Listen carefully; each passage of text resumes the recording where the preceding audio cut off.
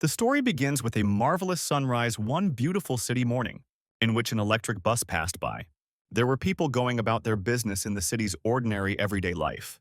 Our protagonist, named Renbull, couldn't figure out what the hell was going on in the bus. He wondered this when he saw a creature in front of him that resembled a goblin from a video game. The creature took a strong interest in the hero, seeing a certain uneasiness in him. Monsters have overrun an entire city that literally thrived peacefully not long ago.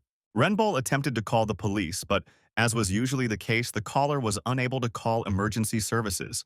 The creatures made a great horror of the whole bus, filling it with human corpses. They inhumanely humiliated and destroyed the human race by killing everyone for their own pleasure. People watching what was happening didn't even know how to react to such a horror. The hero could not really calm down, because almost everyone in his bus did not live a minute after the creatures, children or adults. There were no exceptions to who they wanted to kill. More than 80% of Renbull's settlement will be wiped out in the slightest amount of time. The kid realized that he shouldn't stand still and should start moving. The boy used to be a mediocre player who could do nothing against monsters. Shono Sol dos muy vinyoit. The teacher spoke about the material not needed to his students, who were in awe of learning about their profession. There was the ordinary everyday life of every person in Japan. The students were keen on their exams, which some set several times a year. So continued the ordinary life of the main character Renbull Jin, who was 30 years old and tried to pass the civil servant exam, spending 7 years of his life. As recently as 10 years ago, when the gates opened in his city, a terrible event, there were people called players. The guy once wanted to become a player too, but gave up on it long ago due to lack of talent, after deciding to take up exams.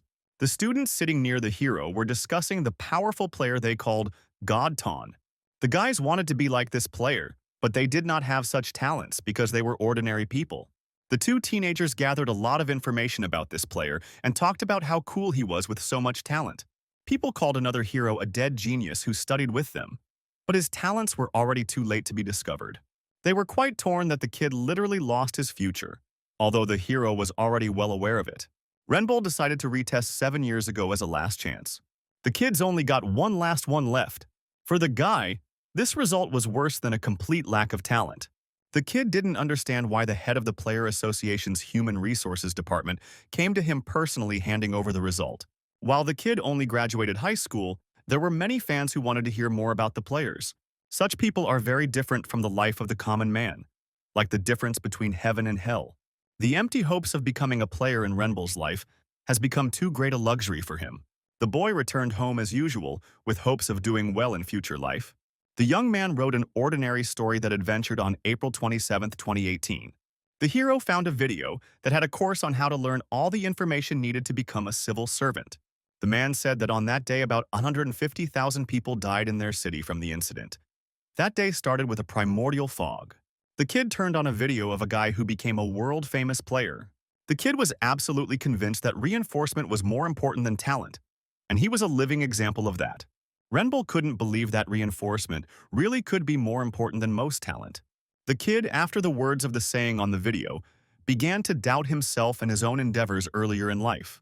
The character realized if he had the talents, could easily make a decent living as a player. The young man often reflected on many of life's events. In all his actions, the boy blamed only himself, realizing that he could have done better. In the end, the mother of the hero died of an illness that was almost impossible to help. Her older sister wanted to escape poverty and got a job in a semiconductor factory, but all she earned was leukemia. The hero had no talent, no money, no connections. He failed the exam 3 times. The boy couldn't understand how he'd even gotten to this point. The kid thought he was doing his best, but it didn't look like he wanted to try harder, having made promises to his relatives that were in his memory. A bright light filled the young lad who trembled to make his life better for a long time. After a while, the morning came, which the kid absolutely did not want to be a part of. The kid couldn't believe he'd gone to bed early, but he still managed to oversleep. The boy wanted to get a quick shower and go to the academy immediately. The kid came to the bus stop after a while waiting for his bus. His shuttle bus would have to come to him in a little while. The young man didn't know why he had such a strange feeling, but the day the kid woke up seemed somehow strange to him. The boy couldn't understand exactly how it was different from a normal morning. Though, after not thinking about it much, the boy took it as not much stress on himself after yesterday. As the kid walked past other people sitting down in a vacant seat on the bus, people were discussing the new song Pink Velvet, but the hero knew it was an old band, not realizing how it became popular again. The young man thought it was strange, but was more focused on his studies written down in his notebook. The bus went on its flight straight to the academy. While the hero was reading, the passengers got a sudden chill, not realizing what the problem was if it was April. The boy suddenly notices some strange reflections from his eyes. The students couldn't understand where the fog came from, not realizing what had happened to the weather. There was not a word about such defects in the forecast. The kid noticed an incredible stench, as if there was a sewage stench not far from him. The boy was slowly starting to lose his mind, not understanding what the hell was going on around him. He got an emergency notification on his phone, who were also in a no-brainer about the thick fog. The young man, with every match from his material he read, began to get more than a little nervous. Renbull couldn't believe that everything going on around him was a real disaster from 10 years ago.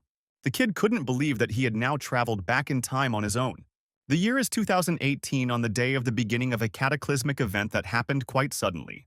A situation that caused the city to fill with a horrible odor and thick fog. The kid couldn't believe, now being real, the truth was taking a bus to Chano. The day 145,000 of 150,000 people will die. People were confused, not realizing what they were to do in such a situation. The hero had no idea he could travel back in time while knowing the future.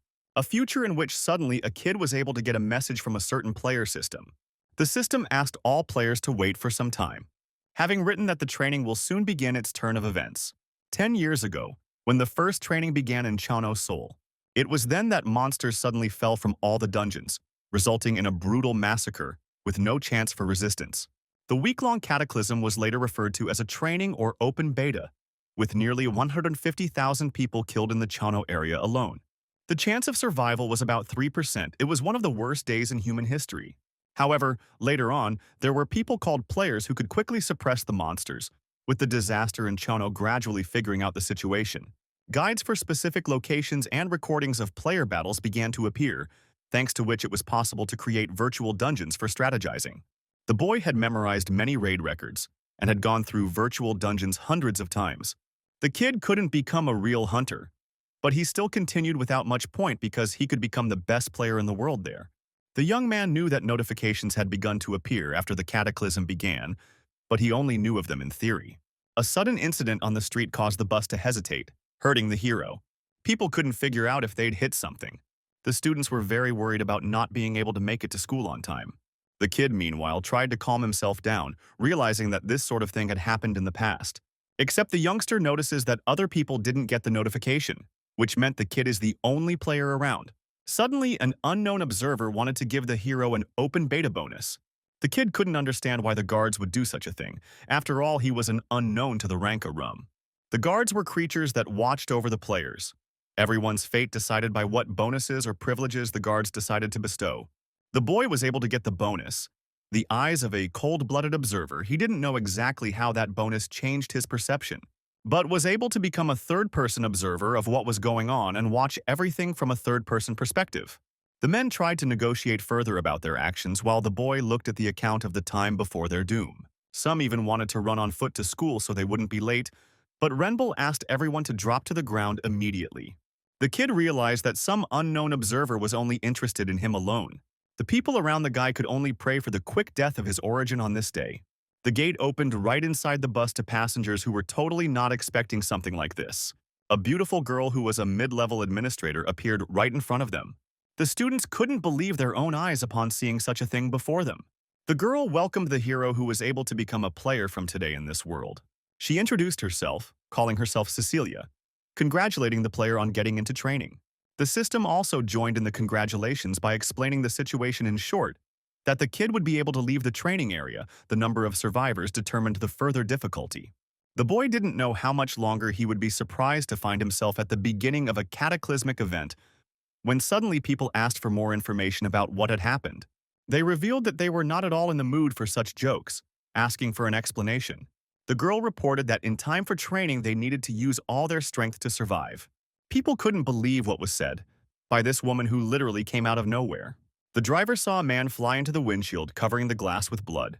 While people were trying to call the police, the kid realized that dismantling corpses to cause fear was a monster strategy. The system was able to notice the shouting and movement of the goblin army that was coming in excitement. The direction of the goblins was also running towards the hero's bus. The school children couldn't figure out what kind of creature had ducked into their window. The creatures crowded the whole bus, jumping on it. People wanted to try to get out, asking for the door to be opened. Renbull asked not to open the doors in any way. While people couldn't figure out how to survive, the kid was shocked as to how he should be too. There would be a massacre outside anyway. They should have taken shelter in the bus, and they could think about their chances of survival later. The young man wanted to break down the strategy against goblin attacks. Humans spent 10 years fighting them. The most important thing was not to fight them directly.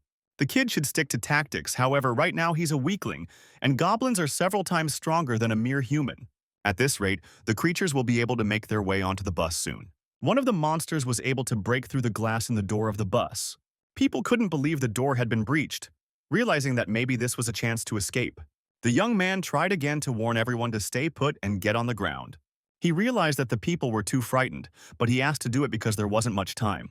People started to act on their own, and the kid realized too late because they weren't going to listen to him. Suddenly, the status window and inventory was available to the guy. The kid didn't expect something like this so abruptly. He had characteristics that showed his status readings, except they were usually too big for a newcomer. The kid had heard, of course, that even the King of Fists had an average 9th during his training. The boy turned his head and heard cries for help. The goblin was able to finally locate the people on the bus by continuing to break in there. People tried to ask for help, but for them, life was over with their mistake. The creature made the man fall to the floor after swinging its hammer. The three of them killed a man who couldn't survive because of his own fate. The goblins looked around and spotted the hero, who feigned unconsciousness. The creature began to poke with a stick to see if the man was alive. The kid pretended not to move until the end, waiting for the right moment. Renbull was able to activate the effect of the eyes of a cold-blooded observer watching himself from the sidelines. There are safe zones for the players, which conventionally met in training. One of them was inside the bus. The hero had to fulfill a safety condition. You had to remain unmoving the whole time. The kid was afraid he might accidentally move, breaking the condition, but he was able to calmly endure it. The boy realized that this effect was due to the bonus the guard had given him. He really doesn't know why he was given such a bonus, but holding out mentally will be much easier. If the task for the future hero is not deceiving, the first goblin attack will be about 10 minutes. For the first 5 minutes, the creature searched and dashed for the bus, so it didn't take long for the guy to be patient. The monster lifted the hero up to do something inappropriate to him. The goblin had forced the guy by all means, at least some way to get him to violate the terms of the safe zone. The guard also wanted to give the guy a chance, which was the Lion King. The boy received from him an elixir of increased strength, asking the young man to show courage. The elixir, which is capable of boosting strength, was an open beta privilege, lasts only 10 minutes, temporarily increasing strength by 6 units. The kid honestly didn't expect to get a second bonus from the Guardians. A player who gains 2 characteristic points when they level up, but the elixir is equal to 3 level ups. The kid understood if the Guardians were giving him such gifts, he should interact with them carefully. Also, in a battle with goblins, the guy will have enough strength to defeat each one. The young man notices that the Guardian expects to see bravery, in other words, to fight goblins. However, the boy thought it was crazy because there were a few tens of seconds left until the end of the attack, and then he could survive if he didn't do anything reckless. The young man notices a change before him. Guardian Lion wanted to request a trade from a mid-ranking administrator. The boy was able to see again, the guard in front of him. The girl told me that it was a request from the Lion King to change the conditions of the training area. Renbull had no idea Lion would make a deal with the administrator. Among the great multitude of guards, the brave Lion King is notorious for inflicting reckless bravery and a useless spirit of passion on players. The boy understood. Given the nature of the lion, he wanted to remove the safe zone for the sake of his desires. The girl said the deal was done and the safe zone would be cancelled in 30 seconds. The kid clearly didn't expect such a setup from the lion. The young man said, if the Guardian forcibly changes the training settings, the player should be compensated accordingly because they didn't offer to shut him up with an elixir. Cecilia was greatly surprised at the lad's knowledge of their rules of worldliness. Renbull said they can't ignore the rules, especially since his life is on the line. The boy knew very well that the laws could not be ignored. The girl and the Guardians could not stop wondering because the boy mentioned the laws. The boy agreed, because it is impossible to turn a blind eye to injustice. The administrator was curious how the kid knew about such a thing. The boy didn't understand why it should be such a big deal after all. The players didn't have to explain their game. She had no words for it. Renbull stated that they had already wasted 10 seconds on this conversation. Explaining since she spent 10 seconds in a safe zone, She should also make up for that puncture. Asking if he was the rights hero, the girl did not fully understand who the player Renbull Jin was. But the kid was right. According to the laws, she would indeed extend the safe zone for another 10 seconds at the end of their conversation. The woman also stated that the change in training settings will also be compensated for by giving away 2 items to the player. The kid was disappointed in such compensation, in the form of quality oil and a rusty sword. The young man didn't expect that he'd really fancy even mentioning the laws to gain a few dozen seconds. The first goblin attack was over. After finishing all the fuss with them, talking to the administrator gave the hero time before the wave ended, and he was able to survive by avoiding the battle. The lion guard was greatly disappointed. The kid thought the lion was the dumbest guard of all. The boy found before him a mass of corpses that had literally recently been living people. The smell, the atmosphere, the mentalka, it all spun a circle of worshipping sensations for the guy, triggering gag reflexes. The young man should have pulled himself together more than ever to focus on survival. Training for the players was about 1 week of hell. Opening the bus door, the kid should have lasted a week. Beginning the all-important search for food and water. The kid knew there was a grocery store nearby because he had personally studied all the geography of his area when he went to the academy. So you don't end up in a hopeless situation like this again. People who were in a panic not realizing what had happened tried to call for help. The kid should have found other survivors, but it was difficult for the hero to navigate because of the fog. In fact, the bus was the only reference point for Renbull. The boy honored the calm, though being surrounded by corpses because of a skill he had recently acquired. The young man notices someone's hand from under the car. The kid was glad he almost stepped on another corpse, except the corpse turned out to be a living person asking for help. It turned out that the guy had been swarmed by a girl who asked him to help her. She reverently begged a passerby to help her, but the kid was in a stupor, not knowing how to help. On the other hand, the kid saw a goblin, only strange because they should have disappeared after the first wave. The creature had been trying all along to kill the girl who wanted to run away from him. The girl, pouring her tears, asked for the hero's help. The boy really didn't know what he should do in such a situation because it was impossible to take any risks. Every second she was asking the guy to save her. However, the guy was in a huge stupor on how to proceed. The girl wanted to see her mom badly. The kid realized there was a child right in front of him. The young man hadn't considered the situation at the beginning, but the girl was still uninjured, though the goblin had tried to cut her. The girl screamed not in pain, more out of fear, and the goblin was strangely focused over his atrocity. The boy realized that she was also a player. However, she had a talent that only he had heard of. Suddenly, there was an admin who saw a baby goblin, but even he would be hard to defeat at the first level. The boy realized if the admin was telling the truth, it was even more impressive. The girl didn't notice because of the panic. But such a talent of a tank on the road is not lying on the road, and even the King of Fists is not capable of such a thing with the first level. If the hero leaves her where she is, other goblins will come and eventually kill her. Activating his inventory, the kid tried to find the item he needed to overpower his opponent. The kid was already familiar with the training conditions better than most, because he would be able to match theory and experience of virtual dungeons, though the admin said he would have a hard time killing even a goblin child. But that only applies to direct encounters. All the guy had to do was aim for the center of the weak point and punch the goblin. The girl heard some strange sound, not fully understanding what had happened. The young man was able to finish by tackling it in one hit, gaining experience from the monster. The boy turned his attention to the girl, wondering what he was going to do next. He asked her to stand up to begin with, asking her to pull herself together. If he doesn't stick around, he'll leave her behind. The girl was greatly surprised at his cold-bloodedness in bewilderment. After catching up with the guy, she wanted badly to believe that she could survive with him and find her mom. The boys were able to get to a grocery store that had everything they needed to survive the coming week. Once they snuck inside, Renbull asked her to remember not to open the door, whatever happened. I asked her if she understood, and she promised that she would never open the door. The hero assured her it didn't matter who or what she heard outside. The important thing was not to unlock the door. Looking at the girl, the young man certainly understood her fear.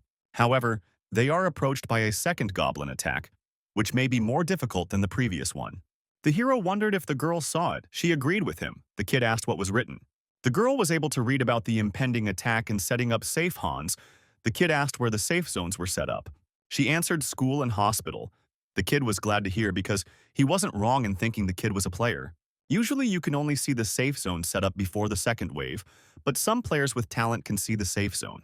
The kid wondered why he could see something like that too. Either way, it's up to the guy to make sure they're safe. The young man wanted to repeat himself just in case, not to open the door, if she wasn't sure she could let her sit with her back to it, not even looking that way. Suddenly, the safe zone setup was complete. Looking outside, the girl and her boyfriend were able to detect the appearance of primordial fog in front of them. The people who survived suffered monster attacks with each wave. They spotted the store, realized there was a safe zone that could save their lives. A man and his group of people asked to open the door for them, providing security. They were all screaming that there were monsters right behind them, asking to be let inside immediately. As they glared at the guy periodically threatening and begging to open the door, the kid stood his ground while the girl turned away from the side of the door. The boy looked at such a thing and realized that he hadn't honored anything towards them until now. But it was incredibly painful to watch as people literally begged him to unlock the door. It was already too late. The goblins had gotten too close to the group of humans, then began to shed blood, one by one, until their numbers were reduced to 0. The boy stood his ground and watched as a group of survivors were slaughtered right before his eyes. Forcing one's way into the safe zone was unrealistic. Biggest regret, it was enough to open the door from the inside for the zone to disappear. They would also die if they did, so it was left to them to watch the others die. Such a feeling made the hero hate himself for such an act. Kid imprinted in his mind the system that created this damn situation and the guards who watch everything like it's a game. The boy promised that one day they would all pay for it. It was about 6 hours after the situation happened. After the second goblin attack, they thought together during this time to further plan of action. The girl, having calmed down, decided to thank the hero because she could not do it before. She also wanted to introduce herself as Sarah, and she was only 14 years old. She was glad to meet the guy in the morning. The kid dared to appease her by telling her he helped for a reason and couldn't guarantee her safety. The girl asked not to leave her, asking if she had done something wrong. The boy realized that saying using her as bait was overkill. The boy said that he simply couldn't promise to protect her for the rest of her training, because he himself wasn't sure he could even save himself. Renbull is not going to send her away, explaining that she can sleep since they have to leave tomorrow. The girl didn't expect such a thing. Sarah was curious as to where they would go. Looking at his panel, the kid was also wondering where the other safe zone would be. All in all, the list was a school, a convenience store, and a hospital. The young man thought it must be safe in the Kwanwamun. The young man made sure the girl couldn't see the extra zone, and he hadn't heard of such a thing either. However, he was aware of it. The place he named was the D Tower in Kwangwamun, which was the key point of the entire training. Picking up needed supplies from the grocery store, they realized together that the path would not be safe, and they should be on guard and do everything as carefully as possible. The streets, as it was supposed to be, were filled with the corpses of ordinary people who could not survive the hellish nightmare. The young man saw the girl look at everything around her, asking if she was okay. Sarah tried to calm down and agreed with him. The boy couldn't believe such a thing. It was too horrible a sight even for his age. The kid realized she was just trying to pretend to be okay. This is what the sight of the destroyed city has. There were only corpses everywhere and not a single survivor. Every meter passed, the boy noticed how the girl looked at everything going on around her. The young man asked her to look more carefully under her feet. The girl was surprised at this.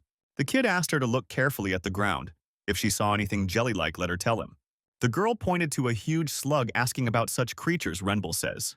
The hero didn't actually expect to find them so quickly. The creature itself is a neutral being. Slugs are the safest prey that even a child can handle.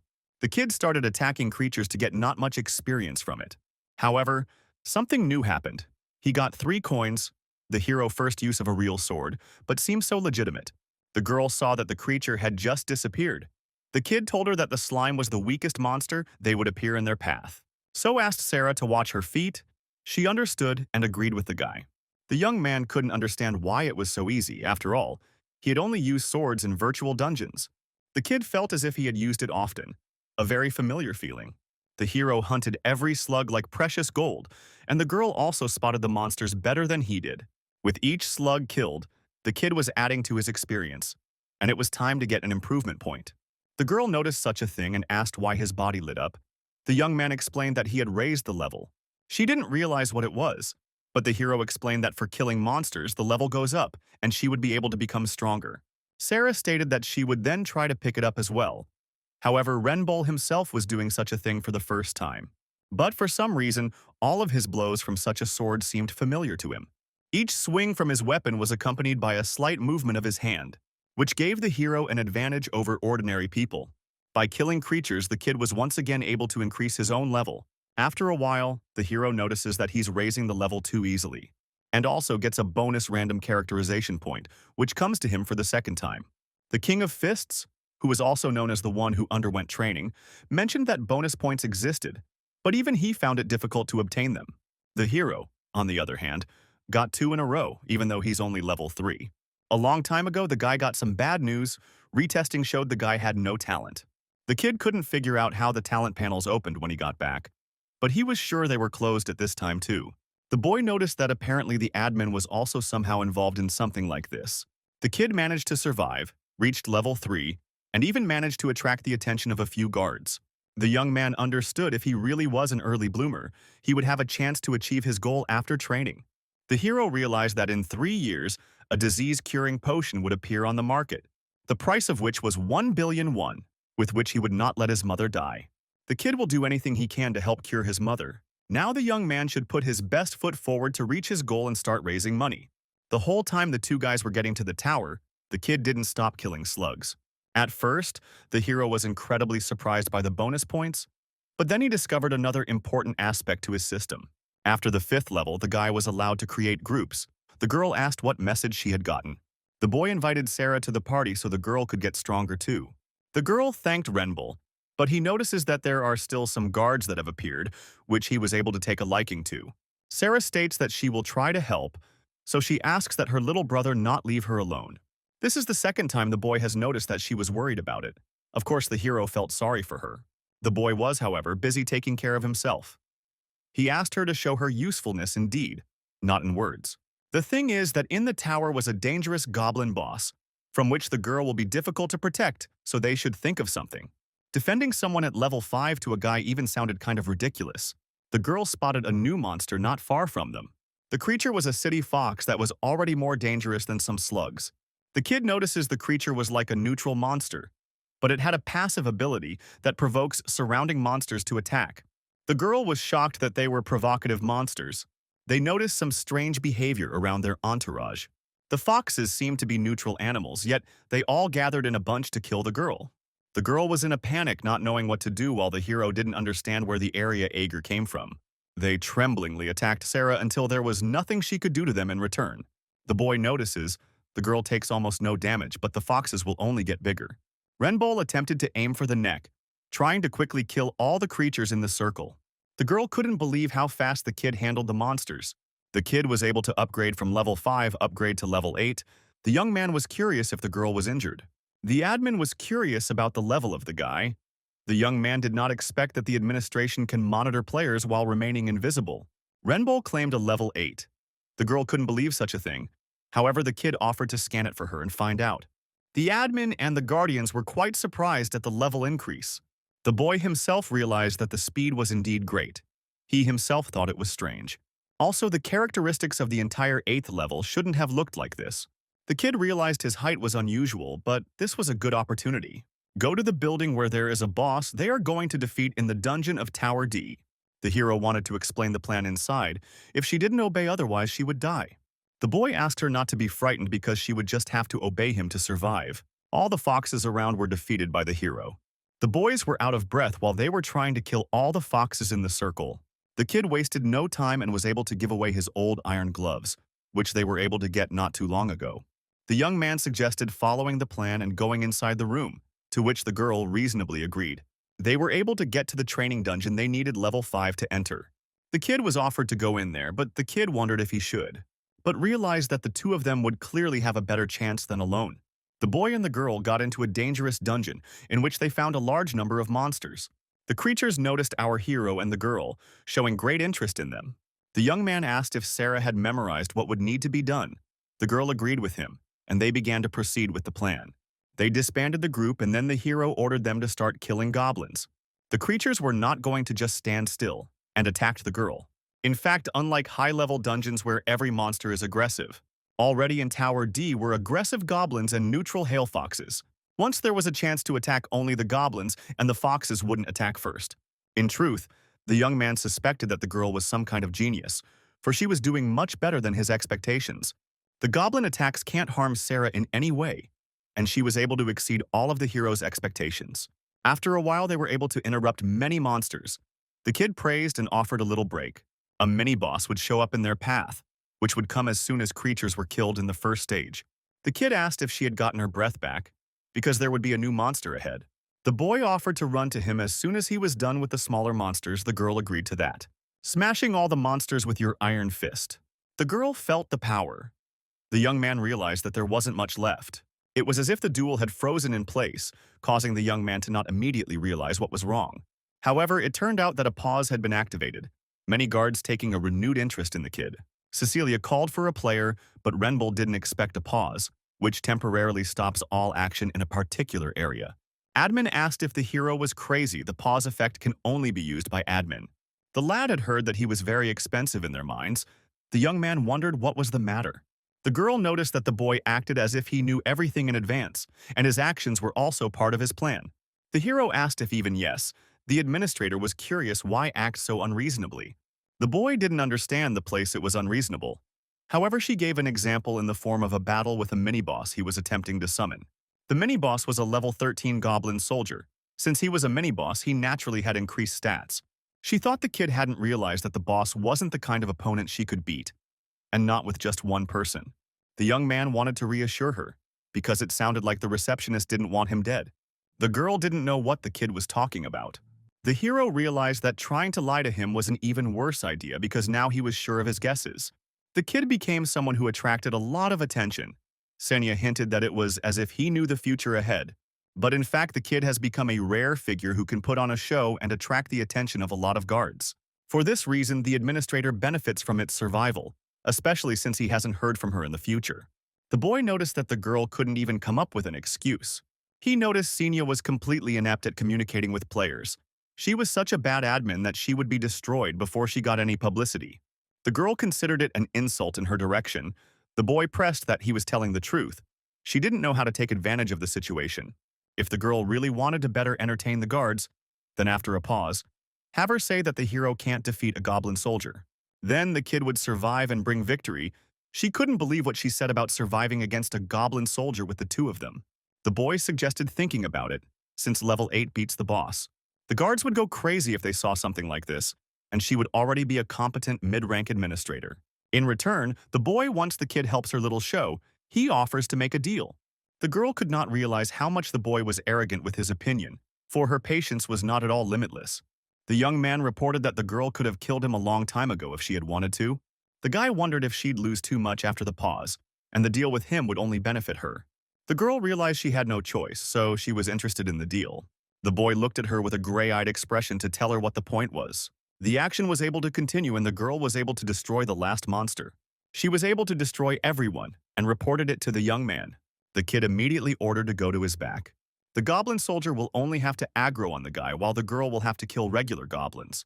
Together they managed to round the corner, the young man asking the girl to get down. Realizing that the goblin soldier was even more huge in person made him even afraid of him. Suddenly the goblin attacked the boys, throwing his own spear far away, straight at Renbull and Sarah. The kid realized that the most effective way to defeat a goblin soldier, for starters, it's just to keep you from dying from his huge spear. Although avoiding the spear-throwing skill, it won't be that easy. They will have to hide behind the ATM first, and then motioned for the girl to follow him. The young man offered to begin the plan to destroy the goblin, joining the girl back into the group in a moment. The kid offered to watch carefully how monsters above his own rank should be fought, as a weak level 8 player will defeat a level 13 mini-boss. The goblin was quite strong, but it was unknown how agile it would be in battle. The young man had expected this sort of thing from the mini-boss, scaring him far more than the others. The goblin, after the first throw of the spear, had already immediately rushed forward for the second time. At this point, the guy had two guesses. Mini-boss attacks the first a simple jab, and the second swing, which will be harder to dodge.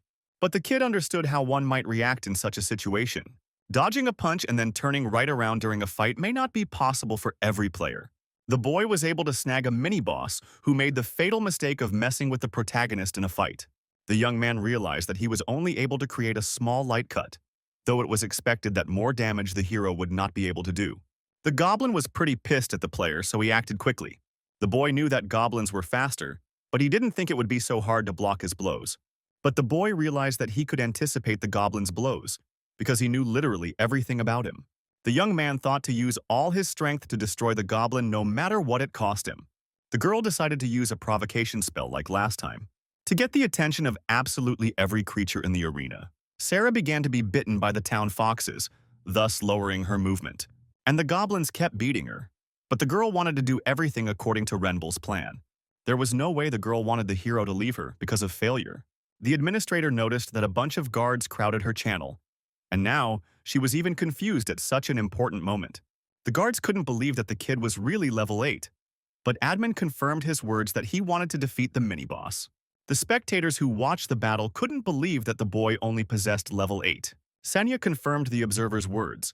The movement was different from a normal player. But even with these successes, the kid won't be able to defeat the mini-boss. The administrator saw that weak attacks wouldn't kill the goblin soldier, but would exhaust the hero. The boy realized that the battle was getting worse each time. The young man knew how big the difference in their strength was, but still. The kid yelled for Sarah to do what she had to do. He asked her to start killing goblins to pump them both up. The girl waited for the big damage on herself to get as level as possible. Retaliated, killing every creature that was near her. The administrator couldn't believe what she was seeing. The kid started to level up, reaching level 9 already. While the kid was fighting against all the creatures with his sword, the sword had managed to lose a fair amount of strength throughout the battle. Leveling up not only gave characterization points but also restored health, removing all negative status effects. Renbull asked the girl to keep the monsters at bay and to be prepared. The kid knew if Sarah shared her experience while the goblin was distracted by the hero, she could grow stronger, healing wounds and replenishing stamina. Renbull notices a perfect moment when it was definitely worth finishing off the goblin. A chance to exploit the goblin's weakness. A blow to the back of the neck. The kid dared to open the status window to see how much current experience he had. The young man realized that there wasn't much more work for Sarah to do, and then he would have a rank increase again to start the next phase of the plan. The creature swung its spear at the hero. The kid wasn't expecting an attack like this at this hour. He had to accept it for the sake of getting on with the plan of action. After that, the boy was able to get level 10, then began to move quickly while he had the stamina to wound the goblin soldier. There was still a critical state of durability left on the sword, and the guy had no margin for error. The young man wanted to end this fight once and for all, stabbing his sword right into the mini-boss's weakest point. Mind you, the sword was starting to disappear because the strength was at 0. But this last strength was enough to safely congratulate our hero on overcoming his first mini-boss. The kid gained a lot of experience as well as the level limit for the zone training was maximized. The girl ran to Renbull to congratulate him on his victory. The hero was able to remove the level limit of the training zone and level up again as possible. The kid was happy to hug his girlfriend after a glorious fight. The kid was even able to fulfill one of the hidden figures conditions. The kid didn't expect hidden bosses. Meanwhile, the urban foxes flooded the big city after defeating the boss. The unknown kid also had amazing physical abilities. The group of people were amazed at how strong the guy was. If even level 8 foxes died from a single hit, they were all literally praising their team leader with their skills, calling him the strongest in the training zone, but the kid asked not to overpraise him, as he didn't even think of it that way. Meanwhile, our hero, along with Sarah, were killing other creatures. A group of unidentified men discovered the other survivors and rejoiced greatly. They asked the hero to stop. They wanted to talk to them. Renbull, in truth, was equally surprised to find a rather large group of survivors so still familiar to him from the past. But before they killed the boss, the guy had a strange thought about whether he really had no talent. The kid realized that there was no way that could happen considering he managed to take down the mini-boss. It was impossible. The young man knew some of the events of the future, but not even that was on guarantee that taking down the boss would be so easy. After a battle like that, the kid didn't really understand what his limits were now. Tak also got attention from the Guardian of the Scales, a guardian whose character is close to absolute goodness. Unlike the Lion King, it already prioritizes the safety and well-being of players by generously sponsoring them. This girl has always provided reasonable support and gives compensation. The Guardian deserved the love of many players, only it was not clear to the hero why she showed interest in him. However, perhaps because of traveling together with Sarah. It probably looked from the outside as if the hero was rescuing an abandoned child to whom he was bringing valuable experience. The administrator was quite taken aback by such a mini-boss battle. She called the Renbull player over to her. The girl reported that she wanted to reward him for defeating the mini-boss by giving him the iron sword. The boy was given a twice as good sword. Suddenly, the girl was wondering where they would be headed now. The young man told to the Chongyechun, They could try to kill as many city wolves there as they could. The girl was surprised that it was wolves, but not foxes. The hero informed that usually wolves are level 7, and the ringleaders are level 9. The guys set off on their journey, but Cecilia was extremely interested in our hero. The boy had originally planned to stay in the safe zone before the King of Fists attacked the second floor. But it turned out that going through their dungeon has an effect on the entire training zone, and they only mopped up the first one. The kid realized that his new goal would go beyond just survival.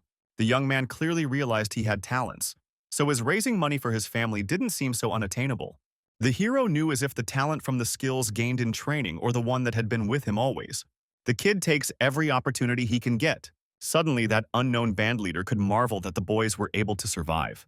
The boy hadn't expected to meet him in person, experiencing such a strange feeling for the first time. In front of the hero was the same Fist King Charlie, who would later become a top 8 famous player in Korea. The kid reported that they were able to survive. Charlie was glad to hear that the boys were alive and well. The boy offered the hero the opportunity to join their squad if he wished. He realized that with one group they would all have a much better chance, thus offering his help. The kid looked at the King of Fists, realizing that this was the perfect opportunity to be safe. The young man rejected Charlie's offer, who in turn was surprised. The boy explained that they would only have to last 7 days. They could manage with just the two of them. Charlie was quite surprised. He understood, and he was sorry to hear that, but wished the guys luck. The hero also wished him a good journey.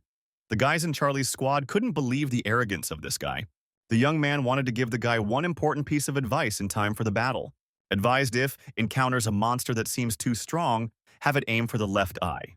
Charlie was surprised at such advice, but thanked him for it. Meanwhile, somewhere near the lake in Cheonggyechon, the girl wondered if those people could handle it alone. Renbull agreed, for there was a guy in their squad who seemed strong. The girl was glad to hear. In fact, even though the hero said such a thing, that squad would surely run into trouble. The young man remembered the memoirs of the Fist King, in which he and about 10 survivors enter the dungeon of Tower D. They'll be able to deal with the first floor and try to capture the second floor, but an unexpected enemy will appear that will kill most of the group. Charlie will receive the title, trained by becoming the first person to sweep the D Tower D dungeon. But in his memoir for him it was the biggest mistake of his life. This time, things will work out differently. The girl asked the boy to pay attention to the monsters ahead of them. The kid praised the excellent eyesight, offering to deal with the creatures. The wolves were quite vicious despite their furry appearance. The girl once again used provocation to entice all the enemies in the vicinity. Sarah fought well despite the fact that she had just recently found out she was a player. The guy's goal wasn't to pass the training dungeon, but something completely different. The monsters were intensely angry at the players. The young man used the removal of the level limit, meant that he would now be able to take advantage of the beautiful moment. How should the level be raised above 10th? The girl was glad she had listened to Renbull. Against wolves, a bat was much better than fists, looking in all directions. The young man was the first to get level 11, which was quite expected for Sarah, but others would have a hard time reaching even level 10. The boy was able to get the title of Discoverer for his services, although the kid clearly didn't expect that. Also, the young man was able to get crazy bonuses to such a title. The hero had never heard of such a thing. Although there was a point why he didn't know, last time no one took down the level limit. They didn't fulfill the conditions, so they couldn't even know about it. The girl asked if the guy was okay, to which he offered to move on. Traveling to different parts of the world watching and fighting monsters, the receptionist watched them, discussing her thoughts. She talked to the guardians who strongly suspected the guy of having an extra-large gift.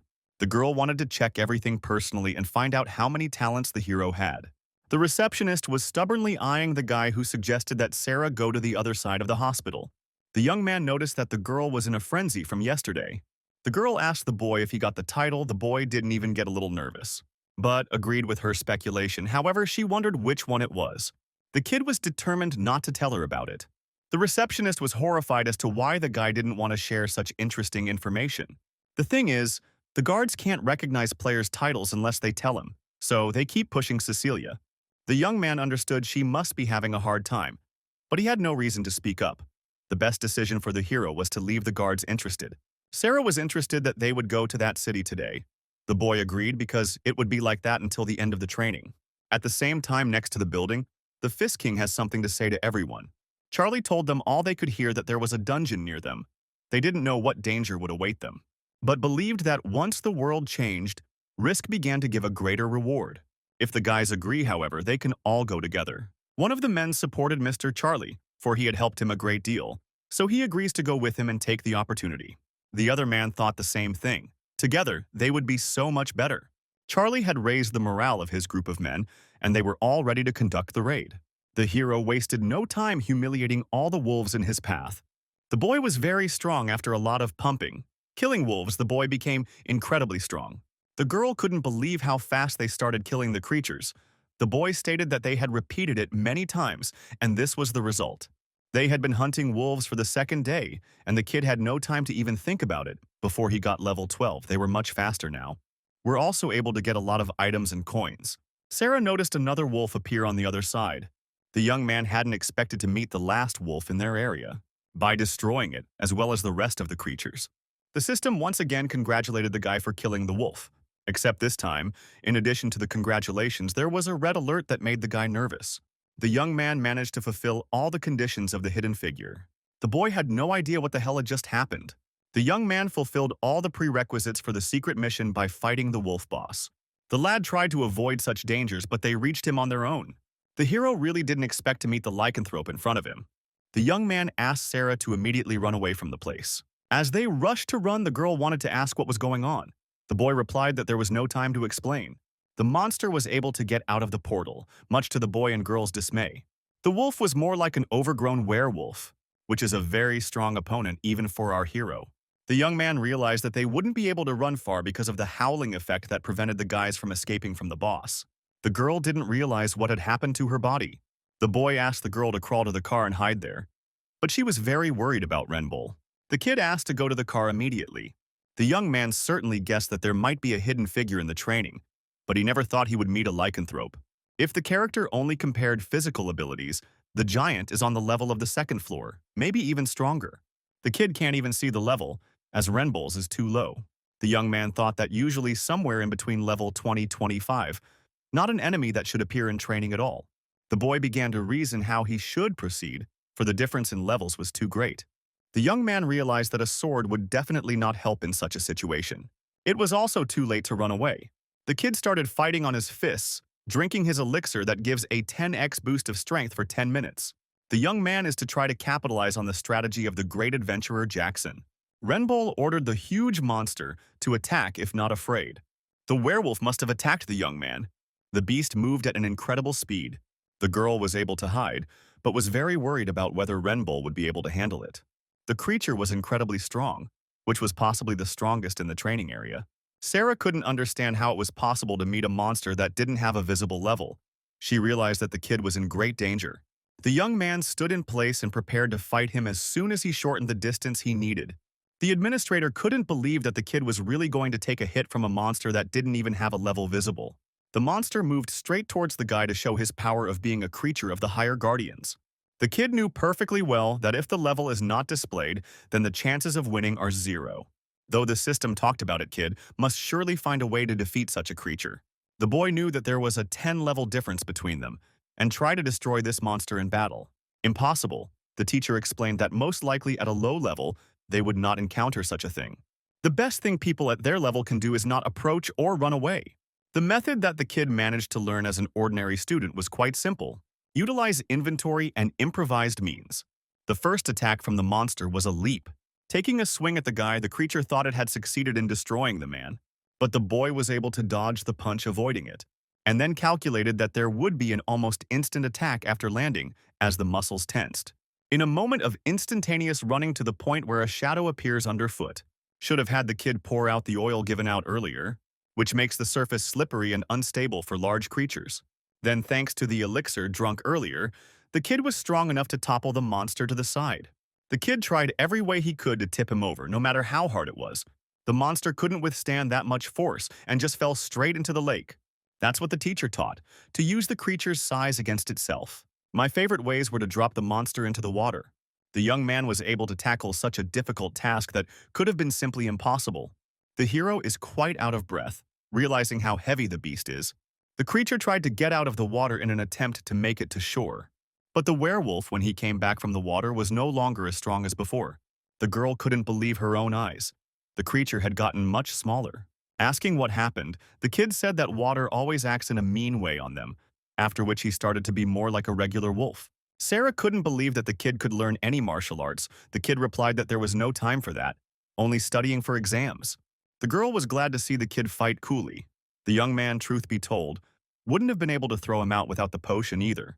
The young man approached the werewolf to finish this quest. Of course, it was a big surprise to the creature itself, but no one said it would be without surprises. The young man was able to finish this battle, which didn't last long according to the hero's expectation. The boy really didn't know how much the creature would weaken, but it wasn't that hard for him. The young man didn't expect to be able to raise to level 13, realizing that the monster was so strong that it raised 2 levels at once. Except that the level increase didn't stop and the guy had level 14, then level 15. The kid got the title Great Hunter. In addition to more levels, got a large amount of coins from the Watcher Guards. The young man understood, having obtained level 15, whether in training his skills would be able to. The boy noticed that the receptionist appeared as if she had been waiting for him since the beginning. She congratulated the player on defeating the top-ranked creature and rising to level 15. The girl wanted to start by explaining about the item store. The kid was already starting to question whether it would be available, but apparently the training restriction wasn't. The young man saw that in the item store, you could spend coins to buy special items. There were 4 different items to choose from each time. The kid realized that it was still just ordinary training. Even 4 would be enough for him. In total, the young man was able to collect almost 8,000 and can make a stockpile of different potions. The receptionist turned to the guy to ask him a question. She was curious if he had a real name. The kid didn't see the point in answering her like that. The girl, turning aside, replied that she was not curious at all. The administrator noticed that the kid wasn't going to open another title award. The hero reported looking around the store and then personally checking it out. She didn't need to know. The girl was more and more furious each time, yet the kid continued to maintain a mystical atmosphere. The young man noticed what interesting advantages the title of Excellent Hunter offered. The kid thought it was an interesting skill, unreasonable. Most low-level monsters would be able to fall for such a thing. The hero asked Sarah to get ready to leave, the girl once again wondering where to this time. The young man thought they should go to the dungeon of the second-floor tower. She had no idea they'd be going back to where they came from. The kid figured they'd pumped enough, and also explained that there would be dangerous monsters they should be careful of, who were much stronger than the goblin soldier. The place was soaked with the blood of people who had fought the creatures. The kid stood still, realizing that right now, he was the only one who could stand his ground against the monster's prize squad. He had no idea where the faceted monster that had attacked them had come from. No idea how they were even supposed to defeat such a creature. The monster was quite interested in killing a man who thought a lot of himself. Charlie didn't want to set a stance, realizing if he fell it would all be over. For this reason, the kid tried to attack the huge creature again, responding by getting hit by a monster that wouldn't just call out. The blow was so powerful that the creature damaged the guy's arm, making his bone unable to function properly. Charlie couldn't believe that after the squad's large amount of combined damage, there wasn't a scratch on the giant. The boy realized that he would definitely die with his squad if nothing was done. But suddenly, Charlie remembered Renbull's words. The one asked to aim for the left eye in case of a dangerous enemy. Charlie realized that the kid was saying something similar. But while he was reminiscing and thinking about what he should do, the creature didn't wait. The boy managed to dodge, though it wasn't easy. However, even such an action didn't help much. The kid lost to the huge monster, flying at incredible speed straight into the wall. Charlie finally wondered if he could defeat such a powerful creature. The boys were able to come to the rescue by entering the battlefield, but were able to get out of it within 10 seconds. It became clear to the boy exactly what had happened. Finding a huge magical troll in front of them, there was no doubt that the boss training was right in front of them. The kid was in pain, not understanding, not knowing what he should do in such a situation. Renbull noticed that there were many badly wounded, but still alive. The young man pulled out a bunch of weak healing potions to at least somehow keep the guys around him alive. The man asked the guy to get out of here before it was too late. He still had a chance within 5 seconds, and if they didn't listen, the monster would finish them off too. The lad was well aware of the man's concern, but he had not come to them to escape. The young man gave Sarah the potion and asked her to distribute it among the men, and to give the guy who was passed out as well. He ordered this to be done while he fought, and also have him tell everyone to stay put and do nothing. The old man asked the guy to stop his madness. The hero didn't listen, because that's not why he came to them to wait for death. The kid has seen the second-floor boss, and now no one but the hero knows him better than he does. Renbull notices a red name like a lycanthrope, realizing that it will be incredibly hard to defeat the creature. Such monsters were famous for their survivability and endurance, but already the magic boss and resistance was to physical damage. The monster took almost no damage from melee attacks, which had become a serious opponent for Charlie. But right now, the monster was quite weak if done smartly. The creature tried to destroy the kid on the spot. But in exchange for immense power, the monster's strikes become incredibly slow. The kid was able to snag the creature, which up until that point had been perfectly intact. The young man knew there was no special strategy against the troll. The only things that worked against him were constant offense, attacks accompanied by a lot of damage. If you go back in memory, the Fist King the young man knew was able to kill a troll and gain the title by training, because it prevented the monster from recovering and dealt damage without stopping. The man had no idea how the boy could manage to chop down a troll so bravely and competently. The boy has seen all the trajectories of attacks and can dodge because he has invested a lot of points in agility. Already fatigue could be relieved by the hero with potions he bought at the store. The boy should have been more careful with the creature. Then he could finish it off. The troll could not allow his demise, so he tried with all his might to destroy Renbull. The boy realized that with each such damage, the monster grew more ferocious, and the fight only depended on exhaustion. People were healed during the time the kid was fighting and stayed put, not realizing how the hero could move for so long. They had already lost track of time and didn't know how long the hero had been fighting against the boss. It had been about an hour since the kid had doused himself, then not knowing how much longer he could hold out. People couldn't believe how a man could fight so much without stopping. The man thought Charlie was a genius, but Renbull turned out to be much stronger. The boy, meanwhile, had nearly used up absolutely every item from the slot he had. The young man tried a literal large pile of effects on himself, realizing how damn tedious it was. The boy noticed that he had been chopping the troll for almost an hour, but the monster was still standing on its feet, although it was noticeable that it was at its limit, staggering in all directions. The hero knew the previous he would never have thought to get into such a dangerous fight. But all pronunciation was a thing of the past. The civil servant Renbolt would become the player Renbolt. All the youngster has to do is concentrate, with only 15 minutes left before the chance to finish things off. There wasn't much left for the kid. Suddenly, the guardian brave Lion King wanted to help the boy by applying his gift of outstanding strength, a power that allowed the following attacks to be 100% better. The boy couldn't understand why the guardian decided to give him such power only at the end. The kid didn't understand why the guards were taking away all the glory of dueling by giving him such abilities. For the boy, counting damage has become useless as the boy kills the monster in one hit. The young man's entire plan was ruined as soon as the guard gave him too good a compliment. The hero cursed the bloody Lion King for his negligence to other people's labor. The creature was incredibly crippled from the kid's blows. The man couldn't believe the boy could make it on his own. Renbull had just practically finished off the monster. The young man hated the Lion King with all his heart, for he had done such an act on purpose. The kid realized if he got a chance to kill a guard, Lion would be first on the list. The boy realized that now his plan had failed completely, and now he had a vision of running away while he had the chance. Meanwhile, Charlie was able to wake up after a long blackout. The young man could not believe to find a familiar girl. She was also surprised that the boy was able to wake up after a long time. Going up, the kid asked what happened to the monster. The girl reported that it was still alive. Charlie couldn't believe his own eyes that the boss was in such a state. Except that in addition to the damage itself, the boss's aura has also changed. The boy decided to help take down the boss by picking up a bow. The hero did not immediately realize who did it and for what purpose. The creature was slightly wounded by an arrow that flew into its head. The kid couldn't believe his own feeling, for it seemed that the boss would attack at any moment. Charlie wondered if anything had worked, if he'd been able to kill him. The boy shouted that he couldn't let Renbull take his own prey. After all, he and his group had come for the creature first. Was the kid really going to take the future Fist King's achievement? However, the boy was asked to run away immediately. But Charlie didn't understand why he would do that if the creature was defeated. The boy asked him to run away immediately, as he would not be able to protect the boy in case of danger. Charlie was shocked, not realizing that the creature was still alive. The system reported that the troll had now lost his self-control and his sanity was shot, after which the huge creature went into a berserk state. The boy shouted to Sarah to also join him in running away immediately. According to how much the boss lost his mind, the boss area disappeared.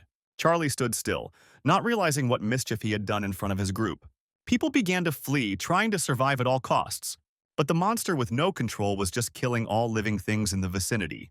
Charlie didn't understand how a giant like that could suddenly go crazy from just one arrow. The big monster noticed Charlie, who was greatly afraid of this kind of madness. The girl ran along with the hero who wanted to escape at any cost. The boy realized that the mistake was all his. When an event taking place for the sake of entertaining the guards, an event that is called out by the greed of other players. The kid blamed himself for not being able to account for something like this. But now, after the berserk state, they could escape. After running for so long, the kid notices they should go down to the parking lot. The girl asked why so far away, advised to use the fire escape. Renbull realized that there was a safe zone on the second floor. Once inside, the kid had no idea what to expect ahead. But the problem that was running behind their backs scared him even more. The creature, for reasons unknown, was able to get to the boys. The kid realized that everyone else was probably dead. A large monster was stalking Renbull and Sarah. The boy took his friend by the hand to join her in dodging a blow that barely grazed them both. The kid tried not to panic, for all health was tolerable. However, if such a giant tried to hurt them one more time while in berserk mode, they would surely be finished. The boy really didn't understand why the safe zone was so far away. Continuing to move without stopping, the kid found a way out. The young man knew if they could get through the door, the monster would get away from them. The system was able to detect a critical situation in front of it that made the guy nervous. The boy didn't turn around, but he could see perfectly well behind him. The young man was able to suddenly awaken his sixth sense ability. The kid realized he wouldn't be able to dodge and would probably die on the spot. The girl stepped in for the guy, trying to get his back. But the damage the creature did was too much, especially for Sarah, who had barely pumped her skills. The kid got really nervous, not knowing what was going to happen to Sarah now. The goblin struck with all its might, but the girl was able to redirect half of the monster's damage to the wall. But even with such skills and tank strength, it was too hard to survive such a blow. The young man realized that the sound that came from the girl, clearly she was using the platinum shield. The girl managed to survive, however she lost a lot of mana and health. The young man knew he wouldn't leave her, accepting the fact that the safe zone was just around the corner. The boy jumped through the door without opening it, only punching a hole with his own body. Falling after minor scratches, the Stilka kid was able to cross the line with Sarah. They were able to cross the extra safe zone, but the monster was still on a rampage approaching the hero. But the troll stopped before the barrier, though there were monsters that could ignore safe zones. Even the berserk state is powerless against the barrier against monsters. The boy began trying to bring the girl to her senses, hoping that not all was lost. The young man notices the girl's small hands shaking as she tries to stop the monster's attack. Renbull didn't know when the girl had time to get the skills, but the skill helped her a lot. Because of the damage distribution, her brain could also be affected. The troll continued to chisel the barrier in an even greater rage. The boy didn't understand how this could even happen. The young man asked for the creature to die at last, appreciating the troll's abilities. The large creature had almost no health left. The monster suffered with every movement of stepping on the ground, but could not be subdued by the fury of his skill. The kid noticed how the monster simply burst like an ordinary balloon. The system credits the guy for killing the troll, due to taking a lot of damage during the fight. The point accrual also spurred due to the hero being the closest player, getting level 20 from him. The administrator was happy to see the kid alive after the training, reporting that the kid was worthy of taking the experience from the creature. The boy didn't get any praise from the receptionist who was just running the show. The training zone was disappearing, and further difficulty on the hero's journey would only get harder. Over 5,000 people were also found to survive, and the difficulty of the world was also lowered to a low level. The boy noticed that it was the exact same number, not understanding why it hadn't changed if he and the girl had managed to survive. The rewards that became available to the hero began to be counted. Things could be purchased in the store. Also, the level limit was removed. The person who survived being on the second floor of the dungeon will receive the title trained. The man who was able to pass the training became Charlie, whose entry is going to the Hall of Fame. The protagonist realized that nothing has changed. Now he should save his dear friend. The boy asked the receptionist for a favor that was important to him, asking if she remembered the deal, offering to contract with her. He wanted to ask to do everything possible to save Sarah, so he wants to raise the rank of the item store immediately. The girl asked if he was sure, after all, the rank of the store would go up sometime after finishing the training. The administrator was wondering if an exclusive contract was needed for this. The boy purchased for 4,000 coins, as many as 10 healing potions. A contract between the player and the admin. Once it's done, the guards will only be able to look at the player through the appropriate admin. The more the player attracted attention, the more the admin gets. The kid knew for sure he was famous for being a man who attracts trouble, For that reason, he should be highly regarded. The guy didn't have that much time to wait for the store. He needed other reasons, for without Sarah, the young man would have died long ago. For this reason, the boy owes the girl his life, and to do everything possible to save her. The boy tried absolutely every flask he had. The young man hoped strongly that the girl would be able to wake up soon. Suddenly, Sarah woke up, unable to believe her own eyes that she had managed to survive the blackout. Renbull was incredibly happy that she was able to wake up as if nothing had happened. The girl couldn't understand how she had survived. She thought she had rubbed too much health.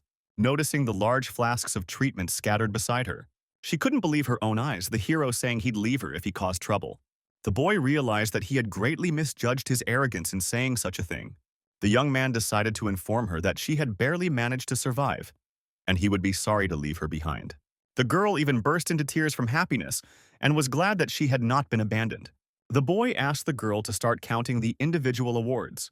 The administrator agreed, as here the kid had something important to report. Regarding the store's rank upgrade, noting that they didn't sign anything with her during the contract. The woman was incredibly scorned by the deception of a player who decided to play on her compassion.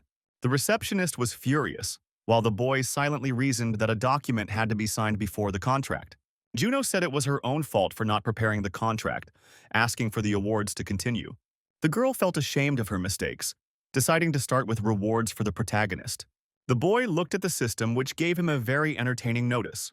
The guy had a choice on which award he wanted.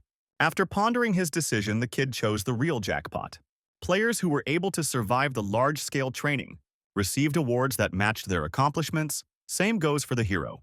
Repeating something like this was simply impossible unless you knew battle strategy. Because of his influence, the training changed greatly. The kid knew the reward would sometimes be different, but to get the whole 3 extra points was too much.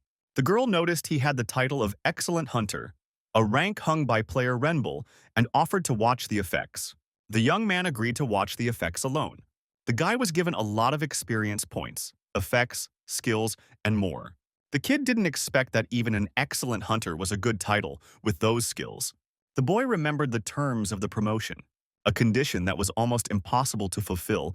He never thought it was possible to obtain such an astounding title, though there were such thoughts in the guy's mind on such an occasion.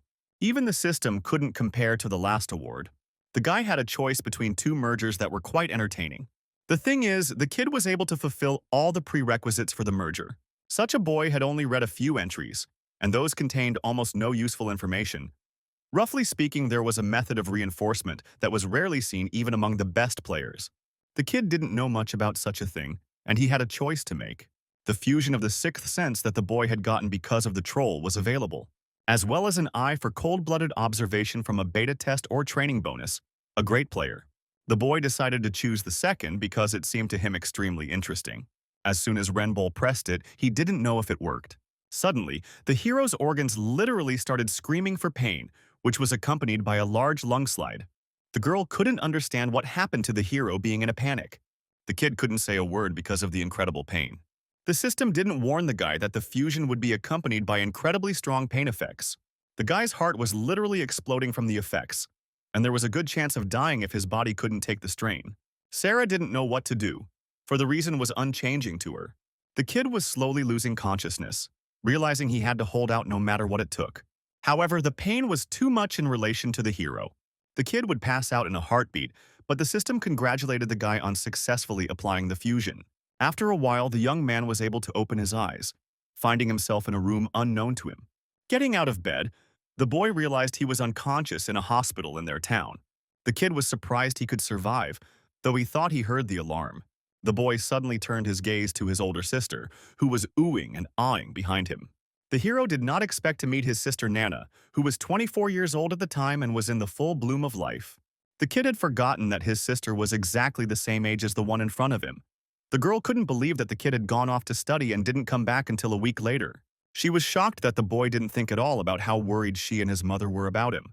Being in a bad mood in front of her brother, she just walked out of the room, thanking the kid for surviving at least. The boy noticed that even in 10 years, his sister remained just as rude, but was quite happy to see her after all these years of his life. The girl was shocked, not understanding why it was worth it to make her so anxious. The hero really had no idea why his sister had such a reaction, though it was definitely clear to him how it ended when he passed out. The kid was able to hear his sister crying because of his ability, apologizing to her, not wanting to make her worry. The boy believed that this time everything would be different and his sister would never dream of going to the factory again. The hero believed he could help his mother. Meanwhile, the mother was greatly surprised at the trouble her son was in. The kid wanted to do everything he could to make their family complete, without making a single sacrifice, doing everything possible for his goal to protect his family. Suddenly, Sarah bursts into the hero's chamber. The young man didn't expect her to be taken away immediately after regaining consciousness.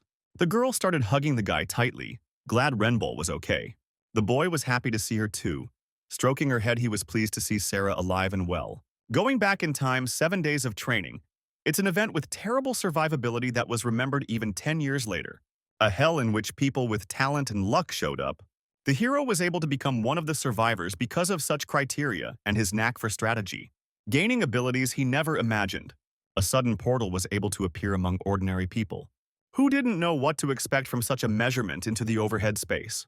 The kid knew exactly what he was going to be doing for the near future with his Sarah, trying to change the course of events through his own efforts.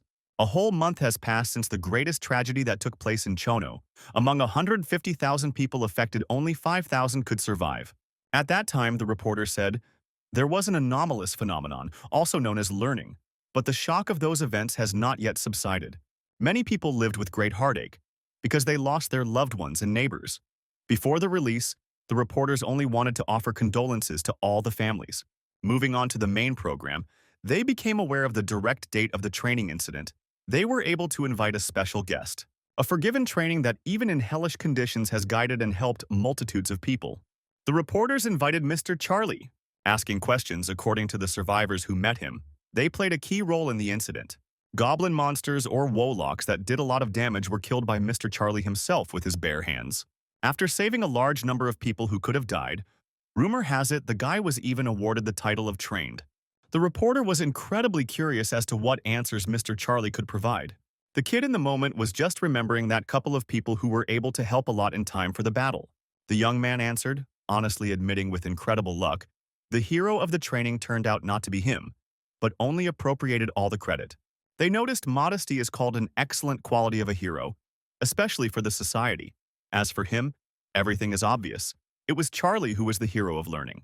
The boy himself realized that this was not true, and it was no immodesty at all. In time for the battle, there was a boy and a girl on his way to help him.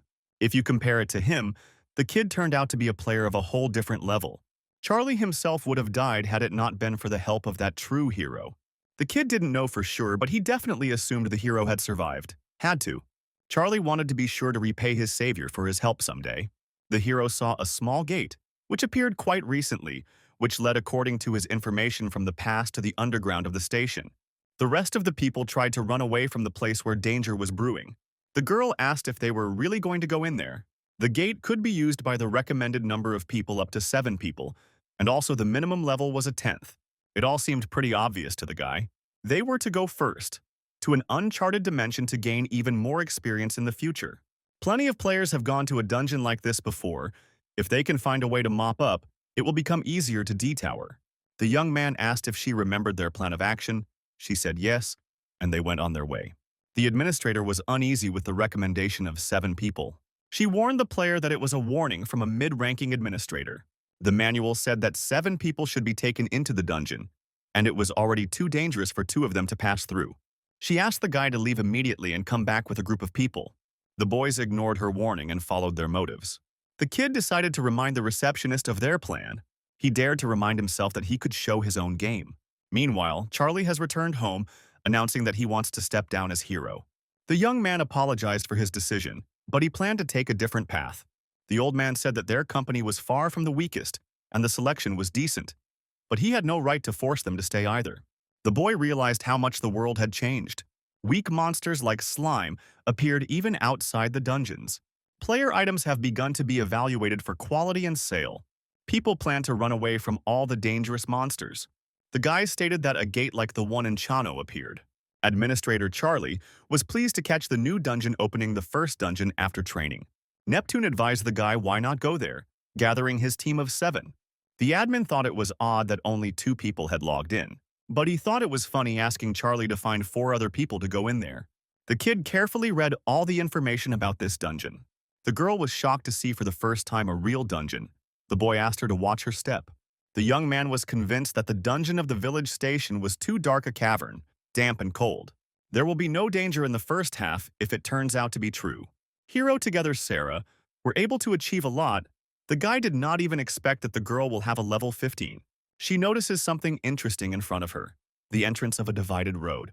The young man realized that their journey began from this place, near the crossroads of the 7 paths. Each of the 7 roads led to caves where items could be obtained, which is why it is recommended to take a minimum of 7 players. Then, each player can go their own way, opening up a road of surmountable challenges for 7 players above level 10. The hero knew whatever path they chose, the odds of dying were very high for both of them. The receptionist watched them closely. The boy asked the girl to stay put. The boy set out on the trails alone. The sudden activation of the Nefaris Road made the kid wonder how to move forward. A young man paying attention about the beginning of the Riddle Dungeon walkthrough. A similar dungeon, you had to clear each of them. If you were willing to go through the dungeon, each path contained a different reward. The main problem was when the player entered one of the paths, the difficulty was automatically set to a 7-man level. In other words, they will be forced to perform a 2-person performance that is designed for 7. However, it was not about the walkability, since it was one of the first to open. Even some secret strategies became a public achievement. Of course, in such cases, there were ways of mopping up with fewer people. It was enough for the hero to take advantage of the fact that a path of set difficulty was activated. For 7 paths, there was the complexity of 7 people. If 1 was the path, then the complexity of 7 was reduced to 1. In other words, the difficulty will decrease with each circle activated. The girl asked if the hero had finished his business. The kid said yes. The boy realized that so far everything was going according to his strategy. The boys gathered outside a large building. People were wondering why they were summoned to the central square. The police asked ordinary citizens to stay away from the danger zone, but wanted to tell them the nature of the situation. They asked to follow evacuation instructions to save their lives. Charlie didn't understand why the gate to the dungeon was inside. The stranger strongly disliked what was going on around him, creating so much unnecessary noise. Police officers noticed a stranger who strongly resembled a monster, while the man standing with the loudspeaker asked to stop his behavior immediately, giving him a broadcast. But once they found out the guy could fly in the air, they wanted to ask him what his name was. Charlie realized that the man standing in front of them was not human. The kid turned out to be mid-ranking administrator Chris. However, if the admin was in a place like that, then there must have been a player nearby. The police asked again to comply immediately, and then they would not open fire. Suddenly, the commander fell silent, not understanding himself how this had happened. The administrator squeezed the guy tightly by the throat, asking what he would do in response. Chris asked, taking a chance on doing something. The cops asked to let their commander go or they would open fire, but the guy was interested to see this. By shooting him, they hoped to hit the monster. The boy didn't care at all about the bullets that couldn't penetrate his barrier, then fended off all the bullets that were flying at him against the police officers. Each of the men suffered just as much while wearing body armor, after which they were fried by the magic summoned by the administrator. The guy was incredibly amused to watch fools like the police who turned out to be noisy insects. Charlie watched on, amazed at the strength of Chris's admin. Chris stated since he cleared the way, players should finally start the game moving into the dungeon. Noticing the emerging star of a rather famous player not far away, another player was happy to see his old acquaintance whom he met for the first time in training. Charlie was a little panicked, for he remembered this man. The stranger was quite happy to meet Charlie, since it had been about a month since their last encounter. The boy didn't think that he would be able to cross paths with a trained master in a place like this. Charlie was also glad to meet John, realizing that the type could survive. The kid hadn't seen him since the goblin attack, but he still couldn't forget him. The young man had a whole bunch of monsters drenched in blood while others ran away. He, on the other hand, enjoyed the carnage. The player was scaring everyone else. He probably definitely had strong skills for sure. John noticed that Charlie had also come to the dungeon of the train station as he did. Spotting a star like Charlie, a player of his level has surely noticed the changes in their world by now. Jokes that keep popping up, changing their reality more and more. John was curious as to what awaited them ahead. Interesting opportunities they had never even dreamed of. The players would not have to let the moment sink in. The guy was interested in watching Charlie. They needed 7 people to go through the dungeon because that's what the receptionist had told them. The kid mentioned he only had 6 in his squad. It would be sweet news for John if Charlie joined them in asking what the guy himself thought about it. Meanwhile, somewhere deep in the cave, large underground bulls have been discovered, which the boy will gladly make his experience for the sake of pumping and rewards. Suddenly, the boys notice some sort of obstacle to themselves. In the form of a huge bull that didn't mind fighting, the hero knew they had a lot to do, so he wanted to get it over with soon and move on. The young man ran straight at the creature to lower its vigilance and movement, cupping its horns in the process. The bulls didn't want to just give up, and the whole crowd ran at the hero. The boy moved through the monsters like a speedster without brakes. After riding one of the bulls, the kid would cut off the horns as trophies and then finish them off. The battle continued to be extremely dangerous. Fighting sub-home creatures, even a good player could easily get hurt by a large number of creatures. The young man naturally gained an extremely large amount of experience for each bull. The kid was incredibly happy when he was able to kill about 30 bulls with a small amount of time. The girl wondered how the young man could make such faster movements. The young man was even surprised because he did not notice something special in himself, but Sarah was shocked to hear such an answer. She didn't think that all players had such skills. At least other players hadn't seen such unique moves. She wanted to learn as well. The boy didn't know how to respond to something like that, since the administrator was probably curious too. The young man didn't want to rasp in front of her, advising Sarah to keep practicing. She was sure to succeed in the future. The girl didn't fully believe that practicing would definitely help, but the kid had advised her to start there. He told her that she would have to practice as if there was nothing to regret. If she followed such triggers, she could sooner or later.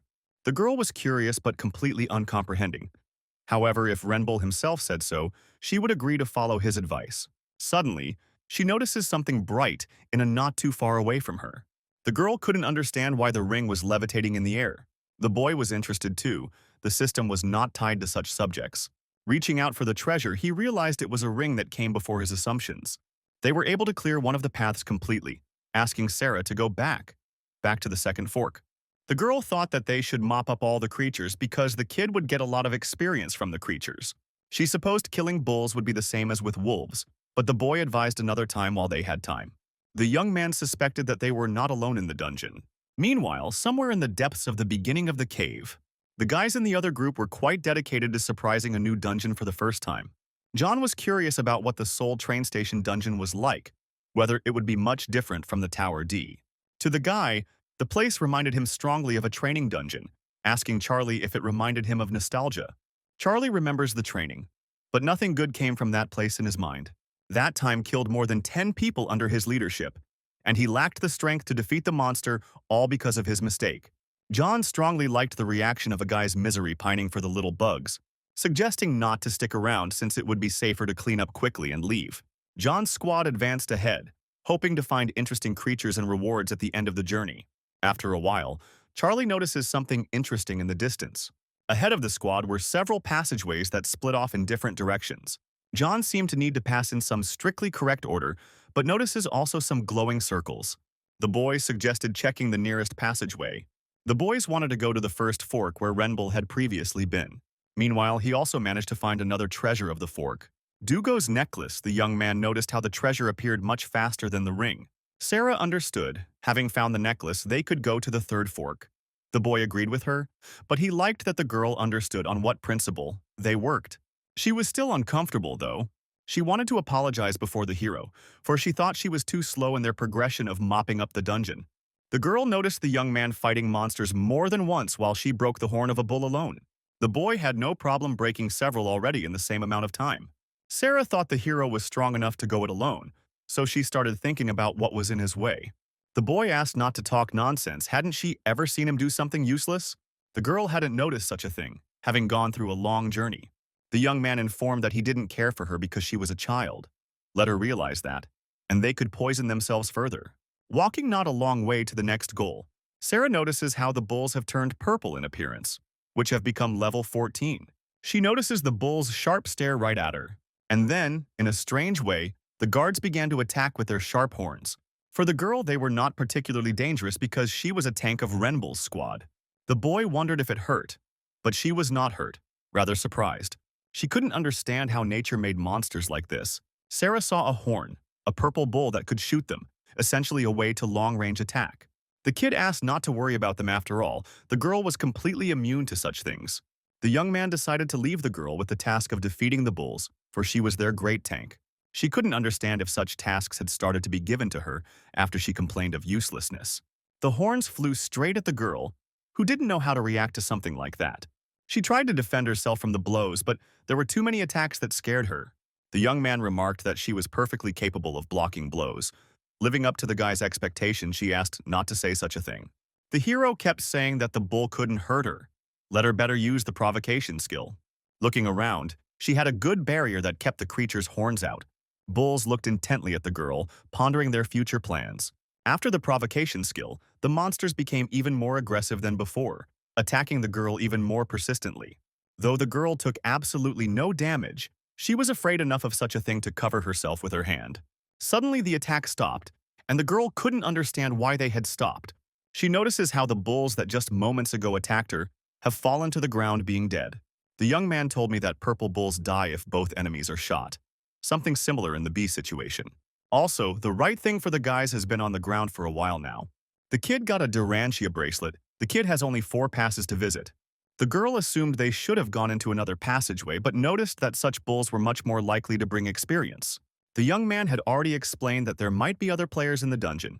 For that reason, they should leave the monsters to the others. Then the hero will have a lot more time so that other players can't catch up with them. The man fought the bull in an attempt to stop it, periodically asking for help in the battle. Charlie couldn't stand to see the boy fail. So, taking a large amount of strength and energy in his fist, he taught the creature a good lesson. The guys from the squad were greatly surprised how the kid was able to knock out such a creature with a single blow, realizing why they valued a trained man who was on another level. John looked at the guy with rather unclear intentions. Picking up the bull's horns, notices how weak the creature's effectiveness was. Although the bridges were hard and heavy, they were only able to find the horn's weak spot thanks to the corpses that didn't have any. Such creatures didn't give much experience, and it was strange why such a poor reward from such a dungeon. John asked Charlie what he thought the reason was for the bulls giving so little experience. The young man agreed with his assumption. They hadn't come across anything worthwhile in that amount of time. It seemed strange to the guy. Even for defeating all the bulls, they didn't give him anything. Beginning to assume something, the boy suggested not to think about such a thing and to go on his way. Coming to another passageway, the guys bump into the same creatures in the same way. The young man didn't understand why the other aisles had the same black bulls. Being puzzled as to why the reward, experience, and eventually normal-level creatures weren't getting caught.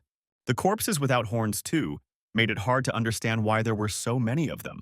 John suspected more and more wrongdoing, but Charlie wondered what the man was thinking. The squad leader was intensely curious as to how the dungeon had become so useless in its presence, especially why in dungeon training there were many rewards and titles. There was a possibility that a reward awaited them far ahead. Or someone had gotten ahead of John by making him think of such a thing. The kid realized that there was an unlikely fact that there weren't some groups before them. Only the question was different: who managed to clear the dungeon faster than Charlie? The boy could only make an assumption, not knowing who the other group was. If someone was ahead of him and already in the middle of a sweep, he should have rushed over there. Charlie notices some displeasure on John's part. The head suggested dealing with the bulls and they will try another way, realizing that they must have been missing some things. Meanwhile, the boy found himself on the 6th Forked Road, the Victorian Road, where the bulls were still located. The 2-man squad was very tired, dealing with a large number of creatures without stopping. The boy was able to get practically the last reward of a golden shield. The young man had hoped to give the key shield item to his tank, but the item's durability isn't that great to use as normal equipment. The girl realized that now they had all the items and there was no need to rush. The kid agreed with her, getting the items Necklace of Athena from Fork 4 and Cudgel of Zenith from Fork 5. In addition, the item Victoria's Shield from Fork 6. The only thing left for them to do was to get the key item of the last path. The girl realized that after that, they would be able to clear the dungeon. The young man agreed, for while it looked good, they should dare to find one last item. Passing the test, Renbull's group came to the last round of trials. The girl couldn't believe that after so much wasted time and effort, they were able to make it to the last one. Suddenly, Sarah felt a strange sensation, like they weren't alone. The girl notices that there was a group of people upstairs watching them. Sarah was quite right. The boy being pumped up wasn't immediately able to even notice them. The group couldn't believe they could really find the other players downstairs. Charlie was most surprised because after all this time he was able to find the guy and girl who saved his life. The young man knew they would be caught up, but it turned out much earlier than the hero of expectations, realizing that they were probably newcomers. John couldn't believe his assumption that someone had really outdone their squad by taking the reward for themselves. He was curious to win the group over to his side so he could use them. The hero realized that before him stood a group that entered the dungeon after them, noticing among the usual strangers Charlie, who was somehow connected to them. The kid hadn't expected, frankly, to meet a hero in a place like this. The boy didn't understand what the contradiction was, but such a thing was not important to them. John walked up to our hero to greet his new friends who had also come to travel. They passed by the monsters that Renbull's group must have killed. The young man agreed with the assumptions, realizing he was back 10 years, so the boy looked younger. This guy was one of the most conniving people. Later on, there was an organization of evil players that would be known as the Nightmare. The Demon King's army nor had enough strength to compete with the 8 heroes in the world. The evil they committed was often indescribable, with infamous ringleaders at the forefront. John was one of them, a self-proclaimed leader and maniac who was known for his viciousness. The young man knew he would meet one of them, but he had no idea how quickly such a thing would happen. The head praised how quickly the boy and girl had done, clearing the huge dungeon with just the 2 of them. The boy excused himself that they were both quite enough. The head saw that the results spoke for themselves. They had had time to look at their accomplished robot. Only the dungeon was recommended for 7 players. Didn't they need to recruit more people? The hero thought there was no point in saying much about such a thing. Charlie didn't understand what was wrong with the main starting to come to a rage. However, John was willing to offer a good deal, telling them that their group were pretty skilled players when compared to the other survivors of the training. For such a reason, the head offered to mop up the dungeon together since they were able to meet, hinting this way it will be faster and safer for the hero.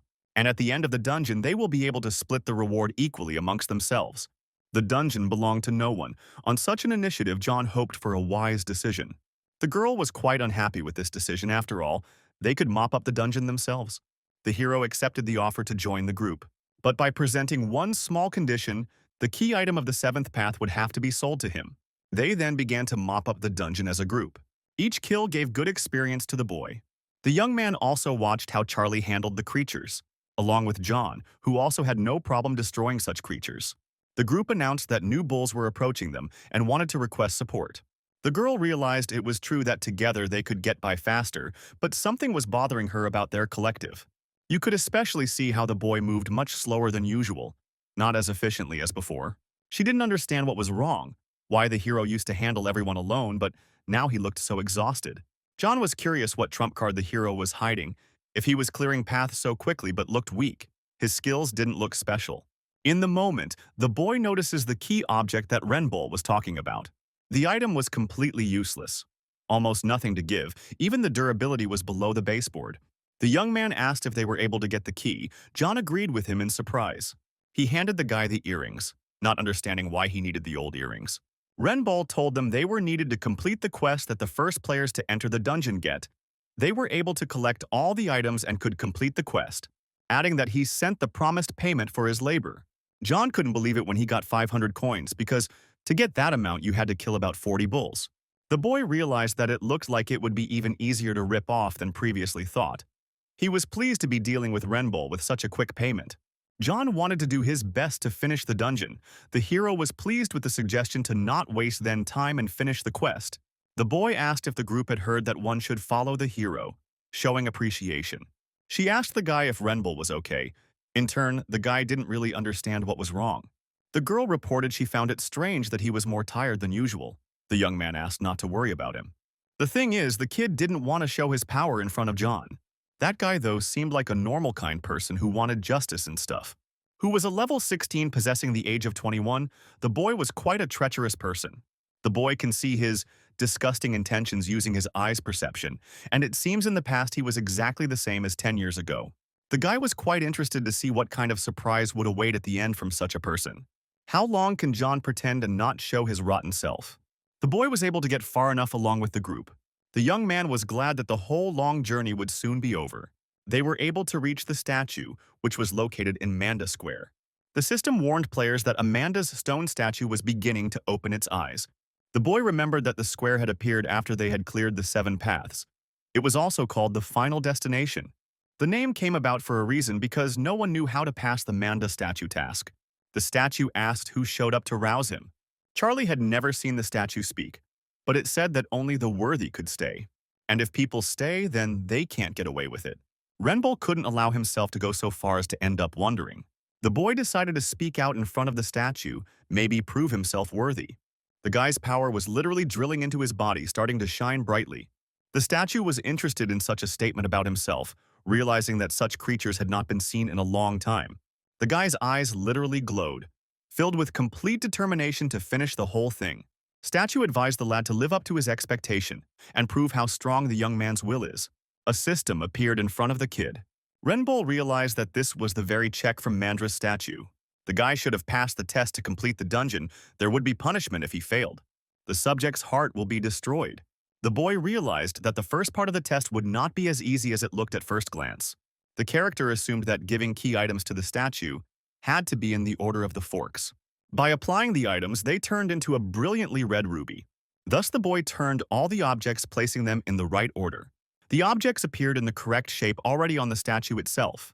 Then there was a huge rumble, after which the statue declared that the boy had proved worthy, asking him for an answer to his question. What's the name of the player who was able to pass such a test? A boy filled with terror combined with pride realized that such a thing was necessary for the guards themselves. An instructor once told me that Manda, it means the word ranch, roughly speaking. The statue of Mandra is the hunter of the ranch. The statue's mission used to be to tend the ranch. The owner has hidden something inside the dungeon and the guard is waiting for his return. There was a hidden bounty in the dungeon, and should the newcomer have called his real name? The boy took such a thing into account and remembered such a thing as a student. The statue was intensely intrigued, waiting to see what answer the kid possessed. The young man replied that his master was the one who had given him a new life. The boy introduced himself by his real name, which is Rancher. Such an answer suddenly turned the statue's head. The group couldn't understand what the conversation was about, or why Renbull was saying such a thing. The girl also, like the others, didn't know how to react to something like this.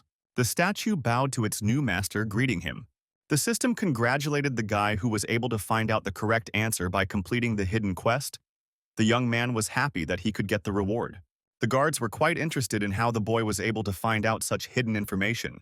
The girl only began to admire her friend more, until the rest of the group realized why the statue bowed before him. Charlie didn't know what was going on until the end, but is pleased that nothing bad happened, realizing that the hero is definitely special. The statue reported that all these items were entrusted to him. Because of the correct answer, he asked the host to please choose one of them.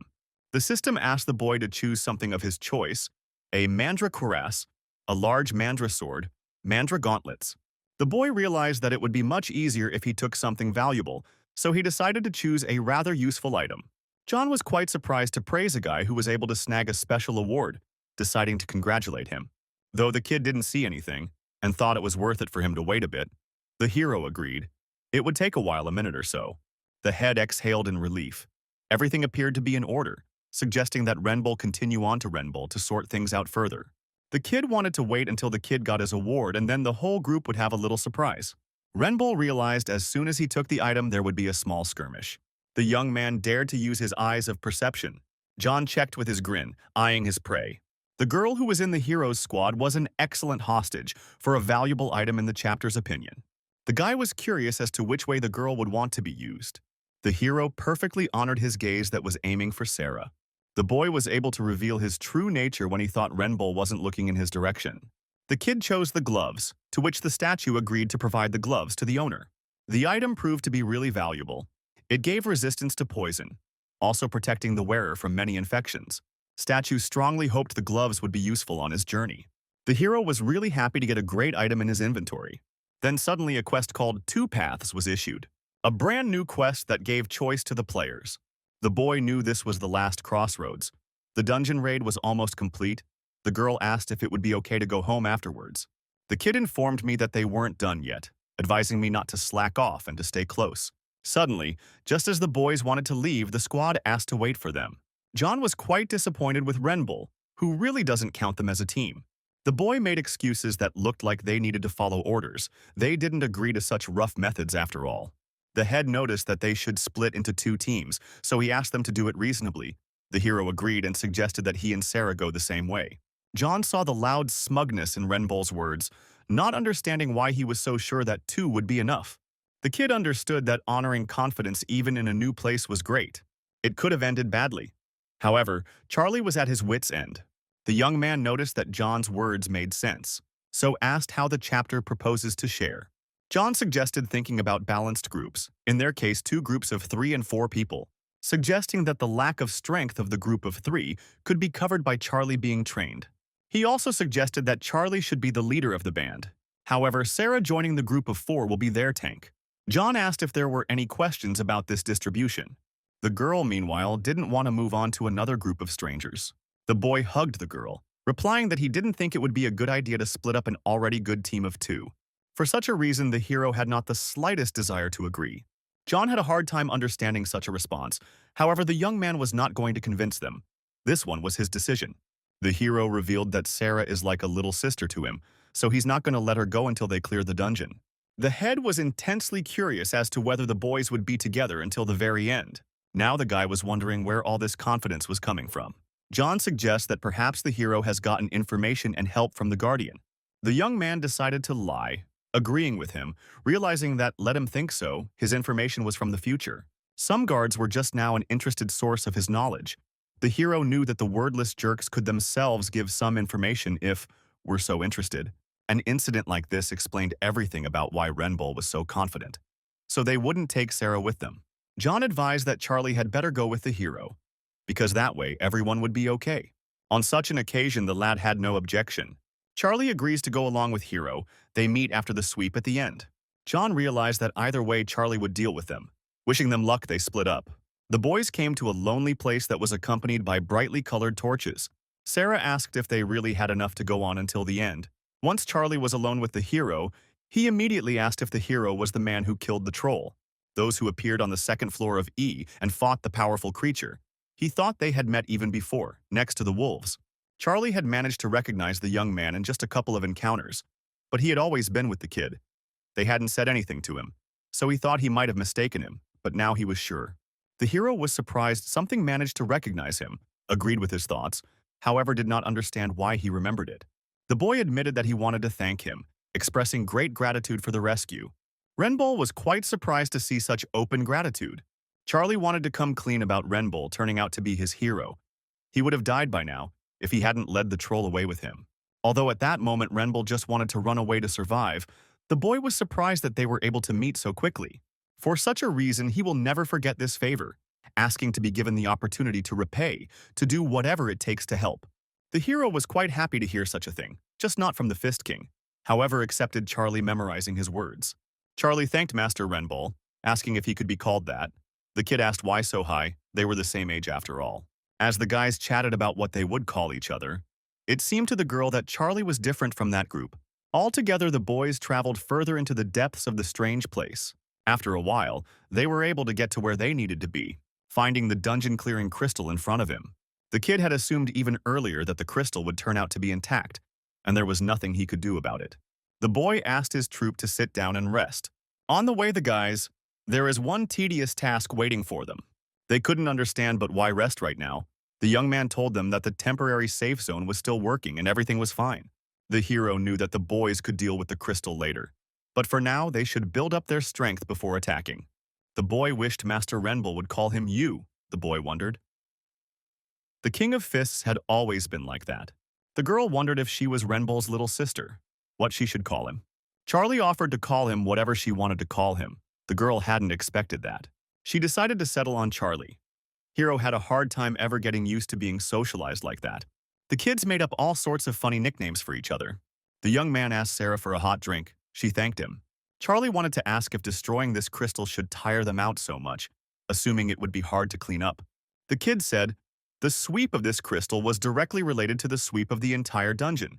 Since it was the final battle, there might be traps waiting for them. More specifically, they have to be ready for anything. A few problems will appear in the squad's path. The young man poisoned himself and his troop there.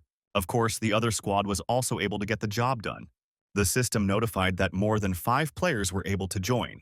After that, the safe zone disappeared. The kid ordered his squad to stand up. They would be seen fighting another squad. The boys traveled the same path as the hero's squad. John couldn't wait to get all the awards for himself. He was also wondering why the first squad still hadn't cleared this path. The boy realized that the hero is actually a weakling, thought he would cope much faster because he was so confident, but the outcome disappointed the guy. Renbull could let him be disappointed all he wanted, but he was waiting for him. Also assumed the head would put on a similar show.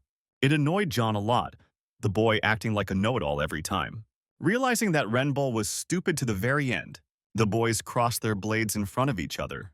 The boy asked to show him a modicum of modesty if he knew he was going to die from it. The young man asked if the head was sure of his own words. John continued to attack the hero. Tom didn't have as much trouble fighting him as he did with goblins, for example. But there was Renbull wondering what skills such people possessed. John wondered what had happened to the guy's face, where his confidence had gone. The head couldn't believe that a hero throwing around such buzzwords would only block and dodge attacks. In fact, Renbull wanted to find the right moment to counterattack. This chance came up just to fend off the attack. John found Renbull rather pathetic, each time asking for a revelation of his powers, provoking the hero. The guys standing around were very worried about Renbull. John, meanwhile, asked if the guys had any time to be distracted. Charlie didn't immediately understand what he was talking about, though he couldn't understand why the other guys didn't attack. But now that they showed themselves, it was clear. The stranger didn't expect evasion, though he asked not to justify his strength. The guys knew that against a whole group the fools wouldn't last 5 minutes. They hadn't done something like this in about a month. They wanted to have fun badly. They thought to keep the guy alive if he gave up the girl. Charlie, though, he could swing his arms well, but against their group he didn't stand a chance. The boy concentrated with his thoughts. John was getting bored if the hero kept only defending himself, asking if he had any more tricks. The head knew very well that against monsters maybe they were on the same level, but in battles with other players the hero will be worthless. The kid realized that Renbull was very unlucky to be up against him, for he had ways of countering the players. Meanwhile, the hero wasn't paying much attention, realizing that the boy's shadow attack hadn't been mastered. No big deal. John let the guy keep showing off. It would make it easier for him to finish off the hero. The young man wanted to ask one last question. The head would still try to kill them if he didn't hand over Sarah. The boy could have just let the guy go, but now he wants to kill her and take her for himself. The boy stood still without even blinking an eye, and then with a regular thermos, punched the guy in the stomach who was so eager to pick a fight. Renbull asked him to memorize his words well. What happens next? What happens to John? That result will be solely at his judgment. An hour earlier, before the skirmish with the second group, Archer asked if they wouldn't go in there. The admin had blocked the entrance to the dungeon after all, and now they should clear it out. Greenhouse explained that they could no longer continue with this performance. John wanted badly to rip the hero's head off and take the child with him. The subordinate suggested attacking in that case as soon as they were done. The head realized if it took a long time they would take themselves. Besides, Renbull and his squad would be more tired. John knew the hero couldn't do anything while tired, no matter how much he thought he was tough. The servant asked what would be done with Charlie, who could fight a rather dangerous opponent. The head watched the battle with the monsters and realized that was his limit. The characteristics weren't much better than theirs. For that reason, John asked not to worry, asking only to hold off while he dealt with the hero. The truth is, it wasn't what the boy expected. Renbull could fight with no problem even with one hand. The squad leader couldn't understand what was wrong, why the guy's fighting style had changed. Characteristics, style, look, absolutely everything has changed. The guys couldn't believe how this could happen. Determined to shoot the hero, Charlie tried to stop the archer. The boy attacking him was not going to let him be ignored. The kid already thought he was going to be finished because it was incredibly hard to dodge. Sarah was able to bail Charlie out by activating the Platinum Shield skill. The girl asked Charlie to hurry up. The young man thanked for the rescue, and then used a powerful fist on John's subordinate. The impact was incredibly strong. The kid asked to be sorted out quickly and get back to them. The boy was able to aim properly and fired a shot at his target. The kid in the moment kept fighting. Every hit from the hero was amazing. Renbull felt the trajectory of each attack. The battle made John very angry, not understanding why things happened this way. Charlie couldn't believe his own eyes. The archer had no idea how the hero was able to dodge an arrow flying from a blind spot. The boy was the main pillar of all of their group's surprise attacks. In some ways, the emphasized one was more dangerous. Jonah himself can help from a great distance. Only problem is that an archer needs someone to protect him. The kid called Charlie a bad word, which made him even angrier. The young man revealed that he wasn't the one trying to kidnap the little girl here in the first place. Archer asked not to come any closer by any means. John couldn't understand how his amazing plan failed in a matter of minutes. He had no idea about something like this. He didn't want it to end like this. The chapter had not even the slightest thought of them failing so low.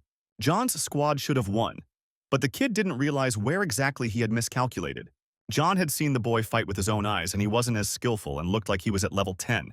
But in the moment, the character became much stronger than Charlie himself. John wanted to try to calm down, to find an opportunity to counterattack. The boy thought he might be stronger by characteristics, but he didn't have the skills, realizing that carelessness sometimes leads to bad consequences. John wanted to use his skill on the hero now, but he just poured tea on him. The young man couldn't understand why Renbull had waterboarded him, not realizing what an absurd attack this was. The head was shocked to learn that the boy had been holding the thermos all this time for something like this. The kid asked the hero if he was squirming. Renbull reported that not at all. How could the kid think such a thing? Asking the better chapter to turn around. Turning his head back a little, the guy was scared. Not for nothing, there was a huge paw behind her back as she made her way through the wall. A huge bee came out of the wall, hunting for the scent from the tea. Behind her, more of the same bees that had managed to find the sweet scent were already flying by. John was doused with tea, which strongly attracted the bees to him. The kid realized things were going terribly wrong for him. The servants couldn't understand where so many bees in the neighborhood came from. They screamed in outrage at where the monster bees came from in the first place. Archer, after what happened, didn't even realize what was happening. But the bees gave a bonus on the spread by stinging him right in the back. John tried to push all these creatures away, however, he was not doing a good job. Plowing one way, the monsters surrounded the other. The hero knew of bees that are sensitive to sweet odor. Honey water is enough to cause a reaction. There was a raid event happening on 2 tracks. One was a bee attack. Despite the name of the raid, dealing with them isn't easy. It would take an individual level in the neighborhood of 18th, not very big. But due to attacking in packs of thousands of individuals, if there is no one in the group with fire attacks, it is best to avoid them. There was only one strategy for something like this. The boy ordered a quick lie down on the ground. The bees flew and attacked in flight as well. But if you duck during a bee attack, those will consider not touching a lying target. With this tactic, you can gain an advantage because they don't notice targets that are below a certain height. The pain of even one venomous sting, unspeakable to any being. All the bees literally flew to John, who was beyond saving. The hero only had to watch as the flying monsters poisoned the head of the group of idiots. After the attack, it was all over. The boy exhaled a sigh of relief at the end of such distress. Looking at John, it only occurred to the young man, if one is willing to kill others, one must be willing to die himself. The kid didn't feel sorry for him, for John himself was responsible for this outcome. The system was able to detect the RK murder. It gave a bunch of interesting skills, effects, title, and stuff like that. Boy don't understand why the system writes that eye perception is a new ability. It's too weird to get that at a low level. The guy was familiar with this kind of ability, sure, the condition is forced to respond to attacks, but in return, reinforcements are given to help fight players. In the days of the hero, such an ability was not uncommon, which greatly exposed the player in PvP. Even civil servants knew about it. But why then such an ability was hidden? In this case, a large number of things explain his background. Charlie turned to the guy.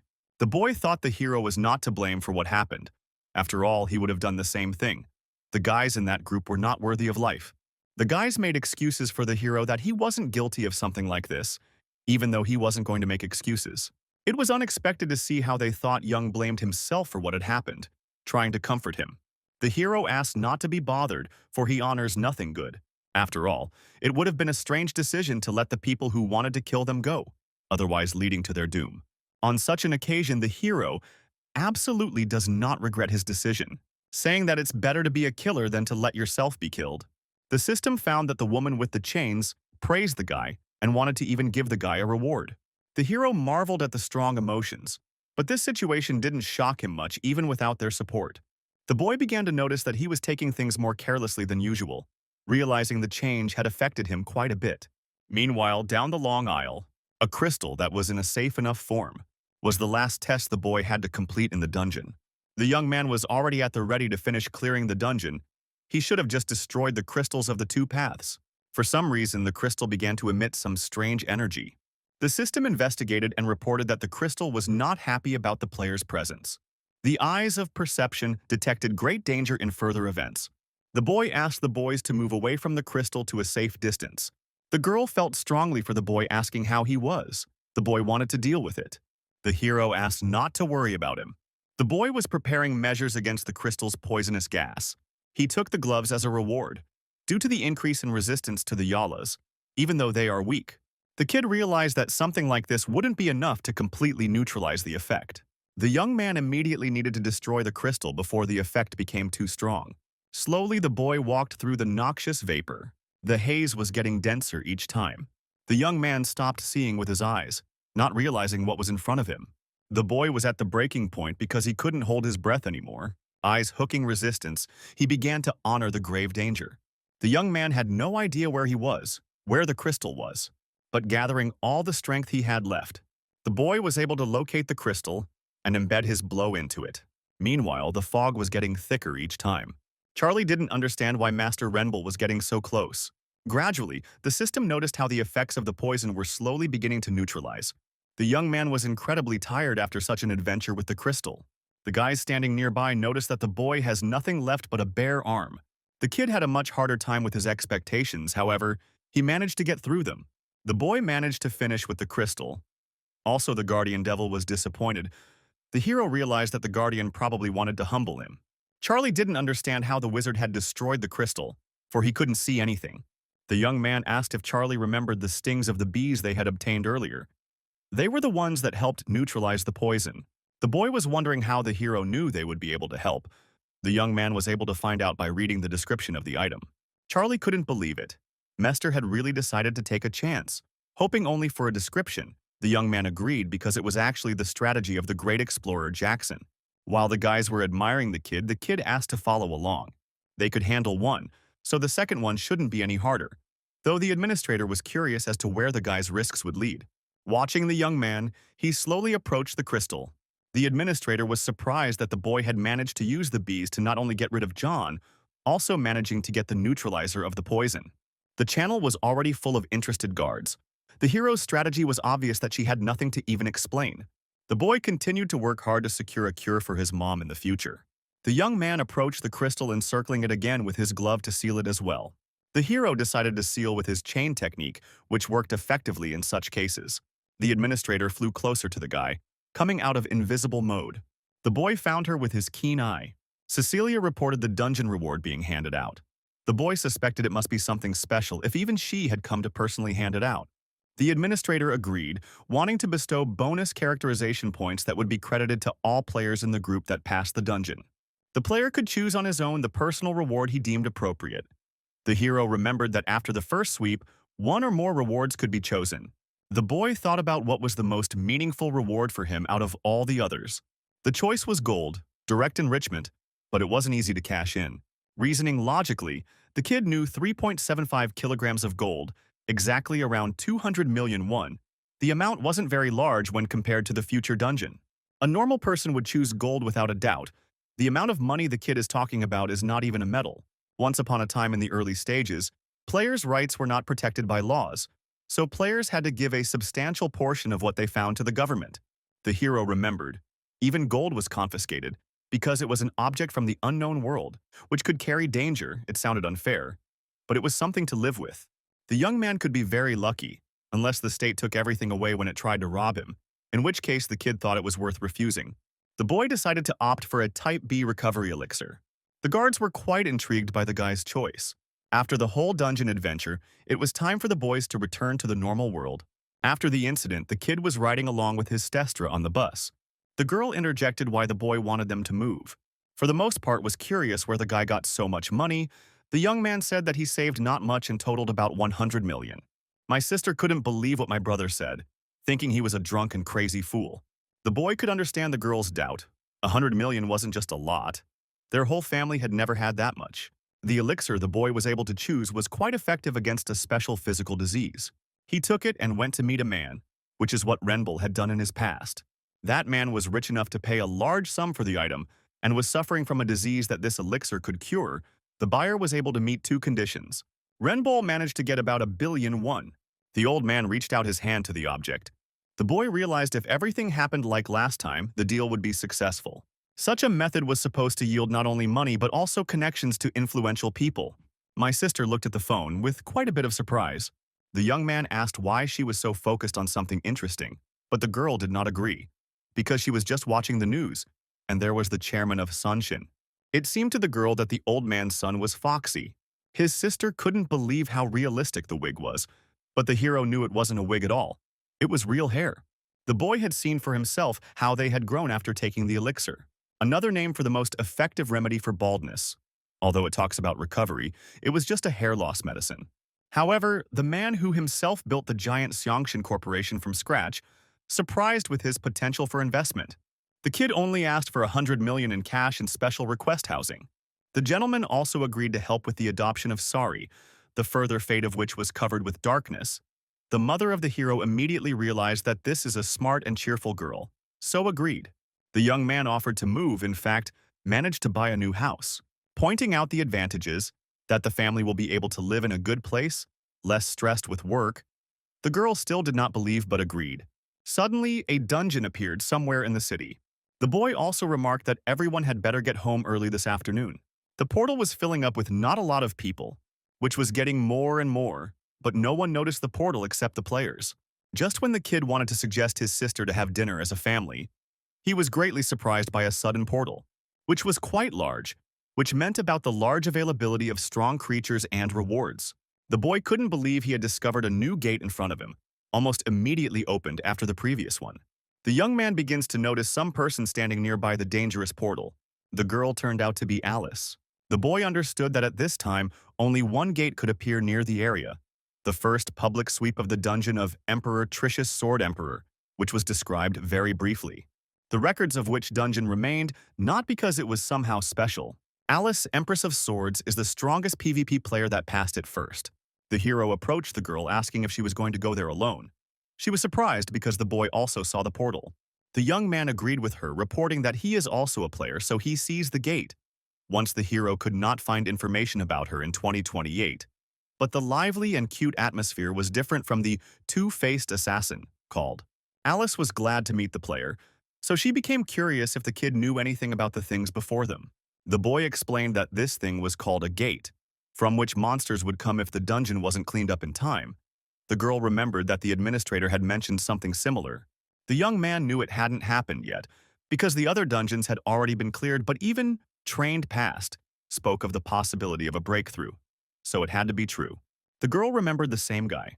The hero knew that at this time there had been no breakthroughs yet, for he was able to use his knowledge to sweep the gate as soon as he appeared. The Sol Station dungeon has been breached several times in the past, with many players giving their lives to understand the strategy of mopping it up. The kid was able to change everything because of his intervention, but then there will be a huge number of gates that even he won't be able to clear. The boy wondered if the girl wanted to go in. She doubted her strength because even the trained was hard. The boy explained that it would be fine. She could even beat him in PvP. Renbull suggested forming a band. The girl didn't expect him to invite her. She wanted to ask what level the boy was. The boy answered honestly that he was currently level 19. The girl didn't expect that she wasn't the only one. She was also able to mine level 19, not realizing how she had grown so fast. Alice asked the guy to wait. Now she wanted to try and invite him to the group. She wondered how old Renbull was, though it was an unexpected question for him. The boy was 20 years old. The girl could not believe it, because she thought the boy seemed older. However, mentally the guy was 30 years old, but his body was younger. Alice asked then to communicate without formalities, because they were the same age. The boy asked to discuss about it after the dungeon. However, she asked him to remove the formalities. The girl has no doubt that they will definitely survive. The hero didn't expect to manage to stumble upon the gate on his way back from Sonshin. For a guy, this was the perfect opportunity to see the dungeon that the Sword Empress went through right after training. Nora was able to get to her brother after he left her alone, but couldn't believe where the guy had just disappeared to. The boy noticed how they got into some tunnel. The passage was unsealed and it was hardly impossible to escape. If even the girl was able to go through the dungeon alone after training, it shouldn't have been difficult. The young man begins to notice monsters in front of him. Rabbits that were level 20, but for a hero, such a creature was quite amazing. The girl notices that the creatures are so big just like boss monsters, but didn't look strong at all. The boy knows. The rabbits didn't have much power. Unlike the players, the danger level of the monsters is lighter, but the rabbits are hardly threatening, not as aggressive. The main feature of the rabbits was running at high speed if danger was spotted. Then they run away when they smell danger. So they should be better off killing in one hit if possible, asking if the girl can handle it. Alice was confident in her abilities, for she had just the right skill. The young man remembered that the girl had the skill of killing with a single blow. a skill that the Sword Empress was famous for. She started attacking the running rabbits, which were pretty darn fast for regular players. The girl managed to hit one of the creatures. The kid notices a unique ability in the girl, not thinking that she would learn to use such a skill so quickly. The atmosphere of the battle changed drastically immediately after the battle began. A moment ago, Alice looked like an ordinary student, however, in time for the battle, looked like the fight fanatic she would be in 10 years. Speaking of which, Young remembered that beyond such a gate would be rabbits despite their cognition. The rabbit was problematic to kill because of its speed, but the attack and defense are weaker monsters that are known among players for one feature. The kid realized he could get his hands on that item if he was lucky. The girl was curious if the hero had ever been in such a dungeon before. The boy replied that no. It was the first time he had been in such a dungeon. Alice thought it was strange how the guy quickly disposed of the monsters, not realizing that they thought to do without formalities. The girl was uncomfortable speaking politely, for that reason asking Renbull to watch her. The boy knows a lot about the gate.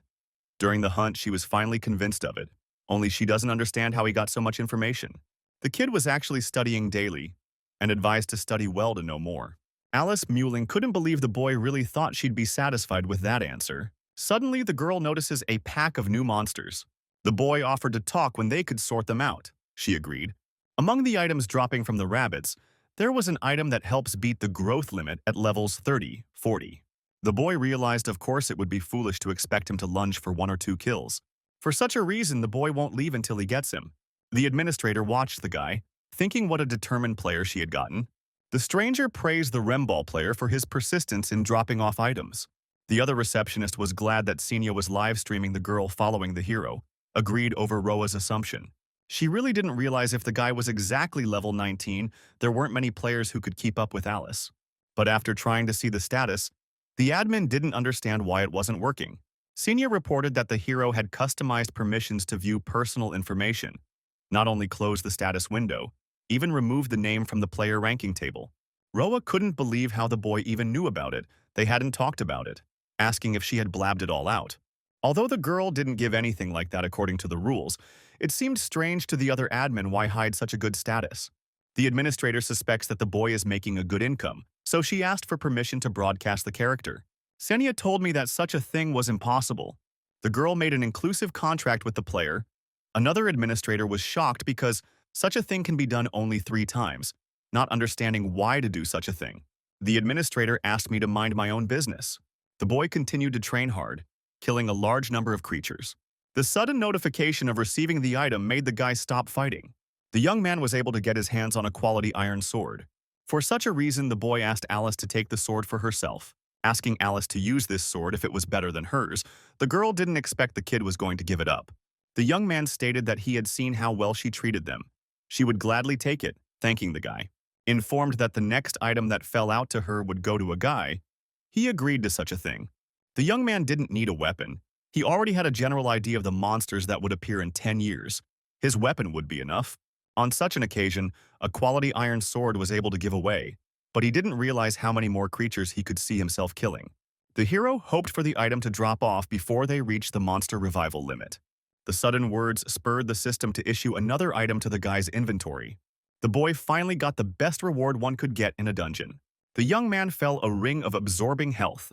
The boy suddenly notices a situation of interest near him. Next to it was a crystal that worked in a similar way that was in the past dungeons. Only for the guy, it came as a surprise for the sweep crystal to appear so quickly. Usually the crystal doesn't appear so quickly, but this time the guys were incredibly lucky. It would be enough for the guy to kill a small number of monsters, but not all the gates were so easy.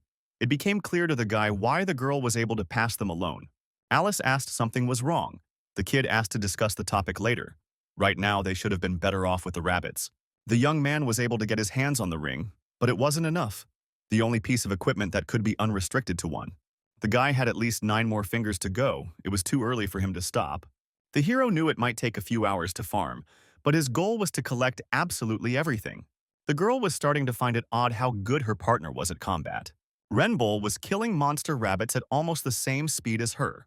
On top of that, the guy has a large amount of knowledge, as if he's been to similar gates before.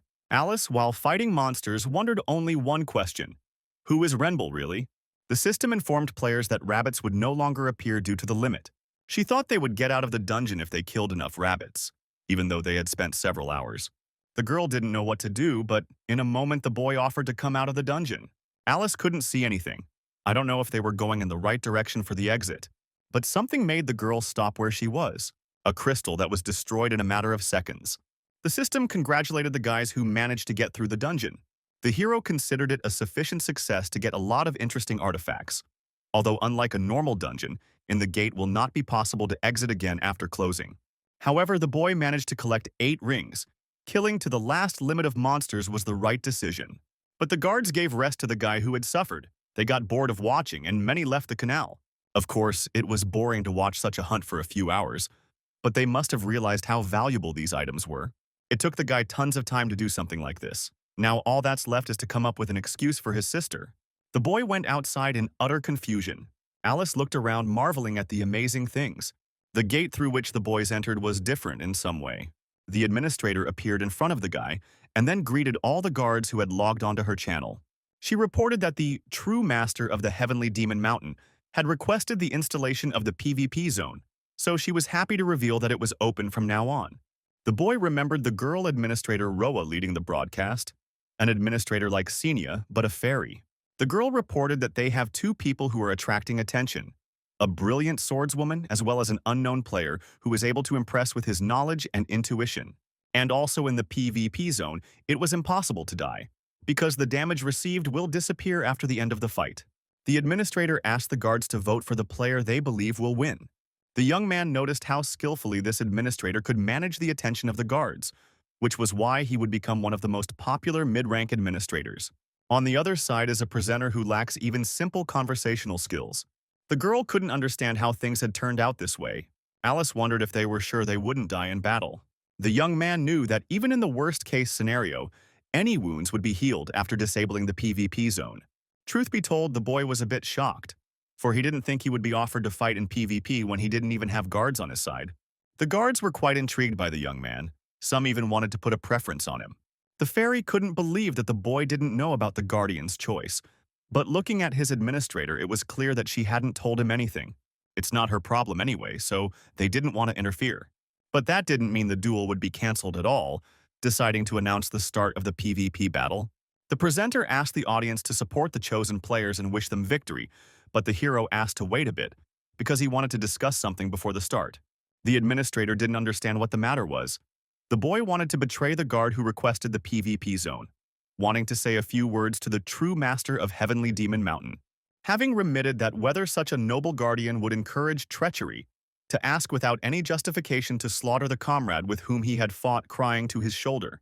The guy was prompted by the name, this guardian with millions of followers, the one who climbed to the top, a heavenly demon. Already in the future, he wants to be Alice's guardian. The guard's character was no better than the Lion King, a belligerent maniac who considers himself a warrior, so he doesn't insist on bravery alone. A pure fighter who stands against injustice, betrayal, and cowardice, that one was so arrogant, sure to react to a guy's words. The young man notices some interesting change in his system, which grants a temporary skill, killing with 1 hit. The girl couldn't believe it for the boy to get it too. The hero understood that the guardian wanted to compare their skills, but even with that skill, the boy wasn't sure of his victory. The guard thought the guy was weak, because also such a trivial skill is absent. This proud warrior thought that everyone who he does not personally teach is weak. The kid had no idea that they would have to fight right after the gate was cleared, and it was interesting to know the winner. Glad even the guys were able to give out the skill. The girl was also interested in such a thought. The kid didn't get the point. Alice reported that she was wondering which one of them would win at the end. The boy in the dungeon had given her his blade, under the pretense that she would make better use of it. She, during the time they spent together, also managed to notice how much more unusual the hero was than the warrior, who dispersed the monsters almost as quickly. And on top of such skills, the kid had knowledge of the gate, the inner workings. The kid managed to show her how to get out of there. Even though the dungeon was incredibly dark, she wondered if it was knowledge or vision. Simply put, Alice wondered how far the boy could go if he fought seriously. The possibility of getting the same skills makes her test their skills. The boy had agreed to the battle. Now the boy was sure the girl was suited for this guard, advising her to take her chances at her own risk. The guys are focused on the fight that's going to start any second now. The girl decided to attack first. Her patience to find out what the boy was capable of was extremely stormy. The boy prepared to catch the girl at the slightest mistake. The guys were quite confident in their abilities. Looking at each other, the young man dared to activate his eyes perception. The boy managed to fend off the girl's blow while continuing to stay on his feet. The boy literally read every future move in front of him. His eyes allowed him to literally read the future. The function of the eyes was similar like Sasuke's from the anime Naruto. Then the girl wanted to strike from the top. The girl observed suspicious movements in the guy. The boy was always aiming for the neck and nowhere else. The administrator was in great shock to see such a thing. She couldn't believe there was such a high-ranked battle at low levels. The hero, though, he could anticipate her attacks with his perception eye. But specifically in battle, he can't counterattack. In the matter of sword techniques, the boy is far behind. Young had better try harder to land a strike. The guy didn't have many trump cards left against Alice. The hero fought the girl, gradually backing away. The girl wasn't going to wonder, but realizing why the boy was stepping back there was no guessing. As she fought, Alice realized that the boy had no training in swordsmanship, but looking at the lack of training, was able to notice a great flair. If so, it will become much more serious. The boy did not realize what they were doing before. The girl said that she was holding back a little. They wouldn't die, but they would feel the pain of the wounds.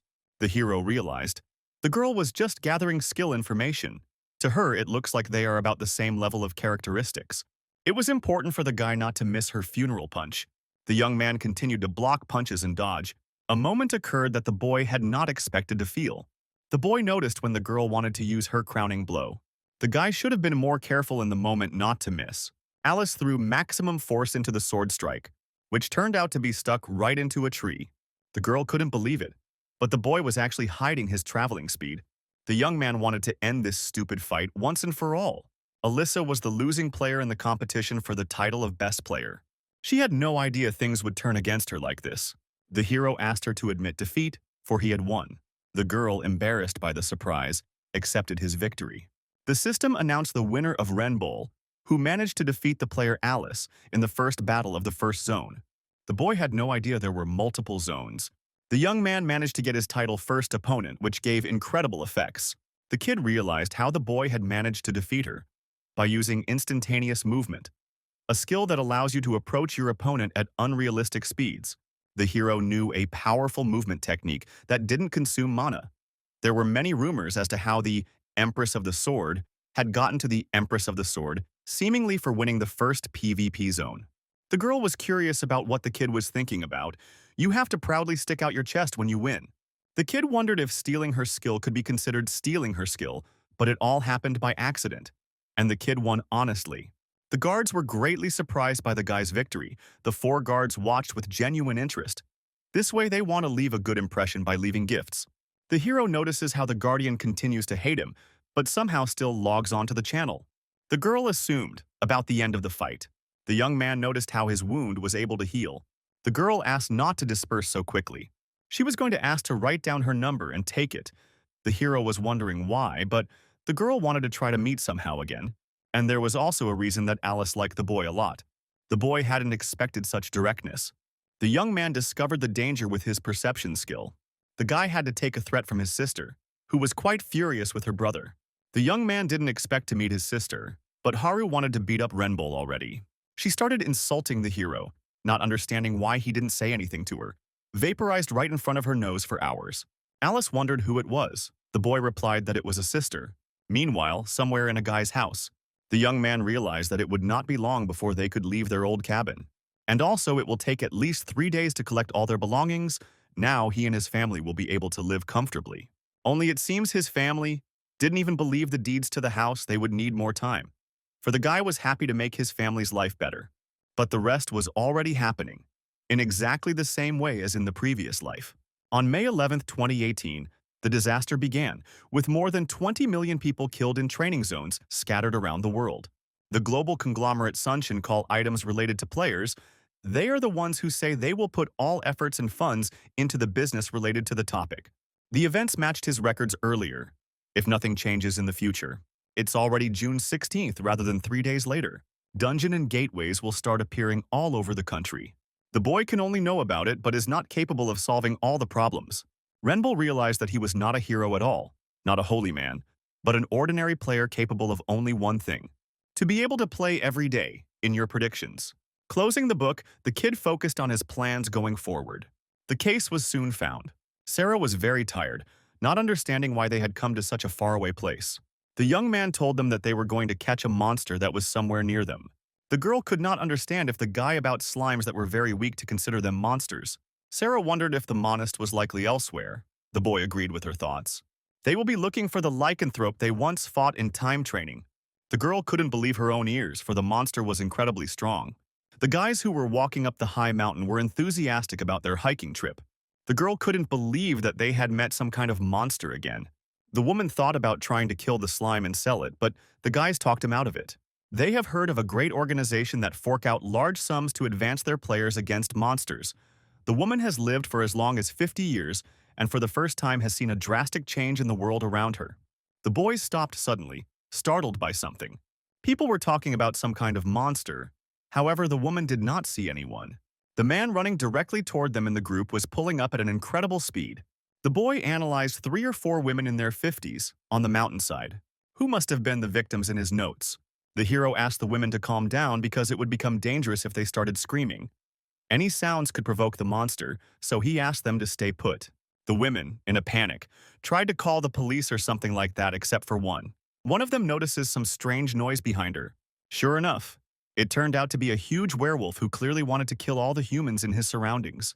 The women started running away from the monster. One of them stayed put, falling to the ground, asking the monster to stay away from her. Suddenly, she was afraid of the guy's hand, who wanted to follow the bloodlust he felt after approaching the mountain. But eventually, the creature appeared as planned. This will turn out to be a first fight for the guy, with no tricks in training. Except the werewolf was still a big level.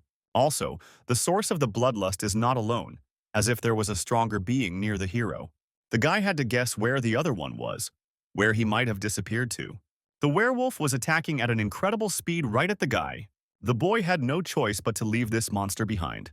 After reading a large creature that wanted to eat people, it needed to be handled extremely carefully. The guy was doing well because of the eye's perception ability. Only the second creature would be a big hindrance in a battle with the first. The young man wanted to immediately destroy the second creature that was threatening a large number of people.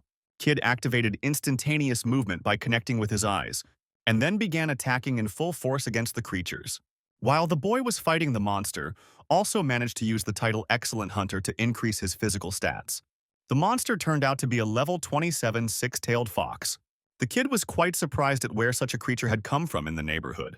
The creature wasn't going to be so easily tasked, and wanted to destroy the guy. Greenhouse remembered this creature, which was a very strong bridge that related to spirits, a cunning animal to use disguise, surprise attacks, even a bit of magic.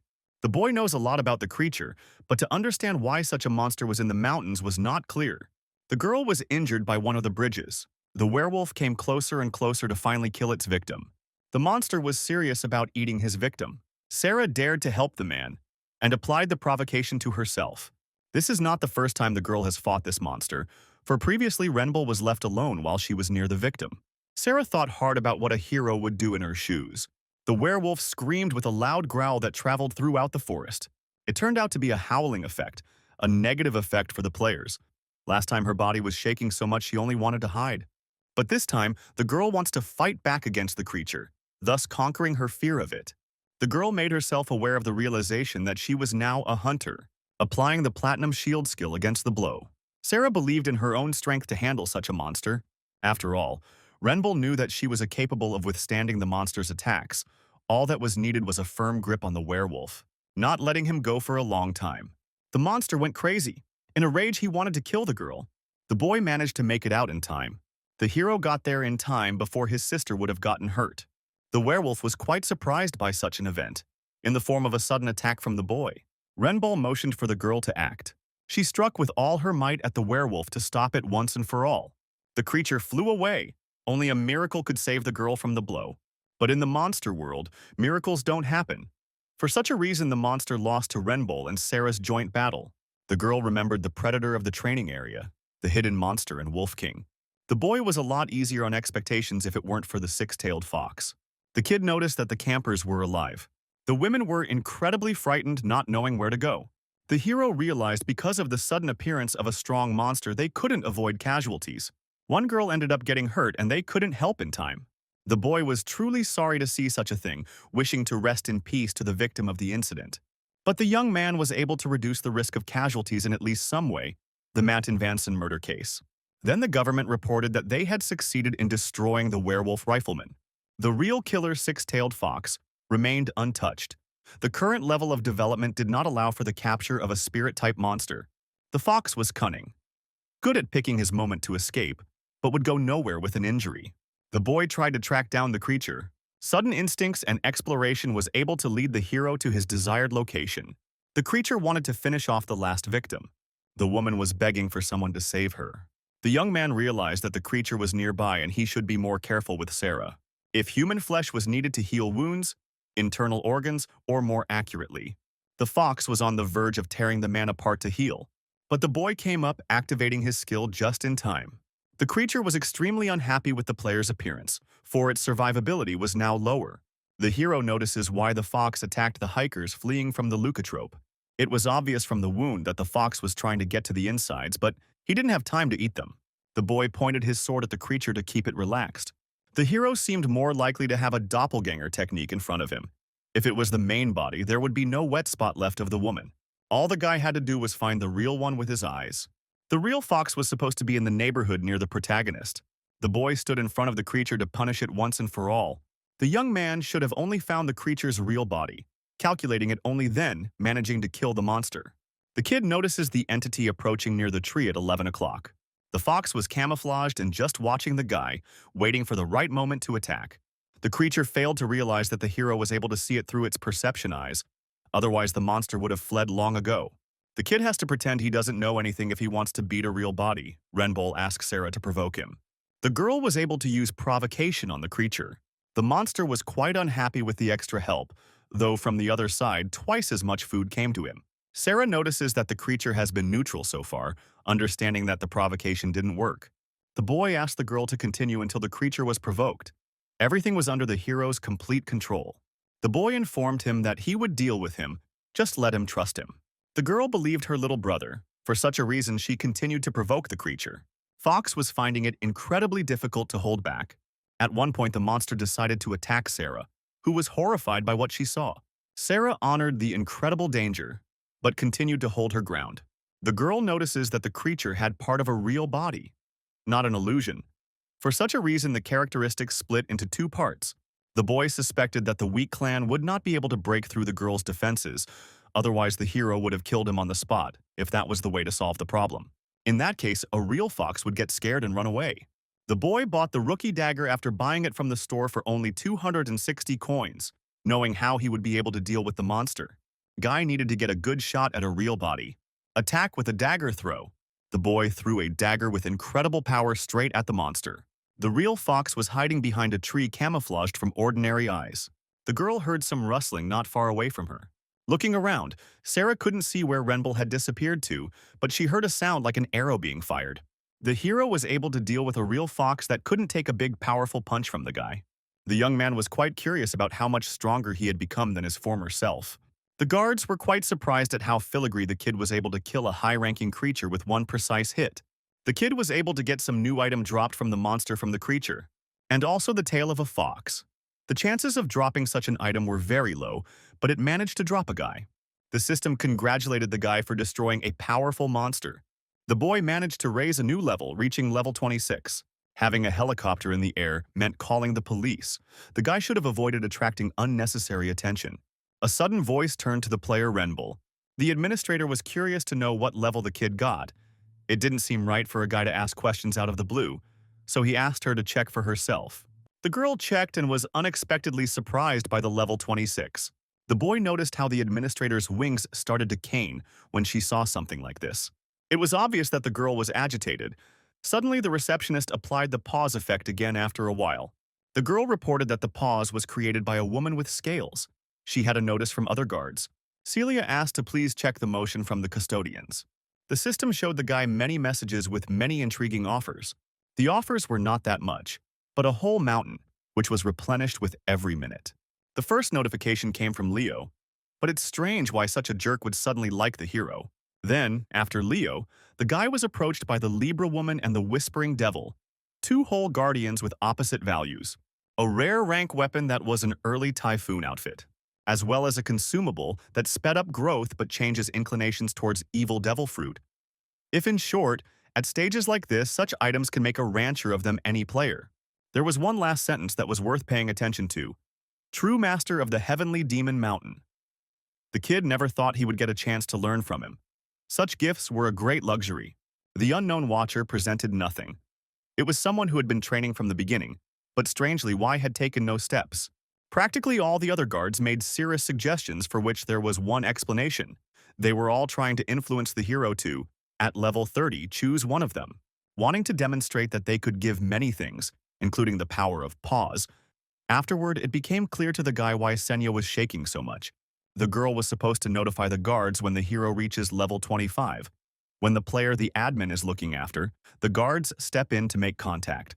Now she's being bombarded with messages that she should have warned everyone sooner. Even the non-interference rule would be a poor excuse. The girl could not, and 2 words to connect. The hero decided to address the administrator. The boy understood what was happening now in general terms. She was in a difficult situation because of the announcement. The girl started to make excuses, not understanding what Renbull was talking about. The young man couldn't believe her words. After all, she was watching the proposal. She wouldn't be able to work properly if she pissed off all the guards. The girl had no idea how the kid knew so much information about them, asking what player Renbull wanted. The young man offered 3,000 coins as a bargain. The administrator haggled up to 2,000 coins, but the boy stated that she was in the wrong position to trade. The boy had heard that some guards were best not to be trifled with, but she could try at her peril and risks.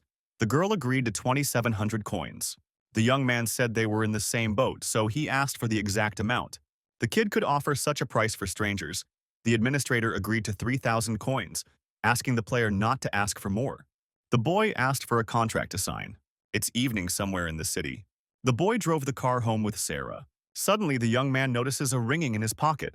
Taking out his phone, the boy listened intently to the stranger, who turned out to be Alice. The boy wondered what the sudden call to him was about. The girl had been able to hear the recent news about the man who had slain the monster in the mountains. She thanked the guy. That was all she wanted to chat about when she called him. Thanks to the young man, her mom was able to survive. Without the hero's help, the woman would have been dead. The girl was forever indebted to the young man. She said she would never forget it. He would do anything to be able to take care of him. Renbull was a little confused because the girl knew what she meant by take care of. However, the boy was going to call her with one question. The girl was only happy to listen. The young man suggested the girl to go on a little trip. The girl didn't know where, but the kid was intrigued by one interesting place. They all got together to talk about an important matter that the guys couldn't believe. The guys never thought they'd all go to Japan together. Hiro notices that it won't just be a trip, but a raid, offering to mop it up. Alice realized that this would be the kind of gateway place they had hunted for about 5 hours straight. The young man agreed with her, but they should have gone inside what looked like a gate. He had no doubt of an impending breakthrough. Countries around the world began preparing for training and gate openings after what happened in Korea. But preparation will not protect people. There will still be casualties. The hero tried to explain briefly the gate they were targeting. The breakthrough would happen quite soon, so not sure if they would make it in time. The monsters that will be in that gate will start to roll outside into the city. Then about 100 casualties, including the awakened ones. If a trained team arrives at the location early, they will be able to reduce the number of casualties. The kid only wanted to suggest it, but he wouldn't force it. They might as well turn out, for they were going for absolutely no fun at all. The boy was ready to take all the spending on tickets and other expenses. The guys just needed to take their passport, clothes, and arrive at the airport tomorrow morning. The girl couldn't believe the call was about work. Alice knew she should have known better when the boy had called her for just a day trip. The boy had really explained that it was a raid. Not sure why the girl had thought of a simple trip. She asked to be told differently then. Where did the hero get such entertaining information? The young man reported a prophetic dream. The boy managed to learn about some important events through dreams. He never talked about it because it was advantageous to hide such information. The girl couldn't believe such a thing could happen. The boy informed her that now, with the advent of the system, and such things do happen. Gates, dungeons, monsters, things appear in their world that never existed. Why then do dreams not appear? But whether to believe the guy or not, only the guys could decide. But the kid knew what he was talking about, so he would go there at any cost, even alone. Alice didn't understand why the guy needed to go that far. The girl knew she'd get terrible grades if she missed class, but thought she'd count it as a date. Charlie wanted to follow Master Renbull to the ends of the earth. He owed his life to him, so he would help without excuses. Sarah asked if she could go with them. The hero would be able to take care of all the formalities. If she wanted to go, he asked, just let her say so. The girl was happy to hear this, for she had never flown on an airplane before. It was decided that all the boys would assemble tomorrow afternoon, though the hero had originally intended on the consent of all. Gathering 3 more legendary people, Fist King, Sword Empress, and Tank, who had potential in them, would be the best rookie team. Tomorrow morning, the boys will leave for Osaka. The flight attendant welcomed all passengers aboard the plane, then explained all the necessary rules during the flight. Sarah wondered if such a big airplane would take off. Alice agreed because it was an airplane, asking her to buckle up or she would fly off the seat. While Sarah was learning a new mode of transportation, the boy was quite interested in the behavior of his friends. The kid realized that there should not have been any problems on the road, but the hero did not know the exact time of the appearance of the gate. The information was only about the appearance of a breakthrough on the right date, and with a training survival rate of 33%. Soon after, gates with weak monsters began to appear, with the occasional inadequately strong monster, but that's the exception to the rule. Judging by how much the gate caused a large number of casualties among the awakened, either the gate appeared in time for training when people were unprepared, either that exception to the rule happened. The boy still had to make sure for himself. He had to get to the right place and then would be wandering around for about a week. Sarah had something she wanted to ask a little belatedly, but was she allowed to be away for so long? The kid stated that she had seen for herself how much their family liked their new home. New furniture, interior, everything was top-notch comfortable living. Sister couldn't believe what Renbull had managed to do recently. Sarah wondered why her sister had reacted so strangely to something like this. Though at first glance the relatives were negative, they actually liked everything. Sarah wanted to take Renbull's word for it, or the reaction really wasn't good. The young man was happy because before their family could only dream of such a thing. After a while, the guys were able to nail it in Japan. Life in the city was the most ordinary, the most real peaceful life without dungeons or monsters. There were many people who had no idea how long their city would be so calm and peaceful. Our boys looked around Japan with admiration. The boy was able to get to the center of Osaka, to the place where the gate appears. In his past life, the sweep didn't happen, after which chaos appeared in the city. The young man wished to find the gate at once to prevent a breakthrough. It will be incredibly good to arrive on the spot even after monsters appear to minimize damage. It was unknown to the boy how many days it might take to find the gate. Suddenly, the gate that the hero had expected to find only after an indefinite period of time appeared right in front of his nose. It would have been adorable, but it was the receptionist who scared the hell out of Renbull with her appearance. The boys were quite surprised to find Administrator Renbull. The girl hurried to inform the hero, because now only he sees her, if she does not want to attract unnecessary attention. Then asked to allow only the player Renbull to communicate with her. The administrator wondered why the boy had nailed down Japan. The young man reported a vacation. The girl seemed a strange combination of people for a simple vacation. It seemed to her that the guy had another purpose the young man did not expect, because she wanted to say that there would be an event related to the players. She said that the law prohibits the dissemination of information that could directly affect the game. For such a reason, she would not be able to answer the question. I knew of an exception, though. There have been situations where guards have conveyed their intentions through quests. Many guards have requested the quest, among them guards who honor not giving their names. The will of the Guardians was great, and she, Administrator Sonia, will create this quest. The boy laughed because it was really a personal trip, but since the administrator himself had issued the quest, he had no choice. The young man was curious if it was necessary to fulfill it before returning to the carriage. The administrator agreed with the assumption. The boy thought it was not a problem. The kid asked the guys happened to be hungry. Sarah wanted badly to try one dish. The hero agreed to find it and try it in the nearest restaurant. The girl realized, no matter how good the luck of the Renbull player was, she would be able to learn his secret sooner or later. At first glance, it seemed to be playing by the safest methods, but it was more like he wanted to maximize profit. It was hard to believe that the boy could even use guards on his own. The boy was grateful to everyone who made the best offer. The hero wanted to tell something important anyway. On one of the offers he received, he's not going to accept. The boy wouldn't dare pick one guard, and he wouldn't risk picking all the others. The only thing he could do was to accept their support, promising to try harder in the future and show the spectacle of the game they are looking forward to seeing. The administrator was intrigued to make sure the player didn't pick any of the guards. The boy was able to get one bow, 3,000 coins from a contract with her, and a good impression of the guards who watched the game in Invenson, and then the guards became sponsors. It was quite interesting for the girl to see where the hero would lead to if she continued to follow him.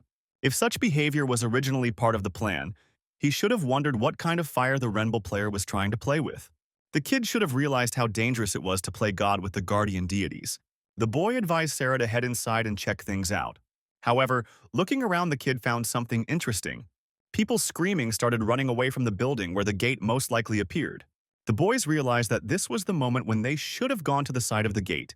They were able, after a while, to find the gate they had so anxiously sought. Charlie wondered if they were prepared enough to go inside.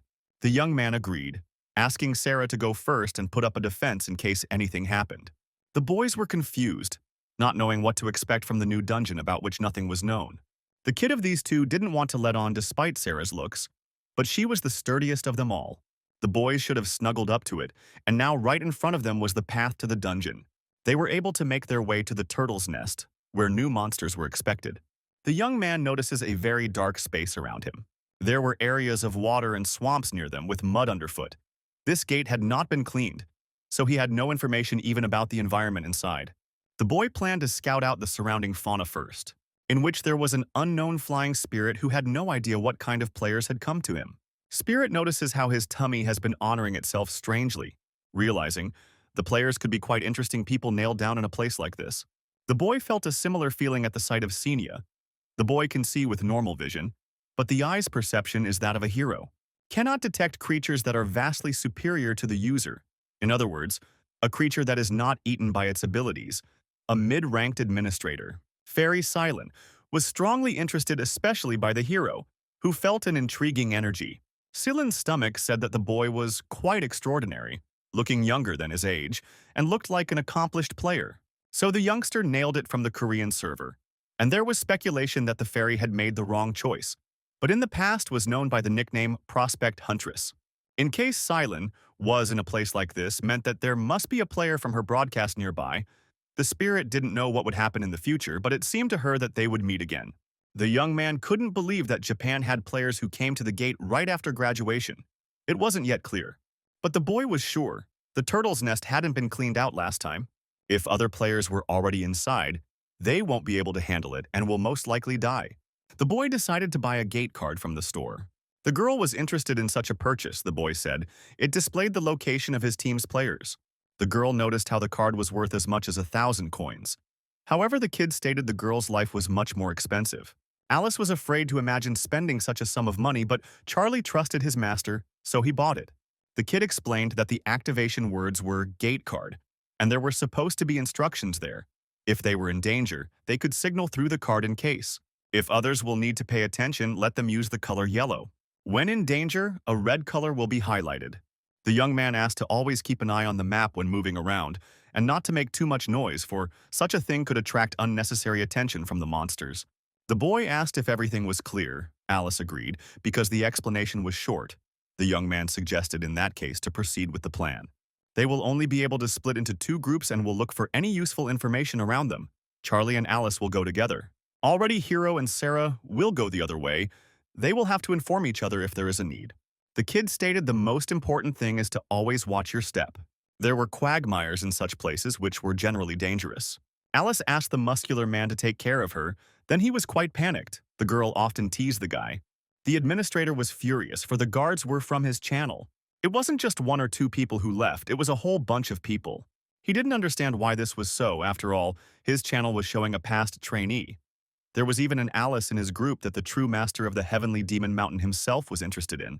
He couldn't believe all the guards had gone over to Cecilia. Neptune was losing the battle for content, not realizing just how much one could be obsessed with this man-kid who was getting ahead in unknown ways.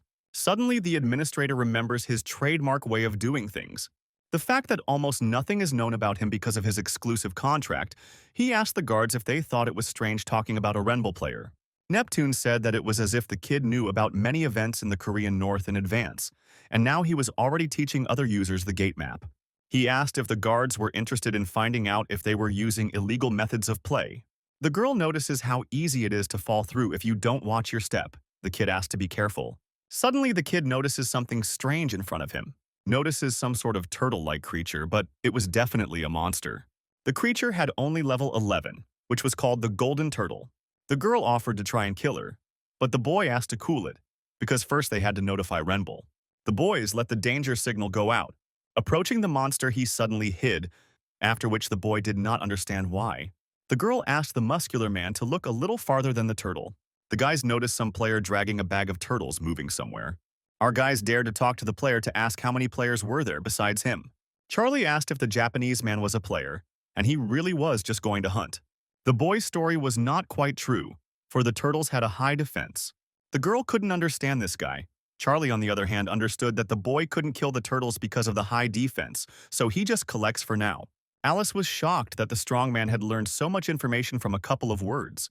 In any case, the girl asked what would be done. The signal had already been given. Charlie hadn't managed to make sense of the situation yet. The creature from the water began to quickly approach the player stranger. Alice felt some sort of creature approaching as well. The kid was begging for help, screaming that some monster was chasing him. The creature bit the guy's leg. Charlie was shocked to see the monster, however it was in a swamp underwater. The boy asked for help, not wanting to die a similar death. The kid grabbed the girl's leg, not realizing where he got so much strength from. The guy held Alice's leg tightly and didn't let go the rest of the way. The girl notices the approaching danger next to the guy, a huge alligator that tried to gobble up the two of them together for a bellyful. Charlie notices the swamp suddenly begin to expand greatly. The girl couldn't understand what to do. She didn't want to leave the man in trouble, but she didn't want to die either. The player will drag Alice down with him if the girl does nothing. She didn't understand how to act at times like this. The hero was able to come to the rescue by chopping down the man who tried to grab the girl behind him. Alice couldn't believe that Renbull would kill a player. The boy only wondered if the girl had lost her mind standing still in front of the monster. The strong creature turned out to be a swamp crocodile, a level 17 monster that usually has no strong skills. However, in the swamp area, its strength is comparable to level 25 monsters. It is much harder to defeat. The swamp served as a defense, so it is impossible to hunt without a strong piercing ability. The map was labeled a rather dangerous period. The boy motioned for Sarah to follow him carefully. The kid then activated his eyes perception. Seeing Alice in trouble, she is grabbed by the leg right in the swamp, and although only one hand is holding on, she can't escape. It was at that moment that the kid managed to help the girl by cutting off the guy's arm. Alice was probably shocked by such an act from Renbull. The boy asked the girl to come to her senses. If she was there, she would surely be dead. The girl didn't understand anything. For some reason, her mind was clouded. She knew it wasn't a matter of fear, but confusion, and she didn't know what to do next. Alice only blamed herself, for if the hero hadn't cut off her arm, she really could have died following the player. Asking for forgiveness, the kid asked not to apologize, asking me to remember that there may not be a second chance in such a situation. Charlie wondered what they were going to do in this swamp next. The boy suggested hunting. Charlie couldn't believe how they were going to hunt crocodiles. The hero knew, after a snack, the crocodile would soon want to take a nap and crawl out onto dry land. The girl couldn't believe the monster was spitting out to sleep. The young man agreed because he had seen something like that in his prophetic dreams. The guys only had to wait somewhere nearby and destroy the creature. The administrators were watching the players, though the girl didn't expect to see a player with dreams, but realized that he had foreseen that guy's death in advance. But even such an imperfect prophetic dream was enough. If ever signing an exclusive contract with anyone, the best decision is with this guy. The crocodile swam his bolt in search of land, and then finding her got out to find a place to sleep. Charlie wanted to deal and finish the monster off on the spot. The hero notices how the guy's fists were already filled with magical power. Realizing the nickname King of Fists was given for a reason. It was a sign of entry-level prodding. Suddenly, a girl volunteered to kill a crocodile. The girl wanted to prove that she wasn't a fragile, useless simpleton with her skills. Cold-bloodedness and lust for killing, this incident took the girl beyond ordinary human. The kid agreed with the girl, for beast-type monsters often had a weakness in the head area. Alice understood the hero perfectly well. The crocodile lay peacefully on a low pond for not much sleep. Only Alice couldn't let the creature that had recently eaten the player be unpunished for her misdeed. The girl used sword fusion to destroy the crocodile with one blow for sure. The kid was surprised to see such a level. It seemed as if she had evolved even faster than Alice from his future. The girl was able to finish by destroying the creature with incredible speed. Taking a closer look, she notices an object falling out. The system was happy to congratulate on receiving a new item, the crocodile claw, which can be used to get a quest from a mid-rank administrator. The girl was quite pleased to receive such an object. The administrator notified players that the quest would be given to Renbull as he had handed over the item. Alice conceded the quest to the guy. though there was no way the girl wouldn't know the benefit of doing it. Sarah suggested that they should kill 4 more crocodiles by hunting methods they didn't really know. The hero asked the receptionist to show him the item store. The boy knew that fighting in the swamps was suicide. He should deal with them on land. The first one was able to dance out of the water when gobbled up by a player. In such a case was the plan. Taking the rookie spear, the guy had a brilliant idea. It's not clear where the guy's fear came from, though perhaps the players thought the hero would use them as bait. Although the boy planned to use black wolf meat, the item that was obtained in the Soul Wolf dungeon before meeting Charlie, he didn't think something like this would come in handy so soon. Charlie suggested that the meat would be the bait for the crocodile. The hero asked if it was the kid's first time to hunt them. Alice didn't realize exactly whether or not they would lure him out, Renbull stated, to only let him get caught, asking the others not to relax, for they could claw his leg at any moment. The young man even suggested that the guys immediately chop it down if caught. The kid kept hunting. The item's description stated the item's specialty. The satiety effect even from small portions, a couple pieces will be more nourishing than a whole person. The young man took advantage of the crocodile's habit of coming ashore after eating. Once the creature sticks out of the water, the swamp effect will disappear. Then the crocodile will become a normal level 18 monster. At the last moment, the only thing left to do is aim and attack. Charlie charged with his punch, essentially killing him in one hit. Killing the creatures that came out was not difficult at all. Alyssa and Sarah worked as a couple and they were doing great. Even with the tasks of the future, the hero has little information about the turtle's nest. The boy was sure that the sweep had failed and a dungeon breach had occurred. But even without a strategy, the guys were quite easy. The kid informed the administrator that they were able to collect the claws of a swamp crocodile. The girl was glad to hear such news. The guy asked if there were any problems. The girl stated that wasn't the issue. The system appears in front of a guy who wasn't too happy with the outcome stats. As a reward, a carrot was given with the key location of the dungeon on it. The young man and his friends now knew almost everything about the place. It seems they would need to fulfill the crocodile hunting quest first in order to clean up the nests. Then the boy was able to find a place to go. The turtle nest itself, which was in a fairly deep cave. The girl wondered if they really could enter the turtle's nest. Only Alice thought it was strange not to see not a single creature. The hero guessed that the Japanese man they had previously met was the first to find such a place. It was now clear where he got so many golden turtles couldn't finish them off because of the shells, so he just collected them. The young man scrutinized everything. He didn't find the clearance crystal like before in the other dungeons. There were only 3 nests in proximity to the hero. The guys should have checked everything so as not to overlook anything. They noticed the gate appearing literally in the air. The hero passed through all the gates nearest to him. In the moment, the team was able to spot a whole column of golden turtles in front of them.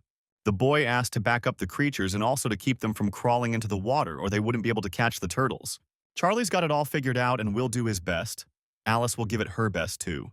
The young man knew that a large amount of coins had to fall out of each turtle. With great luck, the guy could even fall out a box with a random number of coins. The most famous strategy, Bila associated with the golden turtles. There was a hidden fragment in them, the golden turtle collection. The girl couldn't believe a whole bunch of turtles had gathered from 2 nests. Alice didn't understand why the creatures couldn't be finished off on the spot, but the hero told her that hunting them all at once was much better. The boy managed to get a hidden fragment of the quest collection of golden turtles. Already in the future, it will be an exaggeration to call this trick hidden, because literally all players will know about it. The condition was to collect more than 40 golden turtles in one place, and after a while there would be farms and slaughterhouses where the turtles would be raised. The kid notices something interesting about the system. The boy managed to get another new title, Pathfinder, by completing a quest with the turtles. The young man was asked to produce more detailed information, in which it was said that there were scenarios that you could collect and then the boss poisonous golden turtle would appear. A poisonous golden turtle whose level was over level 30. A boss that could become stronger even than level 35. Without high poison resistance, it was impossible to deal with. The kid, though, had gloves, but the task was not forced. For such a reason, the kid chose to decline. The girl was curious what the boy was busy with, but he asked to wait, checking something. Alice received a notification. The chance of falling out increased or quality like that. She was satisfied that she had gained experience and would not be greedy about the gold, asking to be divided amongst herself, for she had been able to learn a great deal. She also suggested that she thought it was a date with the hero. The boy didn't realize how much of a date it was. Charlie also stated that he had come to help Renbull and didn't claim the award. Sarah decided to do the same. It was a surprise to the boy to hear such a thing. but the boy asked if anyone had a big blunt weapon. Charlie remembered that he had a huge hammer stashed somewhere in his inventory. The boy asked for it. Taking it in his hands was a bit heavy, and moving with such a weapon against monsters was quite difficult. But the monster parked to the ground was easy to get into. The kid was going to collect coins and would take about 70k. And the rest the guys will be able to divide equally among themselves, although the team had no idea there would be so many coins. They were very grateful to take a portion and share equally. The kid didn't plan to take all the coins from the beginning, because the guys needed to be motivated too. Boy, get ready for a long monster bashing. Young is thinking of ghosting him, keeping this team together for a while. The guy was curious to see what would come out of the first turtle. The kid hit hard enough, basically. The system congratulated the player for the experience and adding 241 coins. The team couldn't understand what had happened to Renbull, suspecting he had a class change, that he was good with blunt weapons. The young man managed to get a box of coins at random. The kid was thinking of opening the next hidden fragments if he found 7 more of these boxes. It's going to be incredibly hard for the guy, but wanted to give it a good try. He asked the gods of luck for items to fall out before the golden turtles ran out. Alice couldn't understand if the hero was faster than her. Charlie also notices that Renbull's strength characteristics are clearly higher than his. The girl couldn't believe that the hero was with higher characteristics combined. The kid definitely outclassed them both. The boy managed to knock out as many as 7 boxes of coins in a long time. Only he wasn't particularly lucky, because only 20,000 coins fell from the golden turtles, with another 50,000 coins left to his goal. The system offered to open the box, to which Renbull agreed. The young man was able to get as much as 1,400 coins from the box. The guy got 7,800 coins out of 2 boxes, although the young man was hoping for a much bigger result. The kid kept opening it, hoping more coins would fall out. The boy couldn't believe this was happening to him. After getting only 70 coins from the third box, realizing maybe the hero is just an unlucky person, the young man opened 3 boxes and only 4 boxes of coins remained. He only begged for a little more to fall out. Continuing to open many boxes in a row, the kid prayed for a big payout. The young man managed to fulfill the hidden fragment by opening 7 boxes, coming close to a swift jackpot. The system asks if the hero wants to try to combine his title and a new dropped quest to double his winnings. The boy asked the administrator to share information about the rewards the hero had received, so Renbull would be able to get the guards' attention once. The guards began to worry when the hero managed to get a double coin box. Also, Renbull reported that the 7th box could be exchanged for a double coin box. The boy explained, there was a box that doubled the balance of coins. It was profitable to use it when you collected a lot of coins. But there was an exception. Coins received from other players. The hero knew how hard they worked together. On such an occasion, each risked their lives for the others, so he proposes to use the box and give them 3,000 coins each. The young man thought it would be fair this way. Renbull knew that such a thing was inevitable. 3,000 coins, a lot of money for beginners. The admin became curious as to how the player was trying to link the pioneer and the hidden restriction fragment. The hero suggested it felt right to use now to distribute everything fairly later. It wasn't about admiring the guards, but rather Renbull needed 70,000 coins to leave a good impression of the Libra woman. This time, the kid chose to agree. Thus, the coins would become twice as much. The guy's balance was 43,000 coins, which after opening the box doubled. Already 86,000 coins had been collected. The young man thanked everyone, sending 3,000 coins to each, realizing that he was able to even surpass the planned amount. The guardian donated another 500 coins to the hero. The kid realized it wasn't much for such a prestigious constellation, though it was better than nothing. Renbull asked Charlie to destroy the sweep crystal. The system congratulated all players by giving everyone a reward, as well as a scroll to return to the newcomer's tower. The boy guessed that while they were in Japan for such a time, the Tower of Beginners had been created, which was great news because they could already meet the police outside. The administrator wanted to give the player Renbull, the reward for clearing Turtle's Nest. The boy remembered that there was such a task that had been issued by an unknown guardian. The young man managed to get as much as 7,000 coins from the sack. Boy, I didn't expect to get that much for an entry-level gate sweep. The guardian did not want to reveal his name and passed the award through the administrator. The hero pondered who it could be. Libra woman could recreate such an assignment publicly. Las Vegas cowboy could not, because that one must be in the northern United States. The boy suspected he wasn't going to get any details anytime soon. The kid decided to use the scroll to get away with his team back to the rookie base. Senya watched the scene with a rather dejected face. realizing then the broadcast will continue in Korea's newcomer tower. The boy and his team were able to nail the rookies in the Korean tower. Alice was shocked to be transported specifically to the Korean tower, where there were a large number of strangers. The place wasn't stuffed with humans but ordinary NPCs, entities with artificial intelligence that only appear in special spaces like the Tower of Beginners. Alice wondered if she really saw the tower, but not understanding why it had changed so much, the boy offered to leave, thanking her for her work. Although suddenly the hero remembered that let the guys better go sweep the Dungeon of Soul Station about 25 times, the guys couldn't understand why so many. The kid offered, and more if they want, it will be one of the conditions for rapid development. Alice and Charlie understood the strategy and wanted to fulfill the guy's expectation by dealing with him quickly. Sarah couldn't figure out what she was going to do. If she was a good tank, she could also go to the dungeon. The kid did not agree with her, asking to go home, and the hero himself will return home late. The boy decided to send the girl home, and on the way back he would buy her an ice cream. The girl was happy to ask for yellow ice cream. Renbull asked her to take her home now, realizing how much Sarah loves ice cream. The boy honored some presents not far from himself. The hero could use the excavator for 100 coins to get up to the second floor. The boy asked the administrator really thought he was wasting his time. The girl agreed since no one was there. The kid knows this, but he cared about the fact that the backhoe was open. The second floor of the tower wasn't easy to get to, and the guy felt like someone had done it before him. All because of the Demon King, a player whose name was unknown 10 years ago, the leader of the demonic army called Nightmare, who was always involved in the disasters that occurred after the Cataclysm. The only thing that was known about his actions, he was the first to open the second floor of the newcomer tower.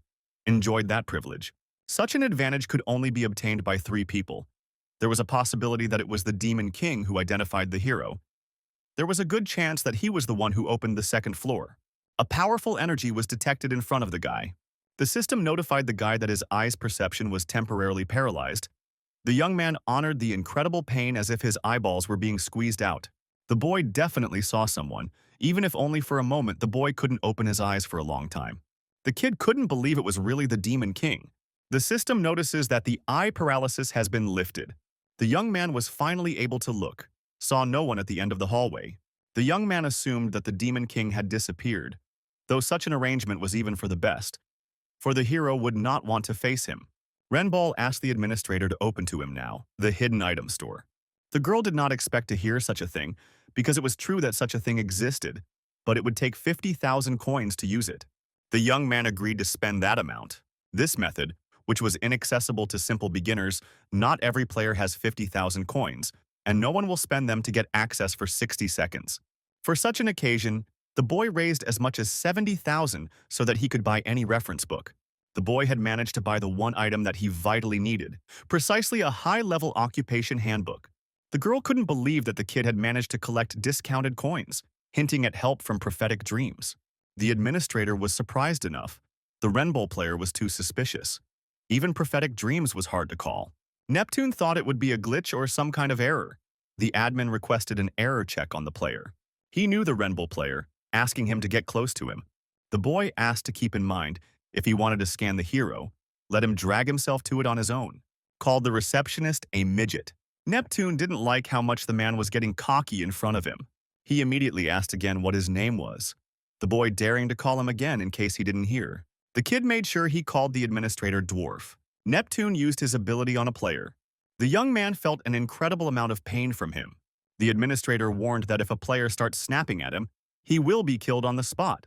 Neptune called the hero a pathetic man who dared to make a joke, even though he doesn't even know the difference in strength. The admin wanted to warn not to think about safety if his admin was always around. Neptune ordered the player to bark some more in front of him if he wanted to. The kid just laughed, because he could be angry all he wanted. But he has many ways to solve this issue. The kid knew that the administrator couldn't kill him, but Neptune didn't think it was enough to use his power. The young man couldn't understand if the administrator really thought he didn't know anything and would do nothing. The admin was the first to disrespect, the first to unfairly attack the guy. In turn, the hero only resisted. And also the admin's race is called dwarfs, so he called it that. The kid didn't understand why he had to face such an attitude. The administrator was furious, because he was watching the guy all the time, so he asked him not to pretend to be an innocent player. He wanted to punish a guy who didn't know basic stuff, but the admin had a system lockdown. The Libra woman applied forced submission on the Neptune administrator. The young man notices that the guards were in agreement with his opinion. After such an event, the pressure on his body disappeared. The true master of the Heavenly Demon Mountain despises cowards, so he uses the special ability, Strong Strength, Weak Weakness. The administrator lost a lot of viewers, so he can't keep his cool. He was easily provoked by the word midget, just like 10 years ago. The hero, on the other hand, gained more power by applying the Guardian effect. The kid was able to get an enhancement that helps against strong enemies. Due to this situation, it was even possible to see the status of Neptune. The mid-ranked administrator was supposed to be much stronger than the hero. But now, in one-on-one combat, the chances of the player winning appear. Neptune does not understand on what principles it worked. The hero knew that even in such a situation will be difficult to resist the host of the broadcast. Such a development will definitely not like the guards. This is not the result the kid was going for from the start. Notice that the system analysis has been completed. The young man asked the guard to carefully read what was written. Neptune created unwarranted problems. This admin was done with. The administrator didn't understand how the kid knew more information then. The young man said that it was fine to object to something, but Neptune pursued him without any evidence because the kid is weaker. The similarity to cowardice was apparent, whether the administrator had not found. The boy asked Neptune to apologize to him now. The administrator apologized by asking enough of such. The boy looked at Neptune intently, not understanding what it was about, because the administrator was supposed to show his sincerity by giving something as a gift, for example. Meanwhile, somewhere in the hero and his family's apartment, the mother asked if her daughter had heard that Renbull had already eaten and would not be coming to the vows. Nuna heard perfectly well, and after all tried hard, the mother wondered why her daughter decided to boil soup. The girl justified that she wanted to cook something special in the new kitchen. The mother asked the girl to put less salt. Sarah didn't understand what Renbull was doing now, who in turn was sitting in his room. The kid was analyzing why there was a memorandum from Neptune that he would no longer attack after the broadcast ended, and the dwarf ring. Then the guy had only 2 guesses, which should have been given a lot of thought. The kid found a real player forum site that would soon turn into a large community, but at the moment it was a gathering place for players and cheating information. The hero will be very lucky if the search doesn't go in vain. The kid stumbles upon Cheyan the Dawn Firemaster. It seems like a funny nickname in their day, but in 10 years that nickname won't sound so funny anymore. On the forum was a dungeon he referred to as the Short Table Dungeon, which he was mopping up for the first time. Other dungeons, such as the Sol Vakazal dungeon, can be passed through multiple times. The Short Table Dungeon is an event dungeon and disappears after the first sweep. Many players tried to take a chance and pass anything but part with their lives, so it was a good time for the hero to find challengers on his own. The guy had one chance. To achieve the maximum benefit in a short time, the hero will have to pass a risky dungeon. The place was not only where the players were gyrating, but also a treasure trove of untold riches hidden within. The kid contacted the guy, saying he'd bring another person to a similar case. The player from the forum warned to take the minimum to ensure there was enough reward for everyone. Renbull notices the persistence of the player who wanted a small team. Sarah was quite surprised to go to such a dungeon. The kid called out Cheyan Firemaster. Renbull said, it was he who wrote to him recently. The latter greeted him, being glad to meet him. The boy activated his eyes perception. The system alerted that the boy couldn't view the player's information. The guard intervened personally. The girl was worried about the guy, but Renbull excused himself with a speck of dust in his eye. The kid wouldn't think a player would reach level 30 and pick a guardian. They usually don't interfere even for their players. The boy asked the hero not to say that the girl turned out to be a wasted player. Sarah agreed that she was the 3rd player. The kid thought it was too much until the guys couldn't figure out what it was all about. The player explained that she as a child is still a child. The girl justified that she is actually a teenager and is not a child at all. The character knew Capson. The man was acutely aware of children, not as acutely as Charlie. Capson couldn't allow such a thing to happen, for there was a difficult dungeon ahead. The creature at the second gate was very dangerous. The hero asked if something was wrong, but the player asked him to understand. Renbull wondered what the conversation was about. The monster turned out to be a fire horse that was around level 32. Like the 6-tailed fox, was of the phantom type that dealt massive damage with a single touch. The kid remembered how the one spared someone weaker than him. Then the guys could have become a mountain of ashes.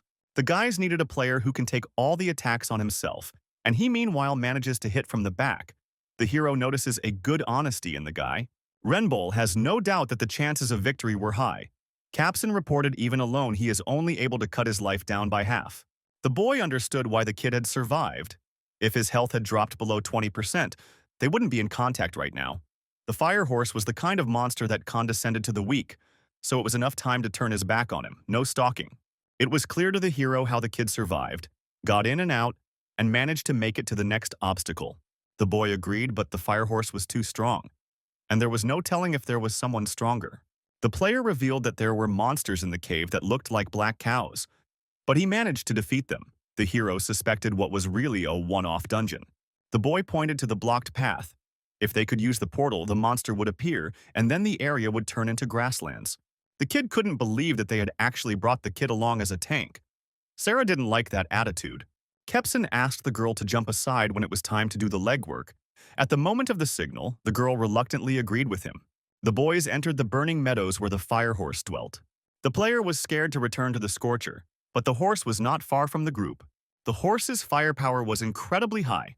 The hero explained that he along with Sarah would be up front, and the kid would have to prepare. The guy's goal was to attack the side of the enemy. His main goal to lower the monster's lives to 40%. Asking if the guy will have some kind of supplement that will help to strike a critical blow, then let him by all means use it. Capson didn't even mention it. But the hero managed to guess. The kid asked Sarah to be more careful and attack from behind. The boys began the battle with the monster, the boy throwing the first dagger at the creature to distract it to himself. The horse did not like this behavior at all. The boy backed away from the creature's blow. The girl also kept herself from getting hurt by running away from the damage. The monster wanted to use his magical power against humans. The girl was ready to block the magical damage with her shield. But in the horse's case, he was so slow that it manages to dodge the blow. The kid watched the guys, not understanding how they had so much skill in fighting against such a monster. Brother and sister, to him, turned out to be a true treasure who were excellent at fighting. The young man used his damage on his horse to take down as much damage as possible. The fire horse was a strong monster of the initial levels, but it remained a beast-type monster that had many weaknesses. If the hero's dagger got stuck in the horse, it means the creature was susceptible to critical damage, plus Capson applied his skill, which increases critical strike. The huge horse is resistant to fire attacks, but the probability has increased greatly.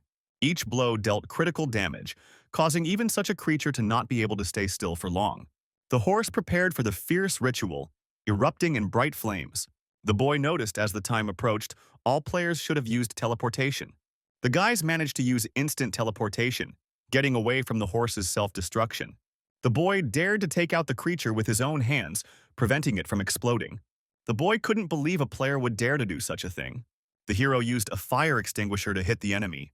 The fire horse would go into phantom mode when its health drops below 20%, starting to perform the summoning ritual of its master. It took the guy to knock down the flames as much as possible to interfere with the creature. The hero asked to finish the remaining life from the horse, however. The guy didn't like how the guys planned it themselves without his knowledge. Even so, Kepson made concessions to the creature. The cumulative probability of a critical hit was 36%. The boys continued to destroy the creature despite the raging flames.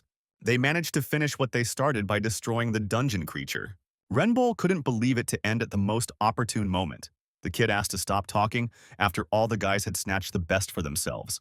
Capson blamed himself for not having thought to take a fire extinguisher because he had taken fire training in his youth.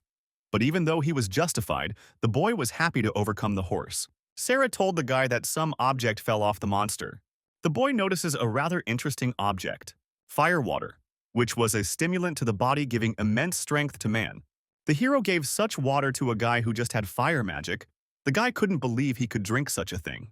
Renbull asked him to read the description, and he agreed, because it would be dangerous not to read it and drink it. The item turned out to be an enhancement of abilities, the patronage of the Sunset Giant, of which the kid is one. The hero notices how the window of Capson displayed other information. The kid first hears about the Sunset Giant, but it seemed to him the Guardian made his choice. The boy justified that without the help of the guys, he would not have overcome the horse, because they fought hard, and in general his conscience will torture. The hero asked not to worry. After all, they could do the following: the next award will belong to the guys, and will not take everything at once, and discuss everything beforehand.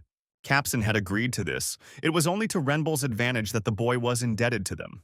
The kid started drinking firewater, and then was able to feel an incredible power. The secret of such a dungeon was revealed. It was created by the Sunset Giant for the sake of awakening Kepson. The kid thinks it took the kid no small amount of effort and coin. The hero was wondering what item was hidden next. They were able to get to the third obstacle in front of them. Capson notices the incredible hot magma, not realizing how they will cross it. The young man guessed the giant wanted only Capson to survive the great flames. The rivers of fire were about 7 meters. Too hot. At that distance, you could be burned in the middle. This path was made exclusively for the one who drank the water. Renbull asked if the kid could pass further. The young man notices that they are not sent to pass on, asking that at least the boy pass on. Kepson didn't want to give up on his team, so he declined. After all, they as a team must pass the test. He didn't want to leave the others to pass himself. The young man understands his intent, but his buddy attributes the entire team to a death sentence. The kid asked to go through on his own, but the guy didn't want to. Tried to change my mind, it didn't work. The boy didn't understand how people could be abandoned, determined that he wouldn't leave until they found a way to get out altogether. The hero warned that he and Sarah failing would rather die, and he also didn't mean to abandon them, and only asked to clear the place before anything happened. For such an assignment, Capson would definitely handle it. Renbull explained that the firewater he drank had given him the protection of a special guardian, so he would be able to mop up the place. The kid realized that even so, he would be sad to leave the boys alone. The boy asked to wait for him at the spot. He would quickly manage to clear the dungeon and come back for them. Capson thanked the hero for assessing the situation so accurately and conceded the item. Sarah asked if Renbull was sure, but he hoped for the best. The young man looked around the item store, wanting to buy a whispering stone. The kid planned to request a conversation for Cecilia, a mid-ranking administrator. The boy understood the time for him to start. The hero asked Cecilia to suspend their broadcast, to transfer to other players because they will stand still, and the guards will die of boredom from waiting so long. The girl asked not to interfere, as she would figure out how to broadcast herself. Sarah was terrified at the thought that the river of fire might come out of its banks right on top of them. The receptionist stated that the guards were interested in how the kid would manage to cross the river. The character didn't expect something like this, realizing they should have changed their approach to the play. They may try to stop broadcasting now that they are in danger, and then continue on how they escape the fire, that way being able to skip the boring stuff, making the moments more dramatic. The girl didn't expect the boy to know how to cross such a river. The hero asked Sarah to climb on top of him and will try to stick to his plan. The receptionist agreed to bring the broadcast in 30 seconds, not understanding how the hero manages to simultaneously respond with his voice and communicate through a fizzing rock. The fire was a maximally powerful fire that engulfed a large area with its heat. The kid realized he should be careful with a river like this. The boy noticed that their channel had closed and now they could run to the front. Now the Giant of the Sunset didn't see the guys and they could pass. The boy was thinking of trying to start with instant relocation. This one isn't a skill like many graves think, which carries from point to point, but a fast line move. The only option is to endure the pain of the flames.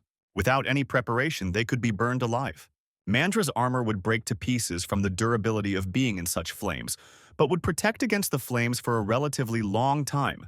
The kid mopped up the Soul Station dungeon a few times and was taunted by the guards for a boring show. This was the way to get the armor of Mandra. The system would ask the player to immediately leave the heavy exposure to fire, because the armor could be destroyed. The guy had the same dwarf ring that Neptune had given him during the apology. It was quite useful against fire and other effects. The ring was destroyed after prolonged use during the blaze. The tail effect that was gained for defeating a six-tailed fox. 2 was able to help the guy to fire resistance due to his attribute. The young man managed to use all of his items against the large amount of fire around him. But miraculously, the hero managed to get them both to the other side. The young man suffered great concentration of fire and attention. The system congratulated the player for successfully crossing a large river of fire. The boy managed to get the title of Fire. The boy understood that to pout all methods before such trials, such a fire hero cannot kill. The girl was excited, also able to get a new title. The young man knew about the fireman. Sarah agreed she was pretty scared and thought they were going to catch fire alive. Fireman could be upgraded to Immortal God of Fire. For starters, the guys should have gotten new clothes, or they would be completely tanned. The kid managed to do all he could with not much left to do. Capson didn't understand why they couldn't make the assignment shorter. The hero was left to wait for the guy. The dungeon was cleared out after a while. Renbull was glad. Capson had managed to get there. It seemed like it had been about 6 hours. A fragment of map 1 of 3 was obtained. The kid guessed that it looked like the guy was supposed to get the whole card, but he only got a third of it, and that meant it wasn't over. Afterward, the guys met at a different location, and the kid was practically unclothed because of the fire. The boy couldn't believe it, but the boys managed to survive. Capson reached out to hug his team, but the hero asked to put on some clothes first. The boy was very afraid he wouldn't make it in time. The characters saw the kid really cared about them a lot, and also Renbull not only survived, but also collected all the parts of the map. The boy told me that he wanted to give the boys what he had promised. Capson found the Book of the Fire God's body. The hero could not believe the kid really wants to give such a book. The kid agreed because the promise is more valuable than money. Renbull knew this was a rare magic source that even in 10 years would be impossible to find. With it, one could easily become one of the best players in the entire world. The kid realized that the kid wouldn't be so cool if he took it away. And then the guard, when he went in for the broadcast, tried to kill Renbull. Instead, the hero wanted something else. The boy manages to make effective use of the resulting map fragment. The girl confirmed the contract of successful registration, who paid the registration fee, Capson, is automatically registered in the system. The player was interested in how the character liked to solve problems in such convoluted ways. Renbull really enjoyed it from time to time. The kid noticed that the hero strongly favored. He agreed to work on a joint script. Book of the Body of the Fire God. Although the share will be only 3%, also the partnership agreement offered to sign. In this way, the hero will be able to interfere in the personal scenario of Capson and get not only the reward, but also information, and already the Sunset Giant will not be able to disturb. The kid offered Renbull 30% for now, but it was enough for the hero. The kid knew how much he would earn in the future. The boy realized that the contract was written. Asking if anything to call him, the hero thanked for his care and work. They could see each other in 10 days. Sarah offered to nibble on freshly made croquettes. The kid agreed. Only they should have been told they'd be back later. The boys took a cab. The hero remembered about the Uflex building, which is about to have a dungeon with as many as 7 floors. Renbull wanted to do a good scouting in that place before the dungeon. The girl felt great joy at seeing a large number of croquettes and other things in front of her. The boy notices some strange description again, but decides to ask if Sarah tasted good. She was incredibly delicious. Sarah once said she used to collect change of 100-201 at the shelter to go to a diner, and the desire was a 6,001 pork cutlet. Her father was austere and poor, not understanding why the girl would want expensive cutlets if they didn't have a penny. Completely thinking she was penniless, the hero realized that poverty always had a reason. The boy seemed interested in the world he lived in. The girl was unbelievably delicious. It was like she had a family. The boy was like that, actually. Sarah wanted to try her best not to cause problems. The hero asked to relax. After all, she's not a home worker of some sort. On June 23, 2018, in 2 days, a dungeon, the most difficult entry-level dungeon, will open in the Peace Park of Paju City. In 5 days, Capson will begin a personal script. Every day, the hero made plans for the future, for his life must be molded by a hero. Peace Park needed to be cleaned up, but there wouldn't be enough forces. You needed at least level 30. It was more important for the guy to finish the other case. Meanwhile, somewhere in the organization at Seoul Station, there were guards in place to guard the dangerous gateway to the dungeon. There was news reports that an official organization had been set up to invite new players in their security ranks. There was also a famous gentleman who was a representative of Sunshin Group. He stated that once player registration starts, ranks will be given out. The guard asked the hero to stop, asking him to take action, asking him to show his ID. SID checked on Mr. Renbull and Sarah from his family. The inspection was over, though it was suspicious for the hero to linger, for some time the police had begun to control the dungeon and keep a record of visitors. You could see that the Players Association was taking the matter seriously. The boy definitely understood that he would need to actively pursue the rewards from the dungeons. The guards wondered what the direction from the association would be afterward. The man decided to report the arrival of Renbull, who was to enter the gate. The Lord understood the whole situation and suggested just watching him for the time being, and then called the chairman back, reporting that the 2 players he'd asked him to keep an eye on had entered the Seoul Station dungeon for the 30th time. The head of the association didn't expect the boy to be able to mop up more than 30 times. This behavior was very different from other players. Such action was so fast, it was scary to compare with other players. The Lord thought the guy had a special strategy that was only shared with his teammates. The team, on the other hand, consisted of 3 people: Charlie the past trainee, Alice the student, and a little girl named Sarah, also part of the team. The gentleman remembered the boy asking for help with the adoption process. At that time, The hero came straight to Xiangshin to see the head, after which the young lad was not confused to meet the chairman of the company. The head realized how fast the world was changing. Some developed countries, including the US and Japan, allowed players to carry personal firearms.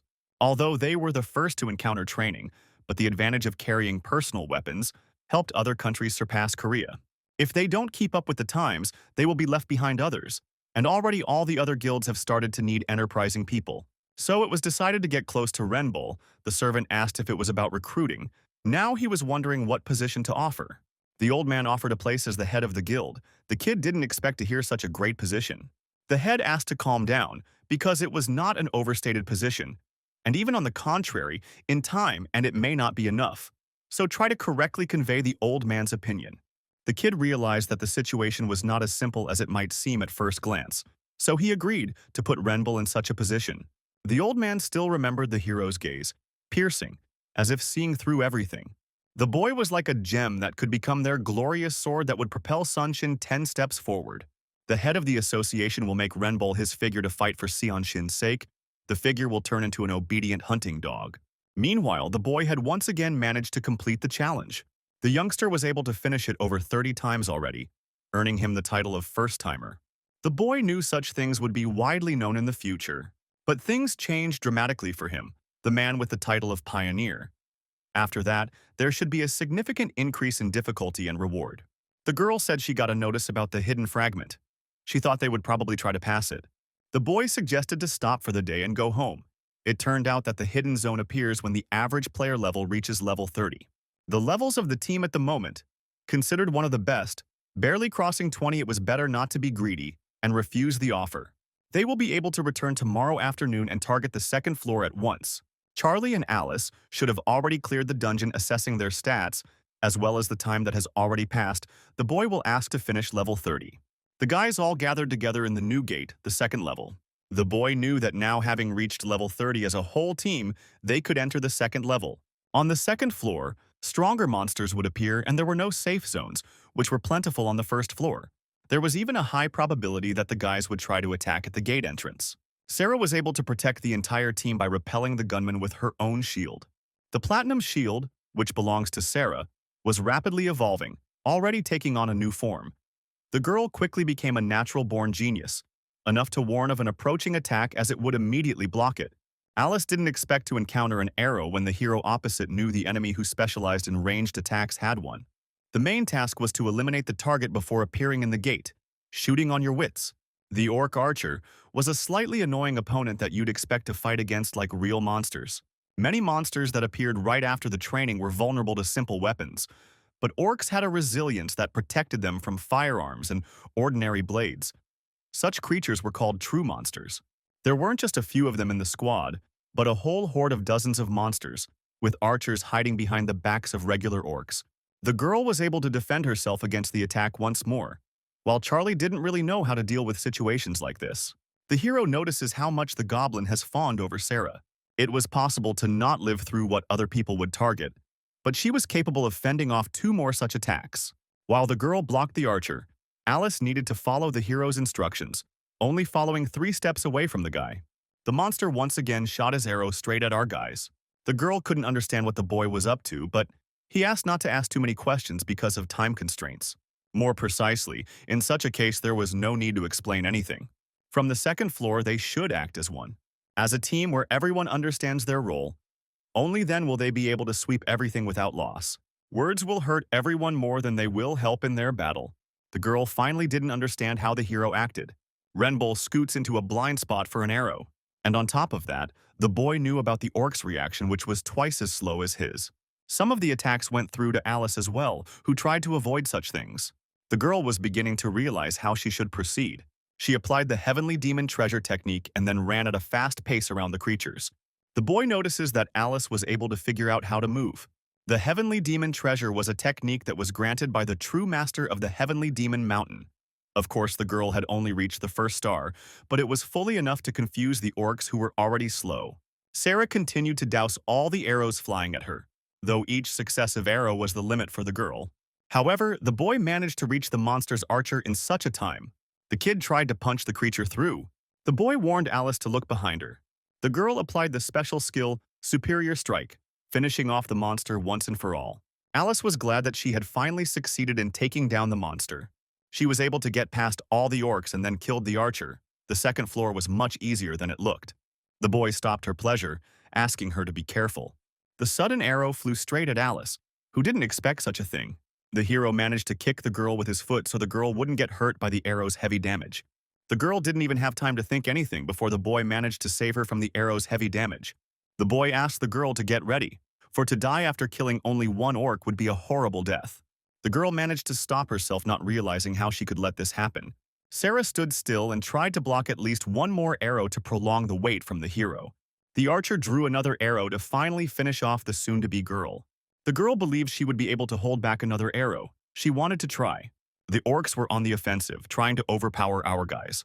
But the hero and Alice wanted to repel all the attacks and then fight all the monsters in the dungeon. When they entered the second floor dungeon, the hero deliberately did not explain in detail what they needed to do. It wouldn't do any good to demonstrate that the kid knew the conditions of the dungeon perfectly. Also, members of his team are not the ones who need it in general. The most important thing for the team is to defeat the enemy's own opinion to act, so that players can figure it out on their own without explanation. The system congratulated players for completing the dungeon stage, advising them to finish it by destroying the crystal. Charlie was able to drench himself in the battles going on, trying to help his team in some way. He ran through all the creatures that could only watch the fleeing target. One of the monsters was able to catch Charlie by swinging early. The kid managed to somehow miraculously block the blow of the creature's club by framing his left arm. Already the boy's right had managed to do enough damage. The monsters all ran after the boy. The girl was able to calm herself down because she almost got hit. The monster that was pacing behind her didn't bother her at all. Alice asked for a big apology from the hero, for he was able to protect her while she was very foolish. The boy asked the girl to drop it. If she kept doing this, she should realize that her one action could put the whole team in danger. The girl understood this perfectly well and asked for forgiveness, for she would try to be more careful. Charlie, meanwhile, was chopping rocks with his fists. Sarah was taking a recovery potion after holding back the bow for so long. Alice notices that even the others on the team were doing fine. She was the only one. The girl wanted to try to pull herself together finally and be more careful. Realizing that the hero was completely right, she couldn't leave it like that, promising that she would protect her loved ones when her mother suffered. But in this way, the girl would just get lost. Failing in her task, she wanted to repay the hero and not to cause more trouble. Alice dreamed of becoming stronger, just like Renbull. The guardian, true master of the heavenly demon mountain, saw the guy's dire desire and offered a helping hand. The guardian could offer the title Heavenly Demon, after which there would be a change of profession automatically. The boy wondered normally this would have happened at level 30, after the guardian contract, but he's trying to do it right now. Such a title was awesome for a future swordmaster, but one dared to give the title to a hero, after which great opportunities might come. Alice's swordmasters were very strong in the past. The Empress was the strongest PvP player. However, the Demon King could only be opposed by the entire group of 8 heroes, which meant that the girl had her own limits. By that design, if the hero took the title for himself, he would set his own limit. The boy had gone back in time to try to surpass the swordmaster, so it was worth giving up. The girl notices the boy was offered some kind of title. The boy accepted but declined. Alice couldn't understand why, asking if it was something bad and not worth agreeing to. The boy replied, "On the contrary." The girl was finally confused as to why then. The hero explained by saying that he had a personal idea of his potential and could then use knowledge and intuition to simplify the team's battles. Asking Alice to remember the recent fight, he couldn't have gotten any further without the guys around him. The kid has a good understanding of the value of each player and understands the appropriate decisions. She was surprised it meant the guy was comfortable being the leader of their group, and even if she judged the hero's playing style, he moves like he knows everything up front. The boy was surprised for her to notice such a thing, asking her to consider it his special talent, unlocking people's potential. The girl seemed to begin to understand. It was as if the road was in front of her as she listened to his commands. The hero thought he knew her even better than she knew herself. Alice was rather embarrassed at such words. Renbull, noticing her sword-wielding potential far above his own, asking her to believe his eyes. The girl, to tell the truth, did not know how to react to such a thing.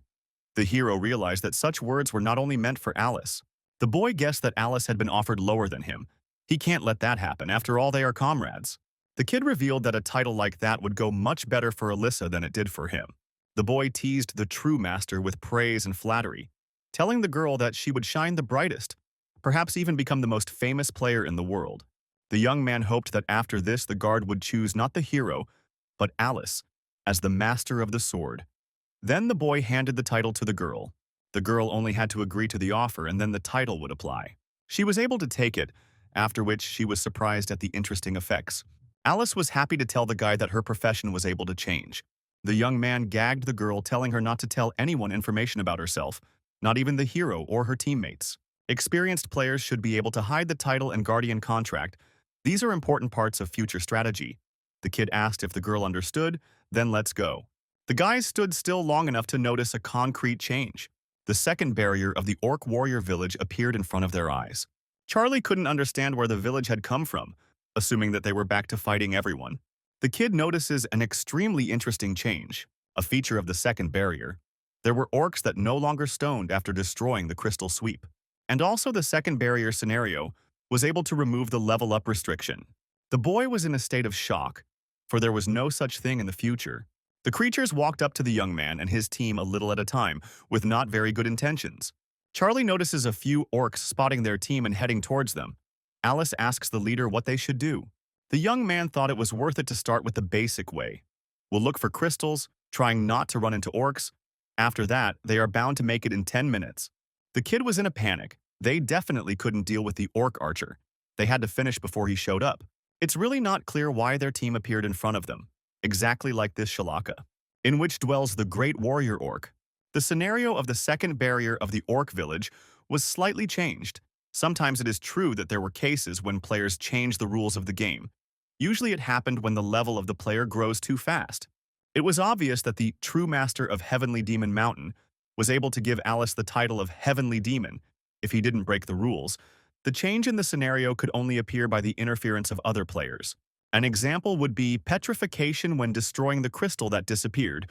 Now they will have to get rid of the orcs, which will not be so easy to defeat. Orc level limit has also disappeared. It is an evolving monster that can become stronger in long battles. At the initial stage could only grow to advanced orc, but without restrictions can become much stronger. Now the hero has to reach the great orc, otherwise their destruction would be guaranteed. But having assessed the situation and the conditions of the second barrier, a monster can become a great orc warrior. The difference will be huge, many reaching level 37, the strongest even level 40. In the current environment, their team can't cope. If you add orc archers, it's impossible for the guys to mop up a place like this. The kid notices the creatures, starting to think quickly how to proceed.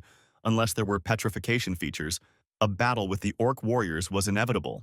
The boy should have taken a key item, such as the iron bar he picked up earlier, and then prevented the orc archer from appearing in the first place.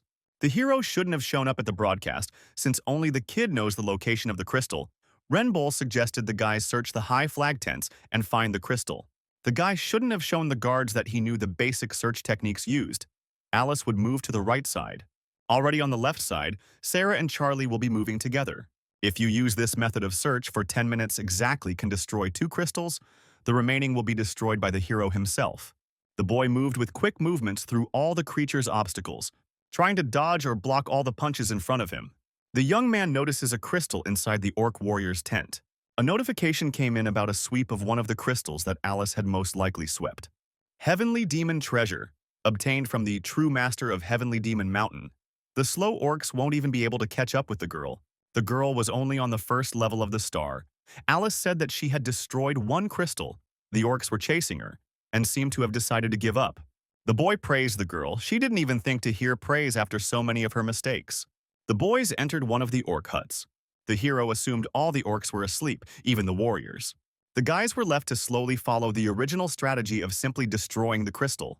Only now the petrification effect will disappear, and then the hero will have to fight. The kid wanted to ask the girl to do something, asking her to listen carefully when the hero tells her the way to mop up the place.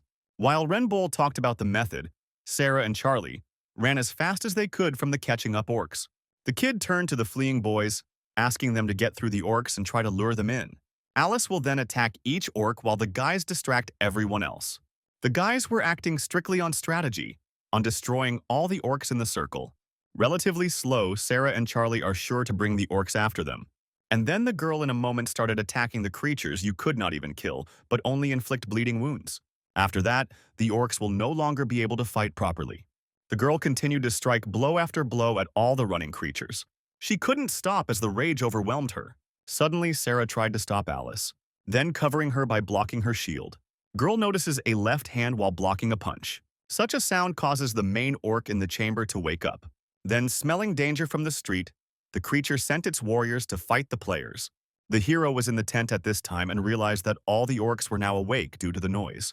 There wasn't much point in the guy running to the crystal now, since the orcs weren't going anywhere if he destroyed it. All the guy had to do was kill all the monsters in the neighborhood. There were a lot of creatures, which made the boy even confused about who to start with. Deciding to take it one at a time, killing monsters one at a time. By inflicting a neck wound, the young man had a high chance of exterminating all monsters in general. The plan was not to overdo it, be an escape, then that way inside the tent great chaos would reign. The paramount chief did not like this behavior of his subordinates at all. There wasn't much left for the kid to do similar tricks with the creatures. The hero had the entire team run inside, baiting another squad of monsters. The warriors were intensely angry. While being enraged, the head of the creatures watched the other orcs. He took his creatures by the head, tearing all his servants into little pieces, being disgruntled. The players stood there in great shock. I don't know how to react to something like that. Hero's words proved true. The orc warrior is weak to blood if you fill the entire tent with the smell. Then, the monster is likely to become intoxicated and start killing tribesmen. The system has detected a unique orc warrior ability, Orc Fear. The hero waited for such an apparition to stop doing something. The ability that most boss monsters have is a skill that restrains the movement of players, preventing them from escaping. But in the moment, the guys will use it to keep the orcs from escaping, who look a lot more appetizing than the players, which is why they bleed them. Fear is a dangerous skill with a long recovery time, so now the orc warrior has lost his unique ability without much use. Alice couldn't believe if they could definitely leave it as it was, suspecting that the orc's body had gotten even bigger. Charlie also noticed how the muscle level had increased significantly. The hero explained that in their situation, the best thing was not to confront a coherent group led by a warrior orc. It would be easier to give a fight to one advanced orc. Instead of 100 common enemies, the boy would choose to fight one great orc. The creature's rage overwhelmed him. A way to help a team survive may not be as good as it may seem at first glance. The boy notices a huge problem right in front of his face. The monster activated all of its previously stealthy abilities as soon as it moved to a higher level. Applying Intimidation, a necessary skill for ranchers to increase resistance to mental attacks, the kid didn't even realize it could be obtained in such places. Sarah offered her help by coming closer. The hero refused, explaining that he could manage on his own. The kid knows that defense against such a creature is useless. How great the difference in strength was. A creature whose level is displayed with question marks will not have anyone present to block even one attack. So there's nothing for a guy to drop out, but how? Maneuver strikes against the enemy as well. Only by dodging with instant move, the hero has a chance to get closer to the creature. For the plan to catch the monster, it's going to take the guy a while. The young man only has to defend himself and try not to die in a boss fight. Alice couldn't figure out if everything was definitely going to be okay with the hero. Charlie didn't know for sure about Master Renbull's plan, but he must know how to give the creature should effects. The girl started foaming at the mouth at all the words the hero had said earlier. She picked up an interesting item. The boy explained that Slow, Sarah, and Charlie were sure to bring the orcs after them.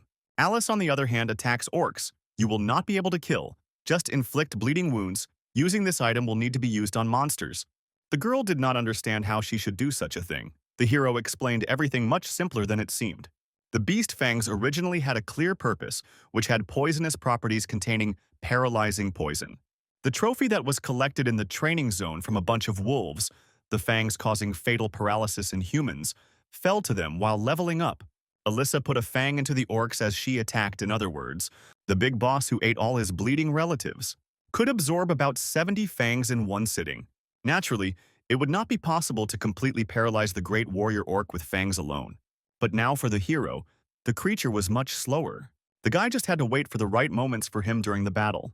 The kid was able to find one by literally fighting it for not a large amount of time. Alice then ran up to the large creature to begin acting on her preconceived plan. The boss was quite furious at some bugs under his feet. The girl was about to aim for the side, but the giant blocked her attack, and it also wasn't clear why the body was so strong. The great orc warrior only slowed down, but the difference in attack and defense strength remained the same for the hero team. It wasn't only the players who possessed such an understanding, but the orc was also aware of it. Even though the body was looming as the kid wanted it to, but it would definitely be able to devour common humans, the creature knew very well that it was a predator. And it was human meat that the monster clearly tasted the best. The hero knew that the monster was visited by similar thoughts in time of battle. Even trying to pierce the eyes won't be fatal to the boss. An everyday vital point to aim for. This is the monster's mouth, in which it was already possible to do some damage. Deal damage to the weak spot, and insert an iron bar to prevent it from closing its jaws. The boy asked Charlie to be careful not to let the iron bar fall out. Charlie understood that their victory would depend on it. The Fist King dares to show his power in front of the creature while it is somewhat immobilized thanks to his friends. Charlie tried to do most of the damage with his physical strikes. The creature took the maximum amount of damage from such damage, from the players. The final blow was to be finished off by Alice, who applied her one-hit kill skill. As sad as it is to admit such a thing, the guys got the whole root tooth for killing such a boss. Except that the reward for completing the task became much better, because the kid was able to get giving useful items from the set of Great Orc Warrior. And then there's the special skill, Intimidation, which was more powerful suppression.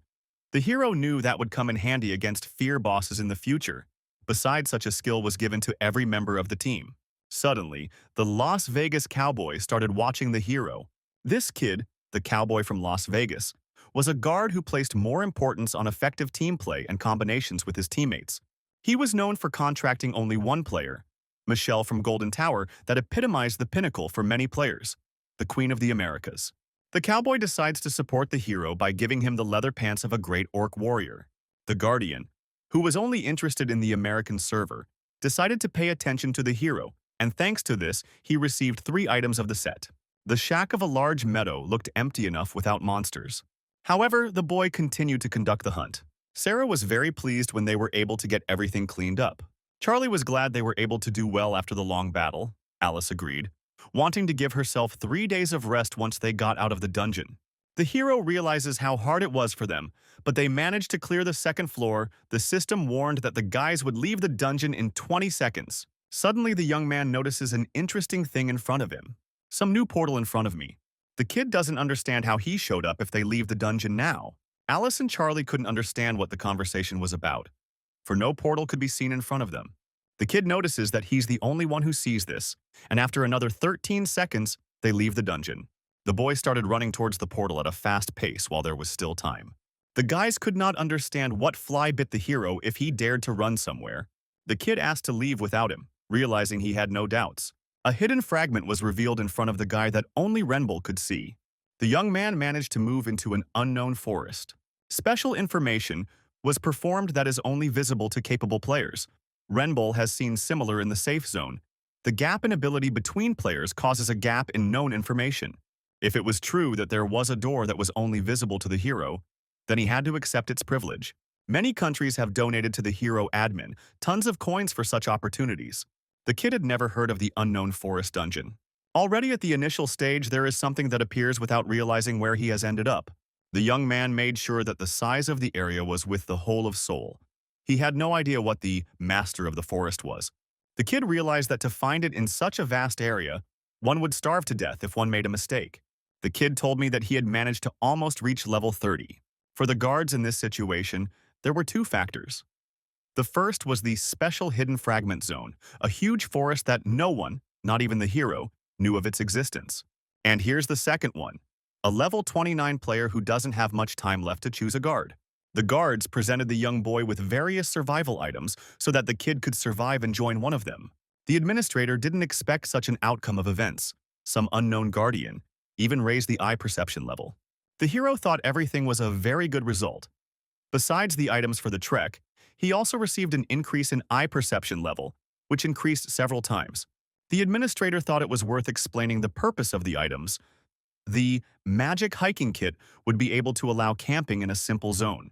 It would have been better for the lad to see the description of the items himself, but having seen but alas could not, Celia explained about the magic bonfire being able to burn for over 3,000 hours. The sponsored items were also impressive. The magic hiking kit looked weak, but still worth more than 30 million won. While the hero was thinking about the composition of his kit, The administrator asked to hear her out. The kid reported that he heard everything. The administrator asked the player not to get lost. She wasn't the least bit worried about him. Although the boy saw quite the opposite, the girl told him that with the powers of a mid-rank administrator, she would issue a task. The young man couldn't understand why she was so worried about him. She was even willing to give coins that were hard to obtain. The hero wanted to try starting with the magic camping kit, namely the magic bonfire, which had been burning for over 3,000 hours, not extinguished even in the rain, having the effect of scaring away monsters. For some reason, the repeat assignment was done, which didn't embarrass the kid much. The girl praised the young man, but he should have listened carefully to her explanation, for they were directly related to his survival. The guy was not clear whether it was not enough, what he remembered. She agreed with him. The hero realized that it should not be a long conversation with the presenter. The guards do not want to listen to such things. The boy hadn't even told the girl about the eye perception upgrade yet, and the task was already completed. The young man realized that Cecilia meant completely unaware of such a thing even. To the guy, even at first glance it seemed to him that this forest was just huge. He was more concerned that it would take a long time to mop up, but nothing changed from the excitement. The boy knew nothing about this place, the hero's only clue, only the search for the master of the forest. Meanwhile, evening was coming. The young man notices that the underground area was subject to time currents, thus realizing where the west was. The hero was always told it was better to go east if he did not know the way. The great explorer Jackson stating that this was not a rule but an experience. The kid doesn't think it was a high-difficulty dungeon with changing directions. Renbull wanted to try and start the search from the beast tracks. The boy was able to put up a tent and stuff to finally create a safe zone in the dense forest.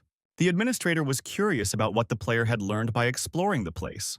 The kid thought it was suspicious, the question not from Sonia herself, more like asking the guards through her. The process of exploration is not so interesting and exciting. Now the hero is collecting clues, which was nothing fun.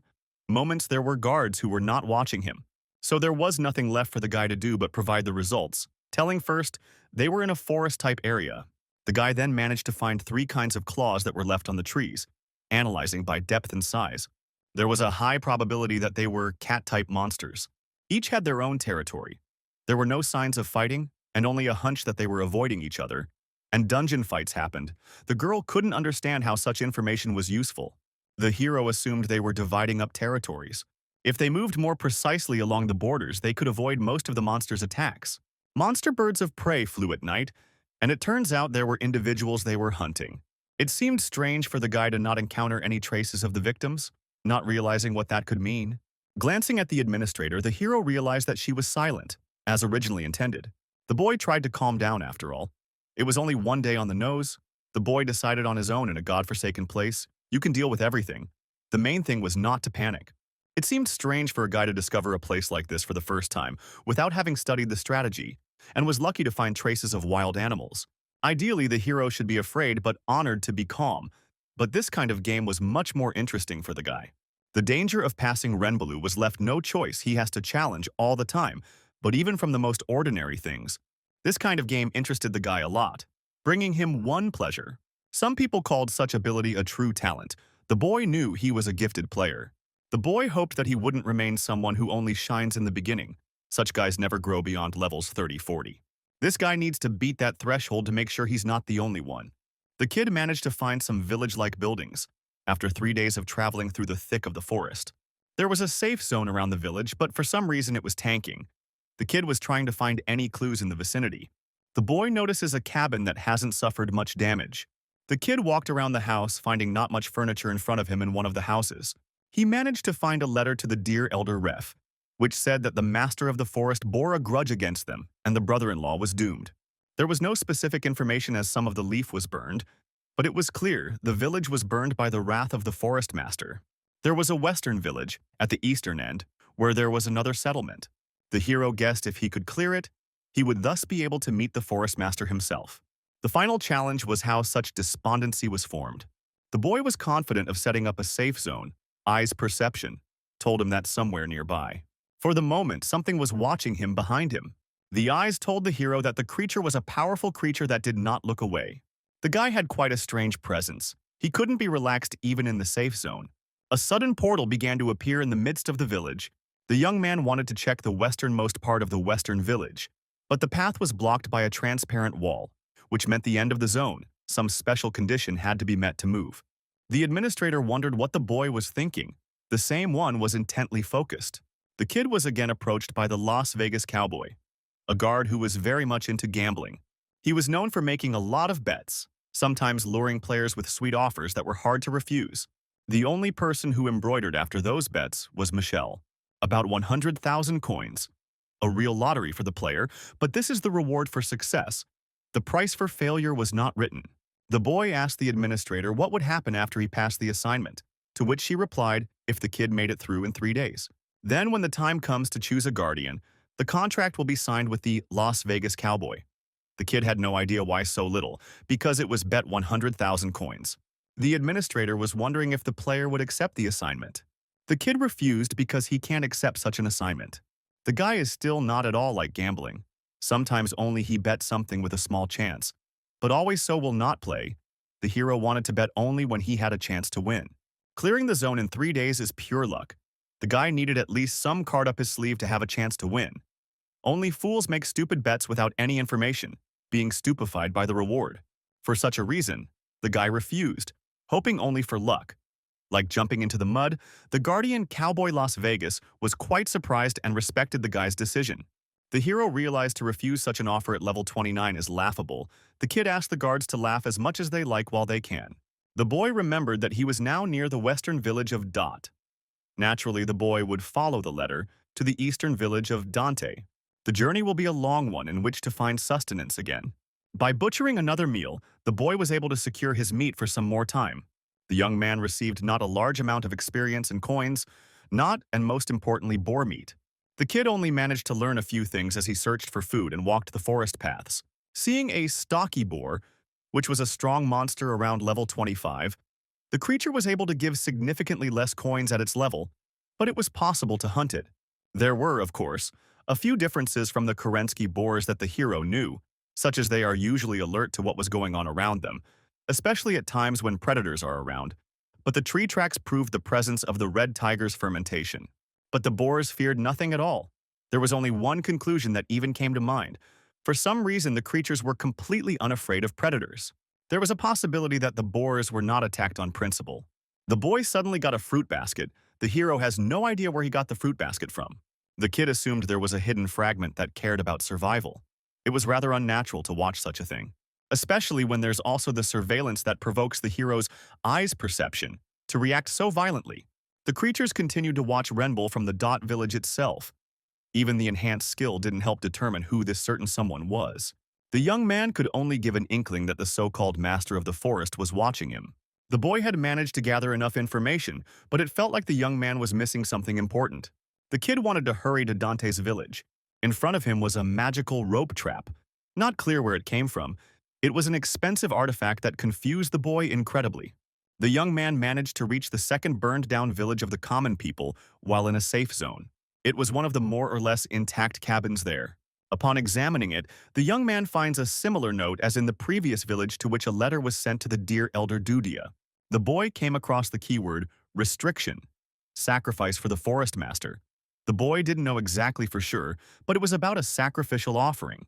The hero was beginning to guess. If such a thing was not done, he would repeat the fate of the village. Looking around, the kid notices a similar pattern. All the houses have been burned down, and there are no traces of the people left behind. After walking a little ways ahead, the young man notices something interesting. There was a well in the village that looked untouched. Taking a closer look, the kid notices a character, a girl who looked on the verge of death. The kid used a recently picked up rope in an attempt to pull the girl out. The guy had hopes of getting a major clue. The rope probably came in handy for a reason. The boy managed to successfully grab the girl and then tried to pull her off the well. The kid also notices something entertaining. The girl turned out to be an elf. The boy could only recognize such a thing by pulling her closer to him. More specifically, she was of the elven race, who possessed superior healing skills and recovery, loving peace. Lime were their good looks. Such features spawned a large number of streamers who only shot elves. Some even used them for profit, such as the infamous slave trader, June. The boy held out his recovery potion to the girl. Then she was able to close her eyes. To the young man, the elven woman looked something like a plant, as if she hadn't rotted in the well a couple minutes ago from a potion she had immediately recovered from. The girl managed not to move much, not realizing what had happened to her, and then abruptly startled the protagonist, who looked at her in awe, not understanding why she was needed in the dungeon. The girl thanked for the rescue, the hero assumed the girl was a villager, and the master of the forest was angry at them. She agreed with the premise. They couldn't present a sacrifice on the altar. It was an ordinary NPC who was 91 years old. The elf is told if they could present a sacrifice to the master of the forest, the boy couldn't figure out what sacrifice. The hero realized that the girl probably didn't know, she agreed, for they didn't understand what was wanted of them. If they had known, they would have sacrificed to the southern altar. The girl again thanked her rescuer, stating that she would soon return to the embrace of nature again. The boy did not expect to hear sharply such a thing, because such a thing meant tantamount to human death. It turned out that the potion only temporarily revived the girl. She announced that she would soon return to the arms of the earth that spawned her, turning to powder and becoming food for the oak tree. The young man understood the elf's desire perfectly. The girl thus wanted to say that the elves lived in houses made of felled trees. It was a real fabrication. The boy really didn't understand why the elf lied about being a villager. The girl had absolutely no idea what the boy was talking about. Initially, the forest immediately seemed strange to the hero. Everywhere there were traces of predators. But the victims were not wild boars, which did not participate in any way in the fights for territory, which is not typical of wild animals. Simply put, a strange zone, the system paid a lot of attention to setting and allegiance. Though there were scenarios without context, the elf race doesn't cut down trees but lives in huts. Landia was specifically different from the standard oak elf setting. It could be explained that the girl was just a character to pass on information, but it was all too strange. The hidden zone was a fake zone that was reconfigured to resemble a normal unknown forest. Eventually, as expected, the girl became dust and disappeared. The kid notices a place where the green winds are blowing, but the kid can't see anything, which was weird enough. Everything seemed too unoriginal, a zone with sloppy settings, as if she was created by someone who had read about her in books. It was clear to the guy now.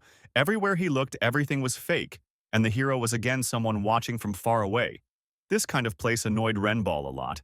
The boy dared to recognize the unknown forest's magic effect, after which Galaza perception began to resist the magic effect. My eyes tried to see reality, trying to escape the distorted space. The kid managed to lose a not insignificant amount of blood due to the eye resetting.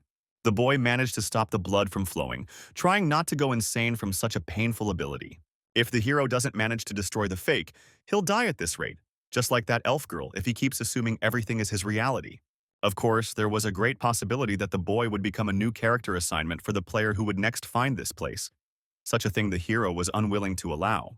The young man wanted to, and would, live in reality, not some fake. The fake zone that Renbull was in has a limit in a special way, and its creators didn't want its creators to know about it. Pointed to the extreme east or west, and a notice appeared on the border that it was impossible to go any farther. The boy will try his best to ruin everything. The hero wanted to mop up absolutely every boundary of this fake.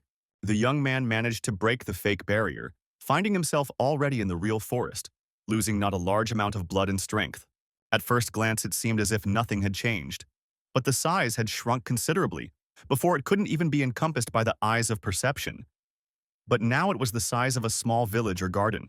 The kid managed to end the horror in front of him, having recently been locked in a faux pas. The counterfeit was destroyed and the master of the forest. The hero couldn't even think of his skills being so great. It was hard to create such a wide area, realizing that something must have helped him.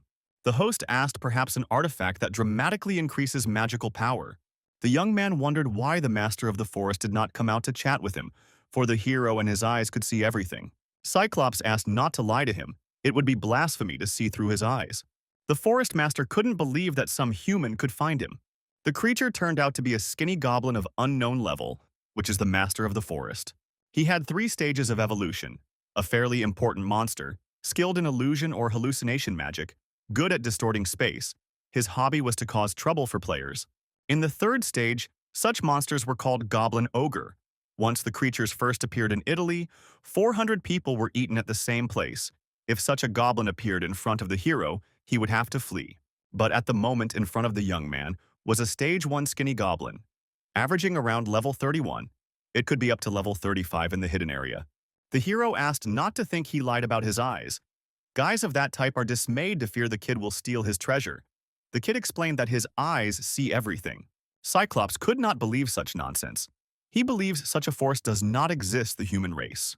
Renbull asked not to tell him, for he knows that the Forest Master had hidden it behind him, a magical stone of reinforcement. In the confusion, Skinny Goblin's intelligence drops to the level of a child. The young man managed to use his instant strike skill, and then did critical damage, essentially. The monster had no idea how this happened, why the player had cut off his precious horn. The creature was furious, calling Renbull a broomstick-like idiot. The young man hadn't expected such insults, special to his hair. The skinny goblin dared to use its goblin bludgeon skill, flying straight at the young man. However, the hero failed to dodge the blow by taking it upon himself. Goblin expected to finish the fight, including his victory. The boy managed to block the damage, his armor on which was a skill that once a day nullified all the damage received. The kid didn't expect such a technique, but alas, the goblin is too careless with his tricks. The young man managed to kill the master of the forest by fulfilling the prerequisites for the quest The Unknown Forest. The boy didn't even expect to be able to handle everything in such a short time. Renbull wanted to leave this place when he received his reward. He needed to not forget the magic stone that the goblin had lost. Was a useful artifact in its own right, and would be worth about 10 billion in 3 years. The young man planned to find it somewhere nearby. The kid couldn't believe the creature had managed to bury much deeper. The boy thought such a strange sight, gradually realizing he was omitting something. Suddenly, the boy notices something interesting. Unexpectedly, the kid notices a chipmunk in front of him. Toe resolutely ran towards the player, while the hero did not know how to react to him. The chipmunk was showing some very interesting gestures that made the boy assume he had to give him something. Senya didn't show up, so it couldn't be called a bug. The kid also notices he still hasn't been thrown outside even though he's cleared the dungeon. The path outside the forest also didn't appear, and there was no exit from the dungeon either. The young man was beginning to guess that the chipmunk was somehow involved. Chipmunk turned out to be the last piece of the anomalous zone. Trying to analyze the creature's eye perception failed to give out information. The kid realized that the chipmunk is not a simple animal, and the one offers the hero some kind of deal. The boy notices he was noticed by the guards from the Italian server. The Merchant of Venice must have been a guard of Hellas. The Royal Water was known for valuing bargains and negotiations. The hero never thought he would show up to bargain with a squirrel. The young man wanted to try to make a good deal. The boy wanted to tease the chipmunk not much by giving away various items not tasty to him. The kid notices how the squirrel is furious, the hero realized. This kind of thing is clearly not to her liking. The young man then suggested goblin spirits, but it turned out to be completely wrong. The boy notices how skillful the squirrel is at using magic. The boy has one shot left. Renbull unfortunately couldn't even imagine what he would need, because it was impossible to talk, but he was so persistent. The boy wanted to give the chipmunk something of extraordinary value. The kid joked that it was too big a loss for him and would like to get a lucrative offer. Chipmunk wanted to make a deal faster with the kid, although it was news to the kid that the creature could use the deal window. The item received turned out to be a magical enhancement stone, the stats of which could not be checked at the hero level with 2 uses left in it. The bargain was perfect, and the boy at any rate was glad of such a pebble. The system then notices a complete dungeon walkthrough, granting the guy to destroy the crystal. The boy naturally ruined it, and then instantly moved into his real world of people. People couldn't believe where the hero came from, but others reassured that he was standing behind someone, then jumped out. The kid notices some change. The surrounding world to Renbull seemed somehow orderly. Now there were no people in sight to keep an eye on the players. The rest had managed to clean up in an incomprehensible number of days so far. A young man notices the weather is too hot. Looking at his smartphone, was greatly surprised. The kid managed to spend about 3 months of real time in the dungeon. The boy managed to miss a lot of things, realizing that he should call someone first. The kid decided to call his sister first thing, trying to explain everything. But the girl hung up on him, which made the kid not even a little afraid of her reaction. The young man thought he should call the others, and when he called Charlie, he couldn't believe his ears when he heard Master Renbull. The Fist King cried with happiness, spitting everyone around him with his snot from emotion. Then, the kid went home. And then he met up with his family again. His sister was immediately furious, but it was clear what she was going through. Not entirely fair, since the kid himself didn't know that something like this would take 3 whole months. The hero's mom was happy to see her son, and the fact that he came back safe and sound, the hero was happy to hear that. Only it wasn't clear why the creature was in his house. Phantom Chipmunk appeared recently in the family of a character who required a name and whose level was unknown. Looking at the characteristics, the young man failed to understand why some chipmunk had so many unique skills. Sarah gave him the name Darren. Speaking of which, the kid noticed that Unknown Forest didn't have this information. The young boy was able to understand in this way. Darren was able to give the hero permission to see his characteristics. The kid was pleased that they were able to decide on a name quickly. The name Darren was a rather funny but nevertheless unique name. Sarah had named him Kim Darren, who from the looks of it liked that sort of thing. In a strange way, the boy had managed to become the master of the drone. The young man managed to miss a whole 3 months. No small amount of time worth recovering, and for someone who planned to spend every day making the most of it was a disaster. There were many things that could be accomplished in such a time, but these regrets were another waste of time because Unknown Forest was useful. In 3 months, the kid managed to earn more than $1,000,000,000, putting regrets aside. The guy was curious how the world had time to change, but the time had come. It was time to make one important choice. The administrator appeared in front of the guy, alerted to the pause. She wanted to give a big thank you to the guard who activated her. The girl notices the level 30 guy, asking the Renbull player to come to his decision by picking someone. Guardian's choice is the only possibility to change class at level 30, an important moment that determines the direction of the future game. A guy could only get 5 entries in total, by different guards who could choose a player at their discretion. The kid knew that this was the first time so much attention had been gathered on Celia's channel. It seemed as if she was having a hard time keeping the broadcast going because she hadn't expected such an influx of guards. The young man managed to get all 5 offers, even more than expected. A mid-level player must be extremely lucky to be picked by at least one guardian. The highest known number of contracts was 4. The kid had never heard of anyone getting 5 messages. He could definitely make sure. The hero's talent is so immense that it made from an ordinary man a genius, but the expectations of the guy could not be justified. Where could one message have gone? The administrator asked the guy which guardian he would contract with. The kid stated that there were only outstanding individuals among all the guards, and wasn't sure who to pick. The guards were able to react differently to his speech. One of the rogues had lost his shame. If the guard really wanted to become a Demon King guard, his level would have already exceeded level 40. All the other guards made reasonable suggestions, traps that nudged the hero towards the choices they needed. Of course, there was a generous guardian stronger to accelerate Renbull's development, but there was only one to choose. The kid doesn't know why, but he felt something strange. From the notes sent by the guards, as if there was something in this space that the hero can't grasp. Guy should have focused carefully on eyes perception. The boy was able to locate the unknown observer in front of him, who for some reason had not sent a message. It seemed to the hero as if from the very beginning, he was literally under the gaze of this ingenuous guardian. Even on the very first day after returning to the past, even from the very beginning of the training, he had been watching the hero since the beginning of the game.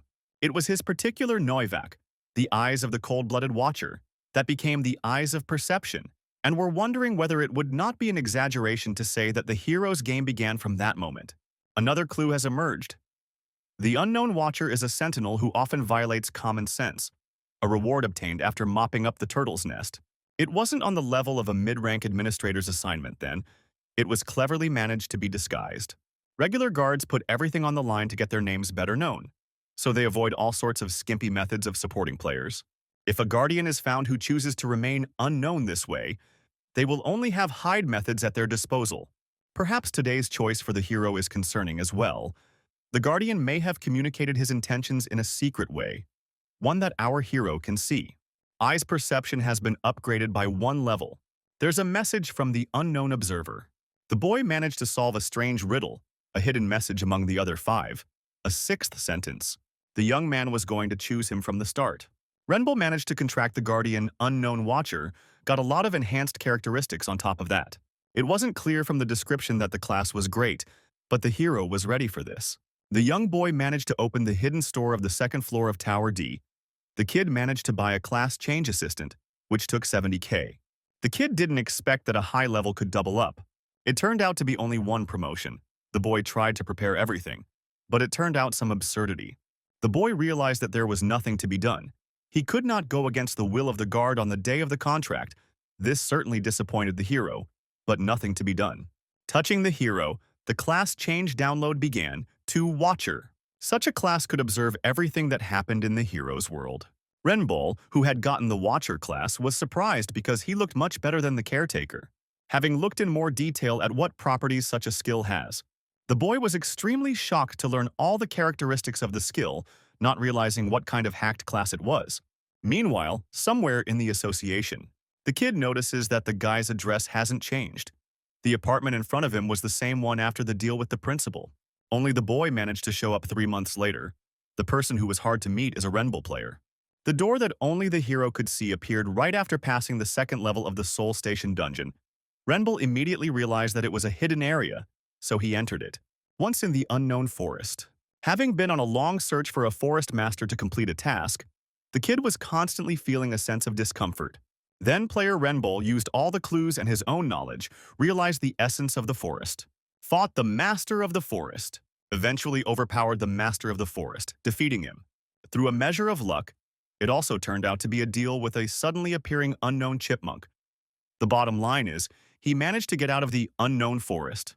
Back in the real world 3 months later, the kid got level 30 and a chance to choose his own guardian, along with a special class called the Unknown Observer. There came a point when the kid had no idea why he was going through something like this. The Observer class turned out to be literally an observer. The kid didn't recall anyone getting such a class in 10 years, and judging by the description he'd only have to watch, the kid wondered if he should check out the skills of the profession. The Observer zone was only level 1, which displayed the available zones, as well as 50% experience added from the entire team within a 5-meter radius. Eyes of the Watcher had many abilities that were usually too complicated for players. In the hero class, there were not even basic attack or defense skills. It felt like a complete mess. But if you increase the level of Eye of the Observer and share skills at the right moment, King of Fists will be able to show murder by one punch, or will be able to see Sarah's Platinum Shield. If used correctly, this will come in handy a lot in the future. The only problem was leveling up. It would take 5 years to grow from 30th to 40th by simple efforts. Although the kid would be able to do it faster, he had a feeling that it would all work out and it was worth a try. The kid thanked everyone for giving him the opportunity. The boy notices that he only had the name Unknown Watcher hidden. The guard most likely didn't want to reveal the fact that he had signed a contract with him. It was clear that the guard wasn't one for publicity, hence the unknown. The kid planned to adjust to the guard's character. The character has stated that he will follow his will and will not disappoint the guards, promising to play as well as possible. The last words were more like bragging. But many like this show during the change of profession, the girl managed to capture this moment. The kid only laughed, pondering the whole situation of what was happening. The change of profession was only the beginning. The boy was able to spend 3 months in the unknown forest. The lad needed to prepare for the future. The boy notices as many as 7 missed messages from Alice. The girl couldn't understand why he didn't pick up the phone for so long. The boy denied that the phone was on silent. She said tomorrow afternoon would be the first player's training camp. The hero began to realize that it was time for the active actions of the Association of Players. Different rules, distribution of items and income, large guilds that sponsor large companies. They will be able to establish new orders. Alyssa learned that there would be plenty of information available. They said even in the buy guilds there were still plenty of spots available, career advancement and such. Renbull asked to wait, for there was someone standing outside his door. The kid expected someone to show up before the players gathered, but he wasn't sure who it would be. The man asked if the kid was a Renbull player. The staff member wanted to greet by introducing himself as Ronaldo's supervisor from the Sanshin Association. The hero began to recall Ronaldo's name. This employee was once the head of human resources at the Players Association. In 2028, personally came to the hero with the test results. That pitying look was hard to forget while the association is a subsidiary project of Sanshin, but would later split off and be affiliated with the government. Renbull remembers how all the staff were replaced by civil servants later. He was a supervisor at Sanshin, even in the present time. Judging from the description, the hero didn't think he was a bad person, but it was interesting how exactly Renbull could be of use to Sanshin. The staff member put together their submission document, which detailed very high praise for Mr. Renbull. Ronaldo suggests that the kid report to the guild heads. The kid didn't expect it to be about guild heads, especially about the Taigov Shield Guild, which divorced at a rapid pace while receiving support from Sanshin. So such a suggestion is surprising. The employee offers an annual payment of 200 million won, additional benefits, high rate of salary increase, asking the hero to read the contract regarding the distribution of items and coins. The young man wondered if the answer was needed right now. Ronaldo asked not to answer immediately, but it would be best not to drag this out. for there was a chance that this would be the first and last offer of this magnitude without further verification. The supervisor will look forward to the hero of good news. The kid realized that 200 million is already too much. The employee seemed sure to agree to such a thing, for just a man cannot think of a better way. Such an offer from the very company that old man who realized the value of the hero of the revolutionary product wants to give only 200 million. Renbull knew there was no malice, but it seemed humiliating. The hero's inventory has recently received the item Magic Strengthening Stone, the value of which will be 10 billion in 3 years. The kid wouldn't go to them for 2 billion. And also, Unknown Watcher is unlikely to like such a direct introduction. The best way would be not to become a chapter and mess with Seong Shin. The boy will play his own way.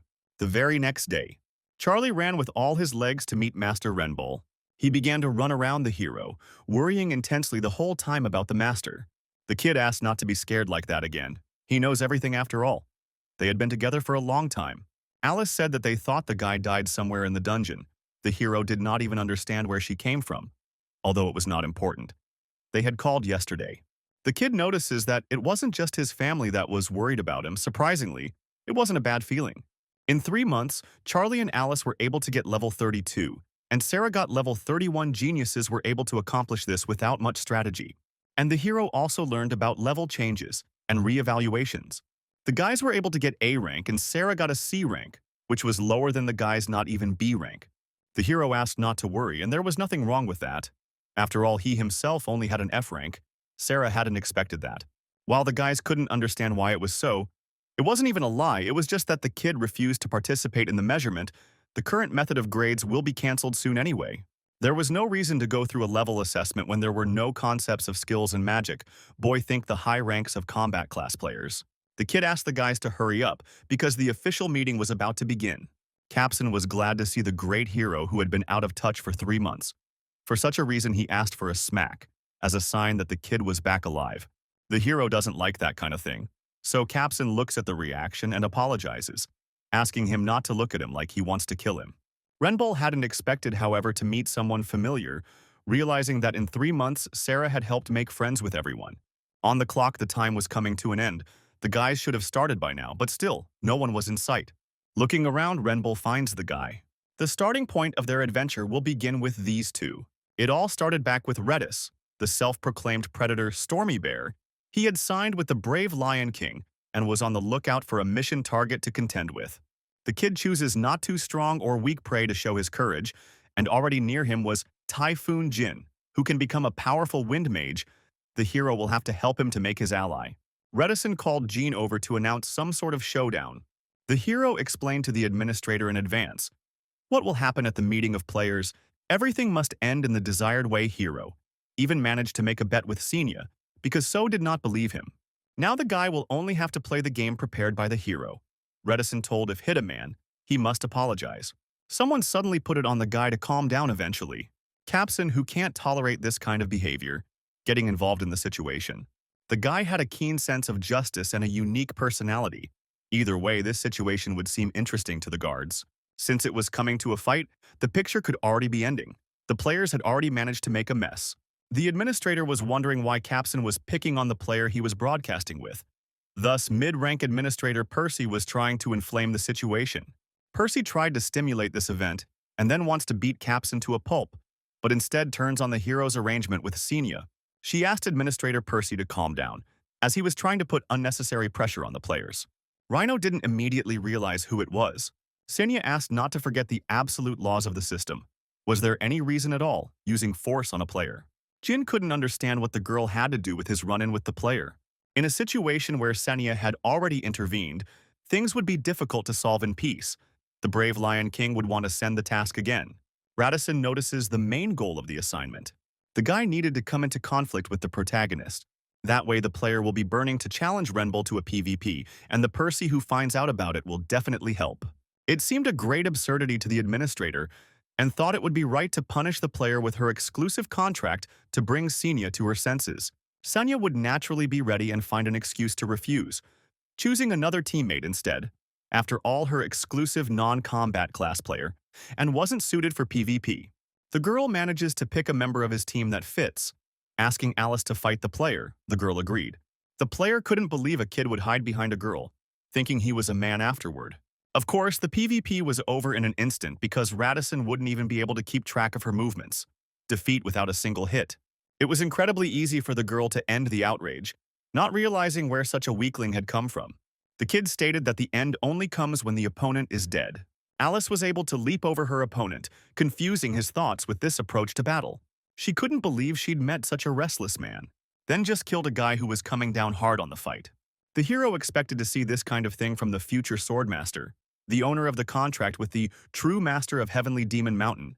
These guys were able to help Renbull test the Watcher's eyes. Even at the first level of skill, the boy was able to count the mana flow and Alice's movement. If the boy could get used to it and raise the level, in the future he could even copy the movements. And also manages to get team experience, which is gained even during a PvP battle. Usually team members gain experience based on their contribution. But if you add up the effect of increased experience in the Watcher's Zone, the bonuses from Pathfinder and Superior Player, you get an 80% increase in experience gained. The kid was now able to better understand the Watcher class. It was enough to stand behind and watch to make the experience amazing. It was amazing for a visiting player to watch such a beautiful girl have an outstanding level. Chipmunk spots a potential victim for Mr. Renbull's pocket. The boy praised Alice, the sight was impressive to him. The hero knew this man by the name of Siren, a professional coin thief who preys on newcomers. The guy had a unique ability called opening pockets. The kid even heard. It allowed him to check the amount of coins in his inventory. The player then had to target not the hero, being the richest player. But besides the player, there was more than one genius thief. The kid was thinking of taking a little bonus for himself. Eventually, Renbull managed to rob Siren, who was about to rob him of his own, the little genius going unnoticed even after the theft. The young man managed to pick up 47,000 coins for himself. The unexpected increase in balance will make planning easier. Alice introduced Jin, who wanted to thank the girl, but she thought it was more appropriate to listen to the hero. Typhoon. Jin always remembers his enemies and those who helped him, for his guardian is the Libra woman. The player thanked Renbull wholeheartedly for saving him. He hadn't unleashed all his skills yet, but he was already at level 30. The hero thought it a trifle, for that fellow had behaved childishly himself. Radisson and Percy helped the young man to leave a good first impression. Renbull notices the guy had a mage class, but the guy couldn't figure out how the hero knew. The young man replied that he saw Radisson start to hit on the guy and felt a faint breeze for a moment. For such a reason, he assumed that the kid had wind magic. The player was surprised at such insight. It was the first time he had met an adult who had intervened in such a situation, realizing that the player was indeed outstanding. A young man notices a meeting on the 12th floor, suggests Jean go up together. The latter agrees to the proposal. The hero and his team managed to pull it off in time. Jin was now their ally. The first phase was complete. The kid was an important person who plays a key role in the future. Next, the serious part will begin. The meeting on the 12th floor was supposed to start at 2:30 p.m., but things took a turn with the appearance of a sudden gate. That's right, as in the hero's past, the place Typhoon Jin awakened. The boy manages to help awaken him and get something. There were quite a large number of people around who would participate in the gate. Sudden Windy Hill Gate, an uncharted gate whose cause is unknown. A brutal place where more than half of the players will die today. There were about 18 columns in total. To find the gate closure clues, you had to destroy them, but that would result in a change. The slowly increasing wind flow eventually rips people to shreds, and ferocious monsters appear, which are difficult to hunt at the current level. If the hero didn't know the strategy from the memoir earlier, he doesn't even know what would have happened to him in such a place. The kid had to come to a place like this to awaken Jean and get something. Eyes of the observer and effective role assignment, the plan will go well. The guy managed to destroy the 7th column, and then the whole incident would change. Manifest Central Colony. After which the active mop-up phase will begin. The player chopping the column noticed that he was able to find the clue on his own. The rest of the players believed they could try and deal with all the remaining colons. Colons were destroyed fairly quickly, with players trying to mop up the gates as best they could. The hero notices how quickly the 8 columns were destroyed. After that, key items will appear. They played an important role and are located in one of the destroyed columns. The boy wondered where they might be, though Darren suspected something. The chipmunk had managed to bring some interesting items. The kid didn't even realize where Darren had found them from. Wine shoes, which increased compatibility with the vert element and would create a synergistic effect for the steps needed a full pair to activate the effect. Such an item consisted of 2 parts. The guy thought all this time where to get them. But everything was decided by a little helper, so the guy will be able to save time. The young man had only to wait for the moment when it was worthwhile to act. The kid asked Cecilia if she remembered the recent argument. The girl remembered him, of course. Last night she had decided to argue with the hero because she didn't believe it. If Renbull's prediction turns out to be correct, the administrator should open a mid-range store. But for some reason, the price tag on items has increased tenfold. The kid guessed he'd get a fine for such a crossing, but wasn't it too cruel to increase it tenfold? Now the guy only has 47K, and he was a little short. Chipmunks again notices a potential victim in front of him with a lot of coins in his pocket. Darren ran through his head, and the guy wasn't very pleased to realize that there would be stealing from him even when everyone was busy. The chipmunk managed to make the owner a gift of 23,000 coins. The kid originally thought to bypass the store's fine. But the chipmunk genius managed to save the hero. For such a reason, the guy promised Darren a mountain of fruit and 15 minutes of stroking. The young man had managed to buy a lot of good items. Though a big spend for him, it was time to invest. The kid warned the administrator that he was going to reinforce the subject. The girl agreed. But it was possible to open such an opportunity now. Blue light barrier. The young man saw it for the first time, but the one still watching Celia's channel. Guardian, who loved the content with item amplification. In a safe zone, the kid will be able to do it in peace. Something made Renbull very uncomfortable, though. The fact is that there is usually about a 90% chance of success for the first amplification, but not 100% or 120%. The kid didn't understand how this was possible. Back in the past, there was a specialist named Lucas, who was called the Master of Amplification. Toth said, "Amplification is not a fight between 1 and 100 outside of this more beautiful world," which likely meant something like this. The attribute was greatly enhanced thanks to the hero. The kid was able to successfully finish the reinforcement by adding some additional reinforcement.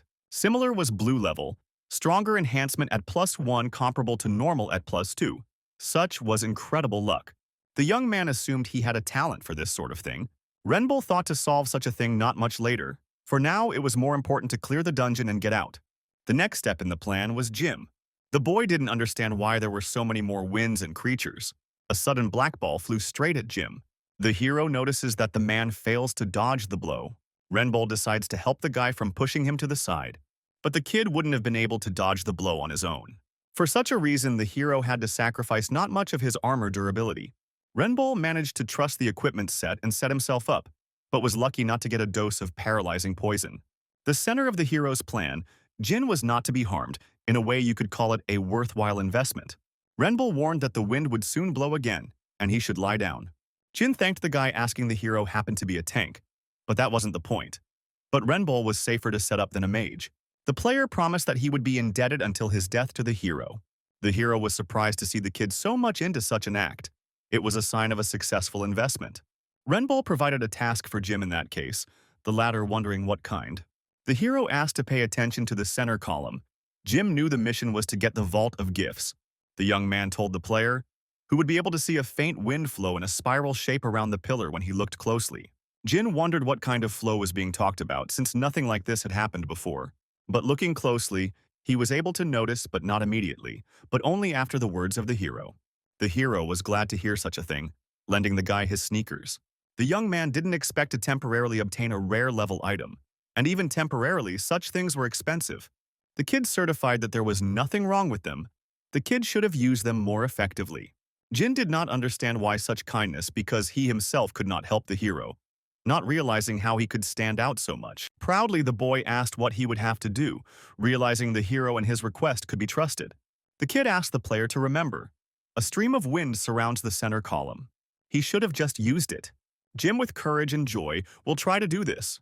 He promised that he would bring the Vault of Gifts very soon. The player ran at an incredible speed behind the flow of wind, gradually climbing to the top. The character was pleased at how well Jim handled the expectedly easy-to-read wind flow on which he was moving. It was enough to fall out of the stream and into the barrage to be in danger, but Jim would be able to make it to the top. Back in the day, the boy had cleared the dungeon the same way, but then used shoes without amplification, being a very talented guy.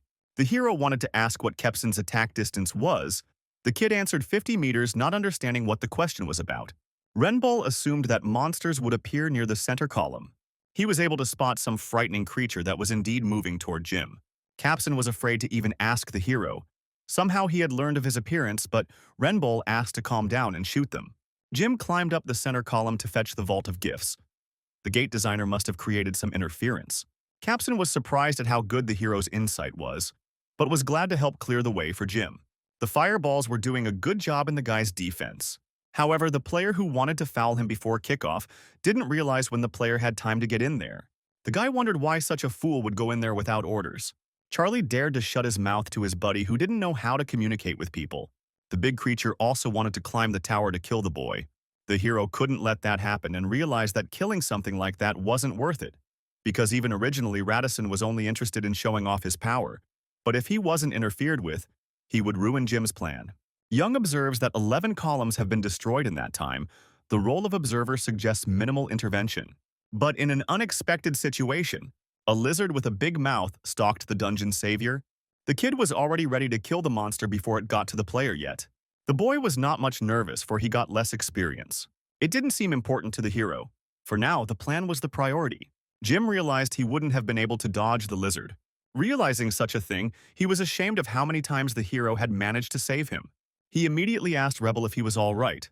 The one natural was fine, experience aside. The guardian of the blue color barrier wanted to offer help. The hero really didn't understand what other support he would get. The hero praised Jim for the beautiful robot. The latter even didn't get a lot of embarrassment from such a thing. The system alerted that the gift vault was beginning to have an effect. Then it also started calming the winds of Water Hill, after which it destroys all the monsters in the dungeon. The sacred storehouse of gifts healed the afflicted people. Things started to change when the gift vault touched the ground for the guys to sweep the place. The vault of gifts has to do with the Wind Temple. To enter the Wind Hill, you had to fill this box with 100,000 coins. All players received a notification of how many coins they could contribute to the gift vault. Everyone could donate the amount they could afford. Naturally, people had to raise 100K at the end. The other players had no way of knowing how much someone could give away. Just in the past, Jim donated the entire accumulation, 15K say. Because of that, he was elected and got a special award. Unless that has changed, the guy needed to donate more than 15K. The hero had practically 22,000 coins in his account. Darren offered his master another 10,000 coins. The hero was wondering where his pet gets so many coins from, but to be honest, the guy won't donate everything. But the situation is different from the past, so it's better for the hero to back up and give the opportunity to become the person who gave the most. The system reported that the Vault of Gifts had been filled, and the blessing of the Temple of the Winds was being extended to players once in the dungeon. The sign appeared to the hero, a sign that was only visible to the hero. The system congratulated the guy for receiving the Gifts Warehouse Award that selected him. From such a vault, the special skill Cognitive Dissonance was transferred. In fact, the hero first heard of this ability thinking it would be useful since the system assessed his needs. There were 2 conditions of use set, but they were already met, though the guy has both Guardian Support and Eyes Perception. Suddenly, the unknown player was surprised, because according to the idea, it should still be going on. But for some reason, the clones started disappearing. The system presented to calculate an additional reward. The hero had no idea that there would be a reward for the surviving clones. This sort of thing could be seen by the other players. The kid didn't want to draw attention. The kid used the new skill Cognitive Dissonance on all the players around him. It went great. All the players now won't be able to figure out who got the reward. The guy had a very useful skill on his hands. Now he would be able to check everything out quietly without fear of any repercussions.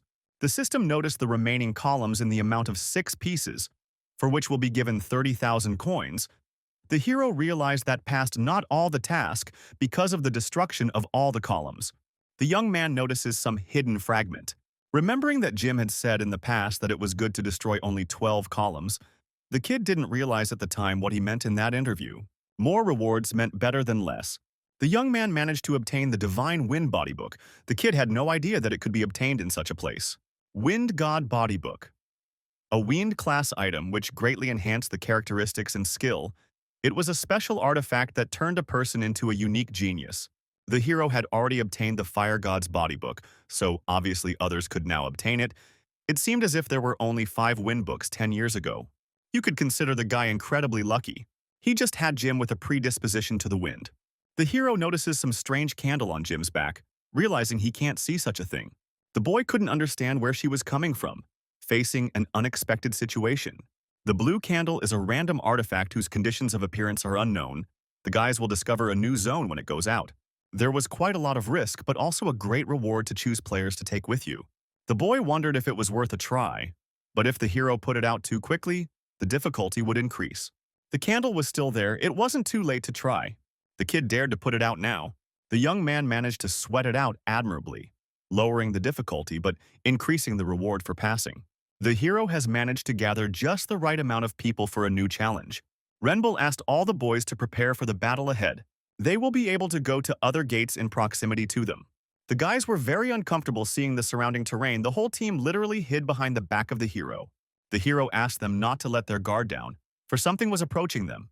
A huge tomb was seen rising in the center, except that meeting the great orc warrior was a big surprise. The boy was lucky to put out the flames in time, otherwise a whole crowd of archers and common warriors would have jumped out with him. The girl couldn't believe that it was enough for them to just defeat him. They were already dealing with such a thing. Alice asked if the iron bar was left from last time with the hero. He was surprised that she hadn't forgotten the strategy. A pause was applied at the request of the Las Vegas cowboy guardian. The cowboy wanted to offer the guys a new assignment for which they could get lots of cool items if they agreed to return to the original difficulty. The boys had no idea how they should proceed. The offer of the guardian of the Las Vegas cowboy was indeed tempting. The first entrance to the dungeon duplex. This place has not yet been officially opened. Such a chance could not be missed. In addition, the coins with the gloves did not want to lose. But his offer is always a gamble. Lives were at stake. A mistake of intuition or observation would put everyone at risk. The hero doesn't think they are capable of accomplishing such a task with their current forces. Renbull wanted to give Jim the Book of Winds. The latter, in turn, no longer knew how to thank the guy for such a thing. The young man knew very well that such an object would suit Jim better than other players. The kid asked to take this book for the sake of all overall survival, and then the odds would increase for the task to become doable. Obviously, the Las Vegas cowboy master of gambling set the terms on the verge of failure. But the guardian might not have known that the hero had managed to obtain the Book of Wind, which could be used to destroy the balance with such an advantage. Now everything was ready and the scales were able to tip in the right direction. There was only one thing left to do. The hero wanted to ask the administrator to give something to the Las Vegas cowboy strat. The girl couldn't tell if Renbull was in his right mind to make a counteroffer to the guards. The boy had not seen a law that forbade such a thing, and did not agree, being in his right mind. The guards had different personalities. A counter deal for a guard who thinks players are lowlifes is a straight path to the grave. But such a thing doesn't apply to the Las Vegas cowboy. Renbull knows. Back in the day, Michelle from the Golden Tower often made counteroffers. The hero asked that his will be passed on to the Las Vegas cowboy. The girl asked to underestimate the guardian. The boy knew that without the administrator. The boy stated, judging by his limited abilities in the original difficulty, 2 archers would appear, and 1 warrior to add 5 additional orcs to them. But the Las Vegas cowboy has not set clear terms of the assignment, so the boy asks for clarification. The hero's counteroffer was to correct the hunting objective with an item that would drop from the warrior orc, a challenge obtained from the Las Vegas cowboy. By offering a task without details, the guardian is trying to figure out if the player is worthy of further attention. Such a method of verifying who he was going to sponsor in the future. The helpless presenter can only fidget. Her cocky player dared to argue with the guardian and make suggestions. However, the hero assumption may satisfy the Las Vegas cowboy. Alyssa suggested that she would then be a distraction and Sarah would aggregate everyone. Renbull asked to wait a bit. The deal was in front of the guys. The hero asked Sanya to take something. The administrator was shocked to discover such a thing from a Renbull player. That's right, the hero already had the experience of hunting the great orc warrior as proof of victory. The kid wanted to provide the guards with a horn. The hero only wondered if there were any problems with that. The cowboy decided to actively watch the hero already after that hunt, so he didn't know the guy would have proof. The guards were quite intrigued by the player's action. Of course, this kind of game will not appeal to everyone, but Cowboy will be pleased when he sees that the cards in his hands are much better than his. However, it was impossible to ignore the reaction of the other guards, to use the opportunity to increase the reward. The kid knew he'd managed to rub the nose of the Las Vegas cowboy, so some of the pack started hustling to make sure the sweep didn't count. At times like these, the mid-ranking administrator had to take the initiative and step up and bring in more naive customers. The girl realized the conditions of the sweep had been met, but she felt that not all the guards were happy with this method. So the Las Vegas cowboy pondered whether to recognize the sweep as complete or not. The administrator knows not to violate the laws of the system. She wanted to ask someone to give a new assignment and take an attacked part in solving the problem. Player and admin wanted to create content that would satisfy the majority of sufferers while attracting new sponsors. Admin thanked for the support. The tomb sweeps will begin soon. However, the difficulty was very high, ranging from Great Orc Warriors, 2 Orc Archers, to 6 ordinary Orc Warriors. It won't be easy. The guards probably won't miss it. The lust for killing orcs began to rise. Meanwhile, the boys stood under the barrier watching the creatures. The hero hoped that all the guys understood the strategy of the future battle with the monsters. Charlie and Alice went on a monster hunt, acting completely on their own strategy. The player decided to draw all the orcs on himself. The girl fighting the guy believed in their victory over the creatures. Charlie was destroying all the surrounding monsters with his skills. Alice, on the other hand, dismembered all enemies in her path with her sword. The team was literally blazing with excitement for the battle. Capson was pleased at how well the guys were doing fighting the creatures. The one in turn also wanted to help with his fire magic. Sarah knew the kid was going to be the key man of this battle, so she would protect him, just following her brother's instruction. The girl would begin to aggro the orc archers, who would launch their arrows in large numbers to attack. The young man managed to use his wind to thwart the archers, acting on the hero's plan. Something like this was reminiscent of the wind that blew on Windy Hill. You just had to change the trajectory of the arrows a bit. Sarah, on the other hand, could easily avoid direct arrow hits by defending herself with a platinum shield. The girl was delighted, no injuries, and they were doing pretty well, the kid was glad to hear. The young man could not believe the amazing abilities. It was as if a new world had opened before him. It was enough to listen to the words of Renbull's player. Now he knew the power of a true leader. He notices that the hero had an awesome monarch class. The young man was glad to see the boys doing well against the monsters. The boy notices while things have been going fairly smoothly, there was one last detail left in front of them. The young man wanted to fight that guy, a monster that was level 41 on his own. The monster was extremely displeased but was waiting for an activation from the players. The creature notices the attack on itself, beginning to act to destroy the humans. The hero really went to fight alone to do as much damage as possible. He had met many anomalies before, but for now, the kid would use the normal method of battle. There was a significant difference of 11 levels between the boy and the orc. It was impossible to defeat the monster alone and without a special strategy. The normal method will need some modification, first to get the creature a bit riled up. The boy asked the monster to attack him faster if he didn't chicken out. Alice and Charlie were minding their own business, taking down common orc warriors. The girl notices how fast the movements of the hero, which could not be called perfect. But the hero was strangely like a celestial Pegasus. The boy didn't have the paralyzing poison from last time, but now the boy can read the creature's movement with the watcher's eyes. Instinctively able to calculate distance and speed, so the chances are there. The young man wanted to aim for vital organs again, putting a spigot in the monster's mouth again. The creature was going into a unique terrorize mode. The boy couldn't understand where such modes come from. The hero's spirit resisted the elimination effect, was not unremovable completely. The body was able to weaken, but the traffic was still readable. From where, how, and at what time the attack will happen all looms in the hero's mind, even weaknesses that only appear for a moment. The boy managed to spot a small dot, hitting which he was able to inflict heavy damage to the boss by applying the skill Instantaneous Movement. The kid had to finish the fight, for all his speed and weight was put into the blow. Only before one thing remained, a swing of his fist at the Renbull player, was able to overpower a hero who managed to put up a block before doing so. The monster was incredibly strong even for Renbull. Sarah walked over to the guy, asking if he was okay. The young man calmed down and said it was fine. He was just unlucky in the moment. The orc warrior kit had protected his shoulder from breaking. The hero wondered if the other guys were done. Sarah agreed with him. The boy had been preparing to miss 3 strikes from the start, but now that everyone was on board, it was a great decision to attack as a team. The young man asked if the rest of the team remembered the last point of the plan, before they would begin the climax of the heroic production. Fire and wind gathered near each other to cast a joint spell, creating a fusion of magic. While the monster was immobilized, the guys were able to create a high-level spell in peace. They were able to capture the monster and make it regret attacking their leader. The guys activated the spell in the head area, which was the great orc warrior's weak spot.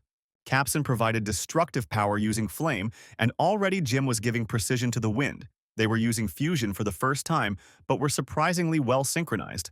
And to finish it all, Charlie and Alice, who ran into the back of the monster that would not have been able to move. It worked out in the end, and the battle was over. Everything went according to plan. A level 30 player fought head-on with a level 41 OCR warrior, ran into problems, and got help from his comrades to win, it was a performance that the stodgy couldn't help but admire. The task was accomplished. All participating players were given a reward by the system. The kid was glad to know that such a nightmare was able to end in a successful victory. The young man managed to obtain 150,000 coins, the Orc Warrior gloves, and the rite of passage to the Uplex dungeon, a gamble in which the three guardians joined forces. The award wasn't even worth comparing to the last one. The guys strongly enjoyed the rewards that fell to them. They were all able to get their attributes boosted. The boy realized that he himself had managed it then too. To obtain the secret reward, high-ranking Orc spellbook, which came from the Whispering Devil, who only sent such a thing to the hero. The other guards weren't too happy about the hero's victory. There was a guard who actively hates the Renbull player. There was a chance they sent her on purpose. Something was going on between stagings.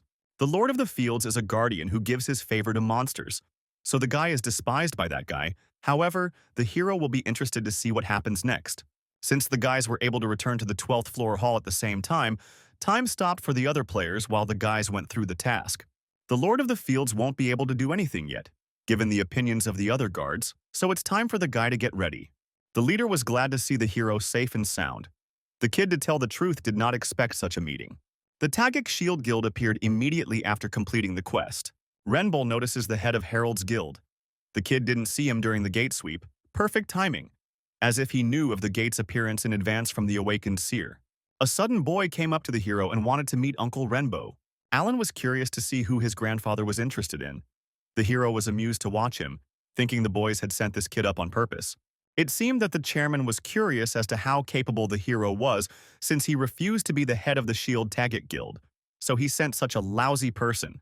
Needing a guy to justify their expectation, Hero asked him to call him Renbull in full. He really didn't understand why the guy dared to treat him that way. The boy didn't like the tone, a hero who apparently didn't know who he was. Renbull replied that he didn't know. He wanted to teach him a lesson, asking the guards to immediately place the hero on his knees before him. Those doubted the Lord's words. He then asked for it to be done immediately, or else he would ask his grandfather to fire them. The hero decided to intervene in the conversation, asking the guy to behave politely. Asked not to think silly thoughts? The boy can become a badass if only he treats people appropriately. The hero also used his spirit skill to subdue the kid. The guards could not believe what they saw. They had no idea how to behave in this situation. Renbull scratched the guy by the hair, asking him not to do that again and to be polite. An unawakened human wouldn't be able to resist a skill that works even on orcs. A small boy wouldn't come to his senses right away after something like that. A picture began to emerge. The staff member asked the guy to stay because he can't leave. It was a directive from the chairman of the Players Association. The guys wanted to take control of all the players on the 12th floor. The Players Association wanted to push on and crush everyone else. The funny thing was, all the agents were unawakened. There was no point in holding back in front of the guards, but the guys were still scared. Alice notices how the atmosphere is too tense. The hero agreed with her. The hero notices how someone deliberately created such an oppressive atmosphere. The hero really doesn't know who yet. Renbull's crew also didn't like being thought of as sinners. Some even considered burning the whole thing to the ground. The administrator has a question for the hero. What picture was beginning to emerge? The boy assumed that the girl wanted to tell the guards, but she was interested in the details to get the direction right. The boy could only say that the submitter would get the message as a result, asking them not to look down on their value. She couldn't believe there was so little information. The youngster didn't want to construct a degree. The administrator assumed checking the head was part of the plan. Right, Renbull agreed. It was just the first step, the easiest to hurt.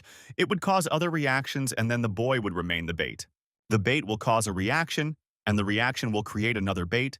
This process will be repeated several times. The true goal is to get the Tagic Shield to act. Senya was beginning to get the point, but she doesn't understand how the hero would come to it. I mean, they're going to start the show soon. Naturally, it was difficult to realize the process would only begin to take effect from that point on.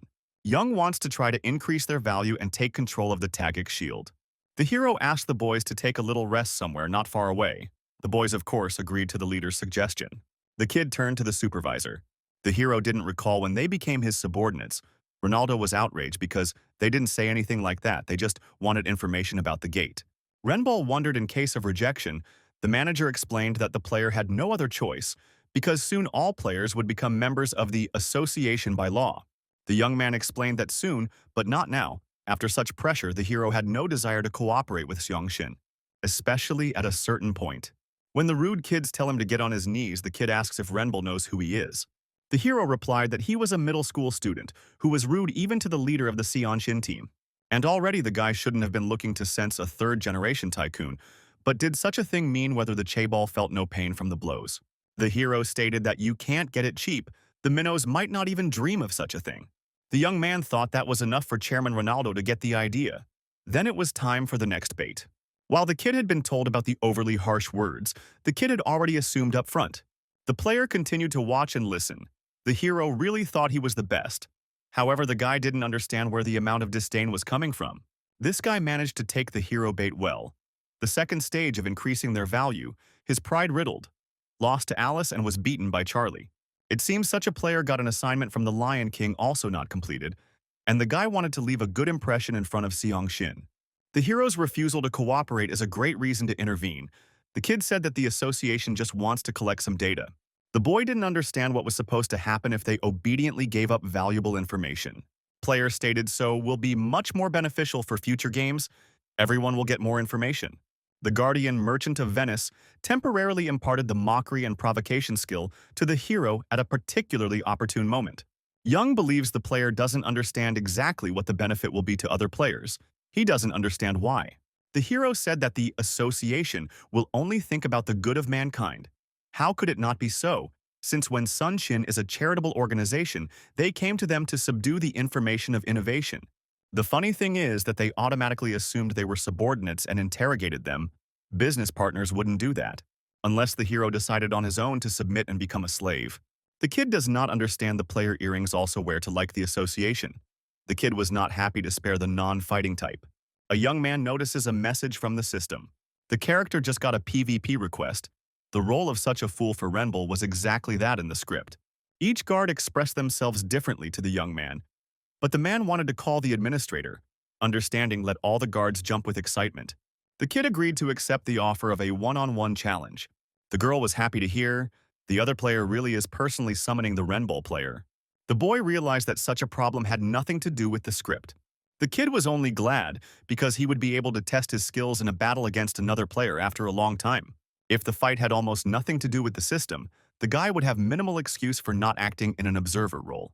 The player didn't understand what the hero's words had to do with it, but he didn't have to worry. He would die at the hands of the guy with the axe. While the hero just dodged the blows, he wondered how long the kid would be able to dodge like that. The young man, meanwhile, wasn't really listening to him and was observing around. There was a strange feeling with the character, as if the player was moving at half speed, just like the timing of the boss battle, when instinctively the boy sensed the direction and timing of the attack. The young man was able to see all the attacks and movement. The boy realized if it kept going on like this, it was quite good, especially when Eye of the Watcher was leveling up. The young man was able to unlock a new skill called Vision of the Future. For a guy meant similar intuitions were becoming a skill that could be called a hacked ability. In combat with another player, it's an incredible difference in skill. As long as the player thought the hero was a vile rat, the young man could see into the future for 1 second. It was decided to stop such tests. The boy asked wasn't he talking about his class. The player asked the hero to shut up. The young man told me that his point was about prolonged observation. But at a time like this, the kid with the axe could only hope for whole bones. The association couldn't believe the power of a hero who was able to literally throw his opponent out. Surveillance was an aid to player interaction. The role of the leader is to gather information through surveillance that helps guide team members in the right direction. Maximizing team efficiency and unlocking the potential of the players, a class that allowed for optimal raiding and hunting. Renbull's class was Monarch. Then once the hero defeated another player, he showed everyone his abilities, so ended the second stage. The young man and his boys left the building for another location. The kid didn't even give much thought to the next plan. Sarah asked something wrong. The guy had a strange feeling like it wasn't over yet, though. Sarah couldn't quite figure out what it was about. Suddenly, the charged player ordered the hero to stop immediately. Renbull now realized, as expected in his speculation, the brave Lion King and Reddick could not give up so easily. Lord of the Fields also decided to step in and act on his own. The association couldn't understand why the guy became like this, and where so many monsters came from. Capson notices the danger by offering to burn them. The hero asked to just stay alert and wait. Even there as a player went into berserk mode, this time the hunt was not for them. A SWAT team came running to the association's aid. Renbull warned the players that the current weapons would not work on the threat, but they refused to listen, because such a decision could not be imagined. The SWAT team that seemed to be waiting for this greatly alerted the hero. The guys ordered to break the distance. Ronaldo couldn't understand where such an event was coming from. SWAT shooters asked you to stop them and keep them away. Orc owl monsters that were level 31 were completely immune to ordinary automaton projectiles. The guild should have taken the initiative to destroy it, but ordinary weapons were useless against such monsters. They should have known it wouldn't work on monsters stronger than ogres, but it seems they couldn't. Perhaps the problem was that the hero dealt with a lot of dungeon breaks. If things are left like this, the association and the SWAT team will die. The guy has a way to stop the monsters. The hero chuckled and realized that the situation was unpleasant for Ronaldo's guild head. The kid asked to talk for a bit and then he would make him a hero. That way the kid could take control of the guild. The head didn't understand how his hero would be made, what it meant. The kid asked for 5 minutes. The hero uses his powers to enter from a groggy state for 5 minutes. The association was to attack monsters together with the guild and then become a hero. The kid activated his eye, then wondered if the monsters would definitely be in that state. The boy notices the use of the Eye of Truth. The kid already had a unique skill. The kid managed to block the skill, but he didn't even waggle an eyebrow. The young man, naturally, understood who suspects him, because he knows nothing about the hero yet. The kid told me what he had said once before about having a special power, asking the guy not to do anything stupid. Since the Eyes of Truth wouldn't work on the hero, Renbull was only going to help for a reason. All items and materials from the hunt will be the hero. Each member of the team will have to get 100 million. The head notices that Renbull's self-confidence surprised him, since he thinks he would accept such an offer. The boy in turn, of course, understood everything. The Tagic shield wouldn't be able to escape from the monsters. Ronaldo asked for the monsters to be groggy, and the hero advised not to doubt his abilities. The guild head notices on how much player Renbull is a dangerous person who can't be seen through, but his abilities seemed real, realizing that the hero surely knew what the Sunshin Association wanted. It wasn't clear until the end who Ronaldo was, this Renbull player. SWAT was interested when reinforcements arrived, but the other asked to wait. They began to notice something was wrong with the monsters. The creatures literally stopped in place and did nothing. The kid was happy to see how well everything worked out. With the current forces, it was almost impossible to defeat such orcs without losses, but this item changed everything. The item worked perfectly on orcs. Even hybrid orcs and werewolves wouldn't be able to escape exposure using the force of forced submission. Lord of the Fields and Brave Lion King teamed up to crush the guy. Whispering Devil saw this coming and secretly sent the hero a spellbook. The whole strategy was based on it. The most interesting thing is why the player didn't budge. The eyes of perception felt a strange energy. The kid wasn't just standing still. Something was definitely going on. The hero assumed that that crazy guardian is trying to apply the power of indulgence into the player's body to personally fight Renbull. The kid realizes how will manage to be in danger, and the player will easily die. For such a reason, it was necessary to knock him out. The boy starts choking the guy to disable him indefinitely. That one didn't budge for a long time. But at one point, he didn't hold back and passed out. The young man was calm after that. The Heavenly Mountain Demon Guardian marveled at the speed of the hero's decisions. The kid knew exactly how the lion was definitely going to invade the guy. Even high-level players won't be able to withstand such a thing. Why would that psycho go for something like that? The hero seemed to have turned the game around so much that he wanted to fight the hero in such a way. A staff member notices how they were able to be above the players' association grounds. It seemed that the monsters were exhausted after the recent appearance, which was expected from the Shield Tagic Guild. Everything ended as the hero had planned. The audience believes that the Tagic Shield defeated the monsters, and the kid temporarily formed a group with them and gained not much experience. They left everything on Sunshin and left the scene. The kid said goodbye to his team and asked them to have a good time their weekend. The hero wondered if Sarah was tired and she was hungry. Renbull noticed Jim wanted to discuss something. The young man tried to guess what the man was trying to say, but the man asked to tell on his own. Jim actually got a new notice the moment they came out of the gate. At that time, it was said that it was possible to open the Temple of Wind dungeon. The kid wanted to apologize that it was too late to talk about such things. The hero told no big deal. The young man asked Jim not to worry. After all, he didn't have to answer to him. He had managed to help, but he shouldn't have made the guy feel guilty by asking to seek his help or advice. Jim thanked the hero profusely. He didn't even know where to find this foxtail. The kid thought about it and remembered that in the past, the Temple of the Wind had been known as a dungeon that Jim had cleaned up alone. The hero assumed it was for one person, but didn't even think about Tail, meaning it was Jim who had caught the six-tailed fox on that mountain in the past. But Tail went to a Renbull player. The kid used it in the Valley of Fire, needed to share information. The hero reported that Foxtail fell out of six-tailed fox, which is around level 20. Jim did not expect the hero to wait for such a thing, the hero agreed. But in that place, it is unlikely to reappear. In the past times, the government has covered up the very existence of this monster. Perhaps Jim felt more guilt because he couldn't prevent the group murder.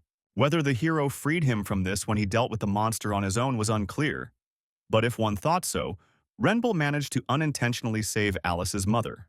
The cover-up of the Emmett Invan gang murder case. The existence of the head of Seonshin, then Jim, who couldn't tell the truth. It seemed strange to the boy, for he felt as if there was some serious mistake in the past. The hero will keep playing the game and one day find out. The sister was privy to the fact that Rebel went to a players' meeting. The boy did not understand how she knew, but the girl noticed the sudden gate. And monsters, she was scared for him. The boy asked not to be scared because he came back. The news reported everything right at the end, from the sudden gate to the appearance of the Akras. Shield Tagic announced the heroes who had completely figured it out. The lad suggested we have dinner first, for he could buy a chicken on the way. The boy suddenly announced that a guest would be coming soon, asking not to be surprised. The sister was surprised at this sudden arrival, suspecting the hero had time to do something. The young man asked not to worry, nothing special would happen, realizing that since there was such a mess during the day, someone would surely come in the evening. The kid heard a knock on the door, asking the family to deviate from dinner. Looking more closely, the man appeared to be with the police, interrogating whether Mr. Renbull was Mr. Renbull. If so, asked to come with him. Ronaldo didn't realize who the hero really was. Orcs of this kind were hard to call simple monsters, but Renbull's player had the abilities to bring such creatures into the groggy state. Grandpa seemed like an interested character too. The chapter wanted badly to find out more information about him. They were able to find a reason to charge him with assault, seizing the opportunity and make him a subordinate or will cooperate with him. If the hero refuses, then the best solution is to get rid of him. Renbull was surprised to find his supposed lawyer. The head was surprised at this relaxed demeanor. It also wasn't clear what a mid-ranked administrator forgot in a place like this. The kid wasn't in the gate after all. Ronaldo asked if they had agreed. The employee stated that they hadn't really said anything yet. It was clear to the hero that the guild leader wanted to get him into trouble. For such a reason, wanted to reach out to him personally, starting with the guy being questioned because he knocked out a player who was currently in a coma. It was more due to the sleepwalking one of the guards tried to take possession of his body. The only way to stop is to render that one unconscious. The coma is just a side effect of sleepwalking. The boy managed to interrupt the process midway through, or they wouldn't have seen him again. The head didn't understand why that was so. The hero stated that that guard would have killed them both. Ronaldo had no idea where the guy got that information from, asking the hero for proof. The administrator confirms a similar thing. The head didn't expect the hero to prepare such a thing from the start, not understanding why a mid-ranked administrator actually accompanied one player. The head asked to speak to the player Rebel in private. The young man knew that the kid in a coma was a common excuse. The real conversation only starts at this point. The hero wanted to start first. Since the player was in a coma, there was no one to report the assault now. The young man was also an unknown to the media. Everyone only paid attention to the guild. Judging by the fact that the police came to him so quickly, it means that the hero was targeted by people with power. Someone who managed to control information and someone with power. Renbull thought he was in a place like this at the will of such a person. Ronaldo realized the kid was referring to him, but the kid had come to help get the charges dropped, so hearing that was rather unpleasant. Hero weakly believed in such a thing, because how the lawyer managed to find out that he was in the police, in this very station. The boy wasn't going to blame, wanting to actually start a conversation since they could meet, so they could spend some quality time together. The head were aware that the boy had frightened his brother and made unflattering remarks about his grandfather, asking the hero if he would be able to deal with the consequences. Renbull found it amusing to hear such implications. The young man reported that the chairman himself had sent his grandson to him, without any reason, a child without rank or position in the company. Ronaldo should have known that he wouldn't be affected by the whims of a naughty child. Rather, the one was interested in seeing how the hero would behave. It was just a way to get more accurate information. The young man managed to respond to the move appropriately. Ronaldo couldn't believe his grandfather was watching the whole situation through his brother. It was interesting to see what else the Renbull player knew. The manager was wrong. He wasn't the one given the chance to test Renbull. It was Grandpa testing himself. Ronaldo wondered what the hero wanted. Now the young man was able to see, in the possibility of an agreement, the results of the agreement would also affect the chairman's opinion of him. Realizing that Ronaldo was not in the best bargaining position, the old man lost all initiative. The negotiations went in the direction the protagonist wanted to go. The Tagic shield will be on display, all the attention will go to them, and Renbull will get a practical use out of it. And in contrast, the Tagic shield will find fame with their own hands. Ronaldo will be able to strengthen his position as the next successor. The head couldn't believe the hero was 20 years old, though he managed to get a lot of information. Ronaldo assumed the reason was just because the hero didn't like the public attention, the rejection of fame and honor. Head had a hard time understanding. The young man said that whoever he contracted with didn't want the hero to attract attention. Now it was clear to the guild head, having asked to call it a day, he would do everything he could to make sure the hero returned home safely. For that, Renbull was thankful. There was likely success. Guild head Ronaldo was on the hero's side. However, asked the chapter to think about something. The kid asked if the other guild members knew about him. The kid said yes. The hero suggested then needed to show them something to convince them to cooperate with him. The unidentified man couldn't believe how his brother fell into a coma after fighting a non-combatant class. They managed to get to the point of embarrassment, which annoyed him greatly. The hero's plan was to have a PvP fight with a talented person from the guild. The chosen opponent for PvP is Atlas, the future demon of the spear, who will become a strong player in PvP and can compete with Alice, even now is dangerous in one-on-one combat. So for the moment, the guy planned to show him in the guild the vast difference in their skills. To dispel doubts about their cooperation, the hero offered Ronaldo to test him in PvP battles. Toth readily accepted Renbull's offer and quickly set a date for the test. It was good that the hero now had enough information about the enemy Atlas that would definitely come in handy. To win in PvP, where constant change and luck come into play, a guy has to prepare thoroughly. Because player Renbull is a man who can change the game. Jim cleaned the dirt off the sneakers and then planned to provide sneakers upon request. The kid thanked Jim, promising to use it and return it. But he didn't care, because the hero had originally given it to him. The boy hesitated, but seemed confident that the hero could wear them. Jim asked Renbull not to be surprised. It was just that only the Wind class could wear such sneakers, and it turned out the Monarch class included many other classes. The character found this to be a rather entertaining assumption. It made sense that Renbull doesn't know the details of the Observer class. There was the possibility of it not having special properties or spanning other classes. After saying goodbye to Jim, the protagonist wanted to find the answers to these questions someday. He should have checked the items he had. Orc Warrior gloves, obtained from a bet with Las Vegas Cowboy, which turned out to be 4 pieces of gear. The activation level of the effect has increased from level 30 to 35. Atlas still has level 30. The hero will be able to completely block one attack. Meanwhile, in some cafe, Alice couldn't understand why the guy needed her sword. The young man asked to borrow for one time. The girl originally thought it was a sudden invitation for a date. Since Alice had managed to obtain the title of Heavenly Demon from the true master of the Heavenly Demon Mountain, she should have gotten hold of some good artifact. The girl was lucky that the artifact was transferable. The boy was quite surprised. There were many interesting skills in such a blade. Alice hadn't even expected the guardian to give permission to open the pouch. The boy also hadn't expected the girl to have such an item. Asura Sword King, Asura King, Demon King, sometimes called the Ghost or Magic Sword. In the future, it would be known as the Sword Master's favorite weapon, one of the most powerful and famous swords, ranked among the top 10 in the world. Of course, such a sword was slightly different from what the hero remembered, but it was definitely Asura. An evolving artifact. Initially, most of the options are disabled. The attack power is rather weak, but it was quite enough. The guy was told to come to the player's center, and from the looks of it, the fight would take place on the roof. The young man was worried about no one falling off it. Usually, PvPs were held in vacant lots or designated fields. If players with strong physical abilities take the fight indoors, the mission can suffer greatly. In the early stages, this sort of thing didn't matter so much. They didn't seem to understand the principles of PvP at all. Maybe it was the fact that the hero asked not to drive combat in front of the general public. The surprise visitors turned before the Renbull player. The head apologized for keeping us waiting. Present was Golden Priest Daban, who was a surprise guest. and already the rest of the guild members were all doubting the hero's abilities. The girl was interested in the guy. Before the fight, something to learn why the hero decided to hold a closed battle, because there would be a good opportunity to gain fame.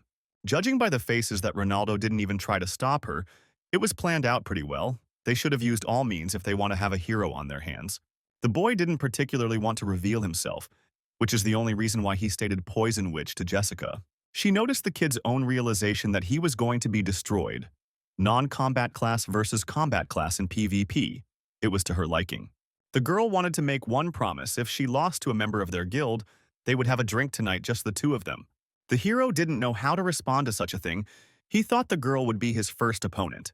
The energy gathering on the little finger was an intoxicating poison that wanted to thwart the hero under the guise of a promise. Eye's perception destroyed the temptation energy. The kid was even able to level up after the system detected the opponent's high skill level. And then Eye's perception activated reflective gaze. This was the first time he had used something like this. Not thinking that a new ability could be unlocked at this stage, it seemed like it was all due to the effects of a low-level skill. You could lose your eyesight this way. It was best used wisely, but the guy was lucky this time. The girl asked if the hero wanted to cross little fingers. Thus, the boy himself seduced the girl. The guy wondered what he would get if he won. She said whatever he wished. Renbull asked for a water of decomposition that could be created by people of a poison-related class, and the deal was done. Water of decomposition was the item needed to clear the Manhwa Island and Ogong Cave. The girl helped to obtain it without difficulty. The hero informed the head that he was disappointed. The latter in turn asked for forgiveness, but Jessica pushed hard for Tho to come. If the hero sees another such check, then their cooperation is over. He once again asked the deepest apologies for such a low act. Renbull asserted that there would be no second chance. The kid hoped at least the fight would end fair and square. It was time for the young man to show the limitations of their world. The administrator has created a PvP zone. The player introduced himself as Atlas. His primary weapon is a spear, and his class is Spearman. The character introduced himself as Renbull, no primary weapon, and a Monarch class. The whole scenario has been worked out. The kid will be tweaking in the process. The young man was curious about which guard to work with this time. The Las Vegas Cowboy Guardian began watching with interest. The hero asked Atlas if he liked the bet. The boy offered to make a wager to his opponent. The bet was that Renbull wouldn't move, so he couldn't dodge the first attack. The guild head didn't understand why the kid was making such a bet. As long as the kid would stand still, he asked Atlas to attack as hard as he could. The player couldn't tell if the kid was in his right mind to suggest such a thing. The kid, of course, agreed because he didn't just ask for a closed PvP duel. The young man wanted to convince those around him that he could defeat Atlas by a large margin to show these people the existence of a new world. The kid asked how Atlas got the idea. Will the player hit with all his might? The guards were mightily pleased with such a show. Atlas agreed to see what the guy's self-confidence was worth. Truthfully, he wondered where the non-combat class got such arrogance from, but in any case would try to regret what he had said by trying to aim for the heart, ending it all in one blow. The boy ran at an incredible speed straight at the hero. At the time of impact, Renbull remained in place. Atlas couldn't believe how this was possible. The hero was curious if it was definitely the strongest attack, as no damage was detected. The head couldn't understand the reason for such resilience, but the employee noticed the power of the item. He couldn't understand how the item managed to absorb the full force of Atlas's attack. What was expected from Mayman, who in the future will be called Analyst, immediately understood everything. Full defense against all attacks below level 35. This was the effect of the equipment set. The effectiveness and value of the item changes completely depending on the method of use. I shouldn't have underestimated what could be a mainstay in the future. Ronaldo now realized that this was not an easy fight, for he was showing him and the guild members the importance of items. It seemed to the hero as if the guild leader was beginning to think in the right direction. Atlas stated that he lost the argument but not the PvP. Renbull showed similar things in hopes that the players would pull themselves together. Now Renbull's defense ability could only be used once a day. Thanks to the guy, the difficulty of the server was reduced, but also the level of players dropped. If the Tagic Shield realized the value of the new achievements and began to act, it would affect the other players. The boy imagined a lesson that would help them become stronger. The administrator didn't expect the Renbull player to even think of such a thing. The guards were able to see the picture painted by the hero. This time, the kid wanted to use a sword. The guys began to fight each other, creating a no-big dome battle out of a quick fight. Atlas was furious, but continued to fight at full strength. The boy dodged the punches that couldn't hit him every time. The young man managed to fully read Atlas's movement. But there was a strange sensation, similar to the moment when the hero gained the ability to look into the future. It was as if Asura wanted to say something, and rather activated the sword ability, Path of the Sword, the ability to create a path for the sword. It was interesting for the boy to see such a thing. It was usually a unique skill of swordsmen. There was a chance everything was due to the use of Asura. Now the guy could see what they were trying to show him, the path in space that would allow him to suppress the enemy. That was the way of the sword. The hero managed to overpower an opponent who was supposed to be stronger in PvP. The guy overpowering Atlas was much easier than expected. He didn't even have to use his shoes. The girl couldn't believe her own eyes after seeing such calibrated movements. It was hard to call a PvP where you can't kill, but the hero naturally decapitates. If a kid like that wanted to, he could kill them all on the spot. The guy was shocked, because the guy said he had a monarch class, but he had a lot of possibilities. Acquire good items. Atlas doesn't think it was a fair win when the difference in equipment is so great. The chapter notices that Atlas is talking some nonsense. The hero asked if the results didn't convince them. They could do it again. The boy had suggested talking about the difference in class strength beforehand. Atlas is a spearman who dominates in PvP. But that didn't matter in this battle. The hero wondered what the kid thought about it. Clashing with players was his specialty, but not Renbull's. If he really wants to fight in a battle where the hero's special skills will be revealed. In that case, it won't be long before members of his team arrive on their roof. The guys could not believe for what exactly the kid borrowed things. The head, meanwhile, did not expect the hero to call all the members of the team. It was clear that it was all for the purpose of showing not only his dominance, but the hero still wants to get the guild to actively cooperate with his team. Renbull's goal was to crush the guild by demonstrating the difference in strength. The kid asked what guild leader Ronaldo would say to such a thing. Would he want a rematch? The head realized, judging by the hero's actions, that he expected their defeat to be crushing, but if they won, they would have their own gain. Ronaldo wanted to take Renbull's offer. The hero was only too happy to hear such a thing. He asked Cecilia if the administrator could declare a GVG zone instead of PvP. The girl could grant such a thing, only with the support of the guards, but now gave them the consent of the Las Vegas cowboy. The zone was announced for all players. The guys started moving to a guild versus guild zone, a lesson in the importance of items, suppressing the initiative of Shield of Tagik guild members through team battle. Ronaldo could probably guess what the hero was trying to accomplish. GVG guild versus guild. Unlike PvP held between players, GVG is held between guilds by guild members. The number of players in this battle was 6 on 6. The boy notices how excited the other side has been since the hidden fragment was announced, because without understanding the strategy, they are almost impossible to detect. First, Renbull also had to pay attention to whether or not there would be a continuation of the hidden mission scenario.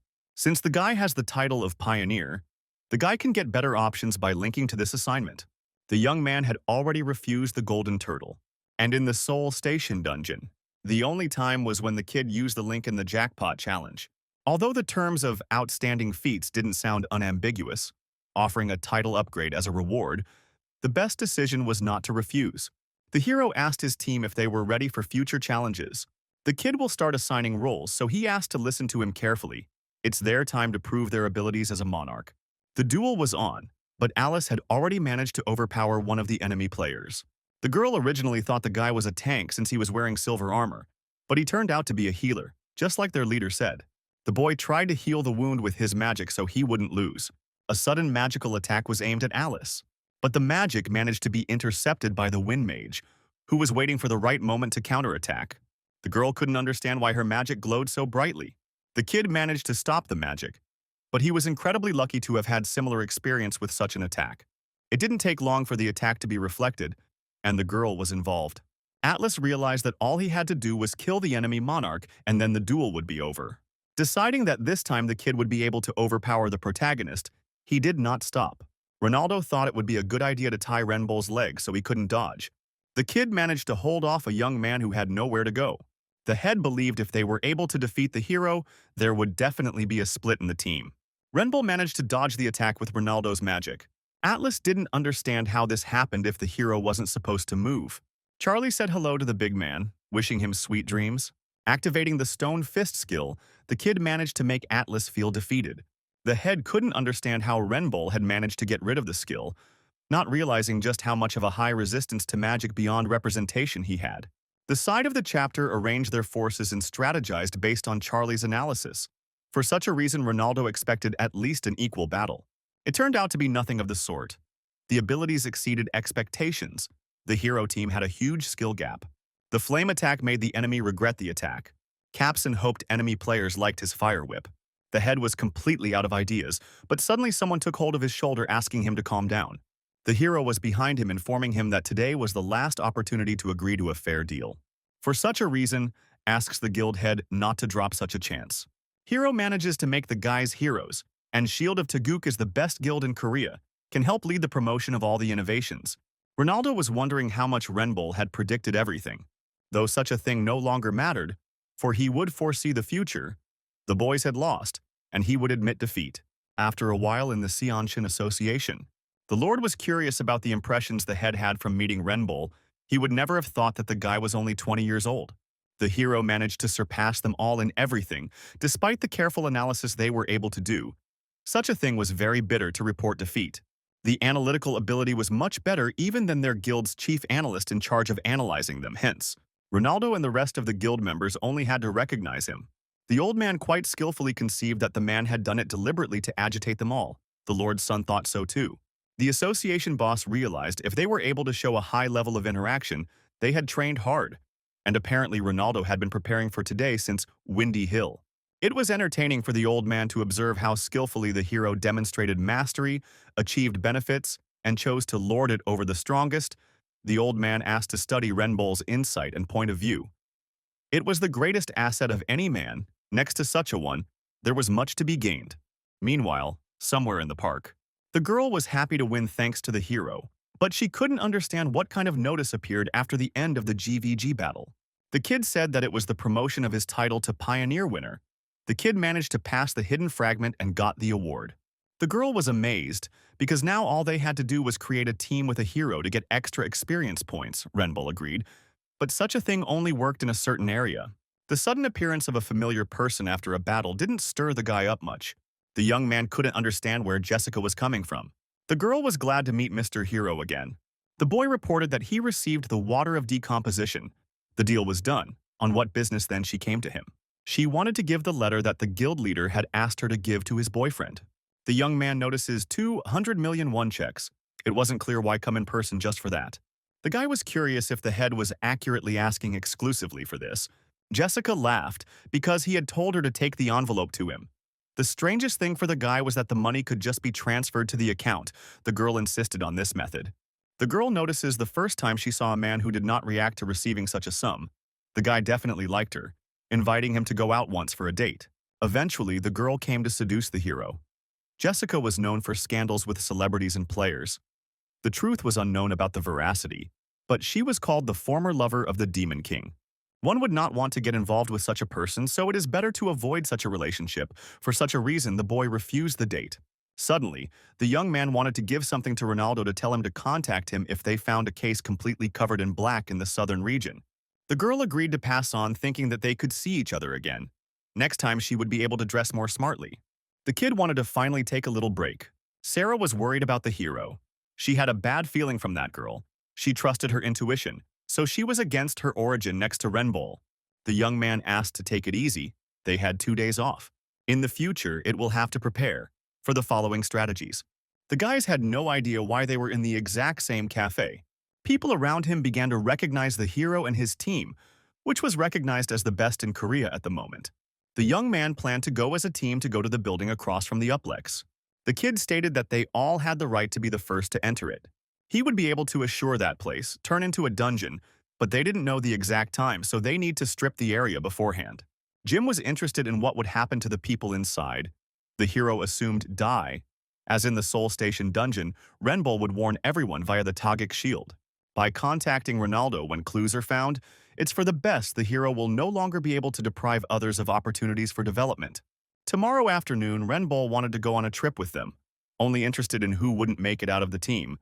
Though the same team was curious about the trip in question, Alice assumed that this time would be a trip to strengthen the bond between them. The boy interrupted, asking the guys to stock up on food and items with resistance to poisons. The girl, however, wasn't expecting some dangerous place again. The hero received the information from the guild head. The media didn't know yet, and now was the time. The kid warned on Maywando Island a corpse was found completely black and rotted. Suddenly, the hero's sister decided to call him. The kid answered and then asked how she was doing, but she stayed in front of her house. The young man couldn't believe such a thing and became extremely nervous. The hero needed immediately to return to his home. It was not clear why such a thing happened so suddenly. It was not clear how to live in Korea after such a horror. The kid notices a bunch of cops in front of him near some dead body. The sister told the hero that an all-black body was discovered in front of their house. The guild head was able to get permission to inspect the scene beforehand. Of course, reporters and regular townspeople showed up. Those were extremely dangerous to target in a place like this, unless the boy was mistaken. The hero asked Charlie to deal with the reporters. Master training would be quite helpful. The kid started explaining it was dangerous to be in such a place. Reporters wondered if it was monster mischief. The boy thanked the police personnel for their concern. The young man activated his perception eyes to assess the situation. There were faint signs of life in the body, the energy of the earth making it difficult to pinpoint the exact location.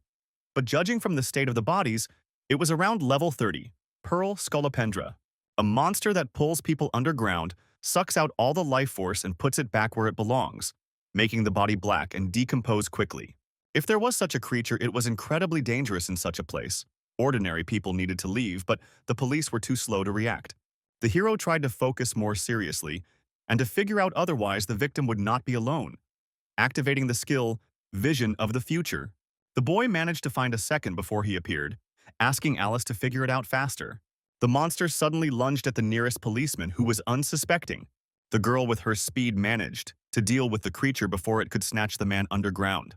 Chopping it into pieces, the policeman was horrified by the dangerous and terrifying monster. The girl notices a very strong poisonous odor that came from the creature. The hero asked no one to touch the poison. There were no records of any Scolopendra appearing in the area, but for some reason one appeared.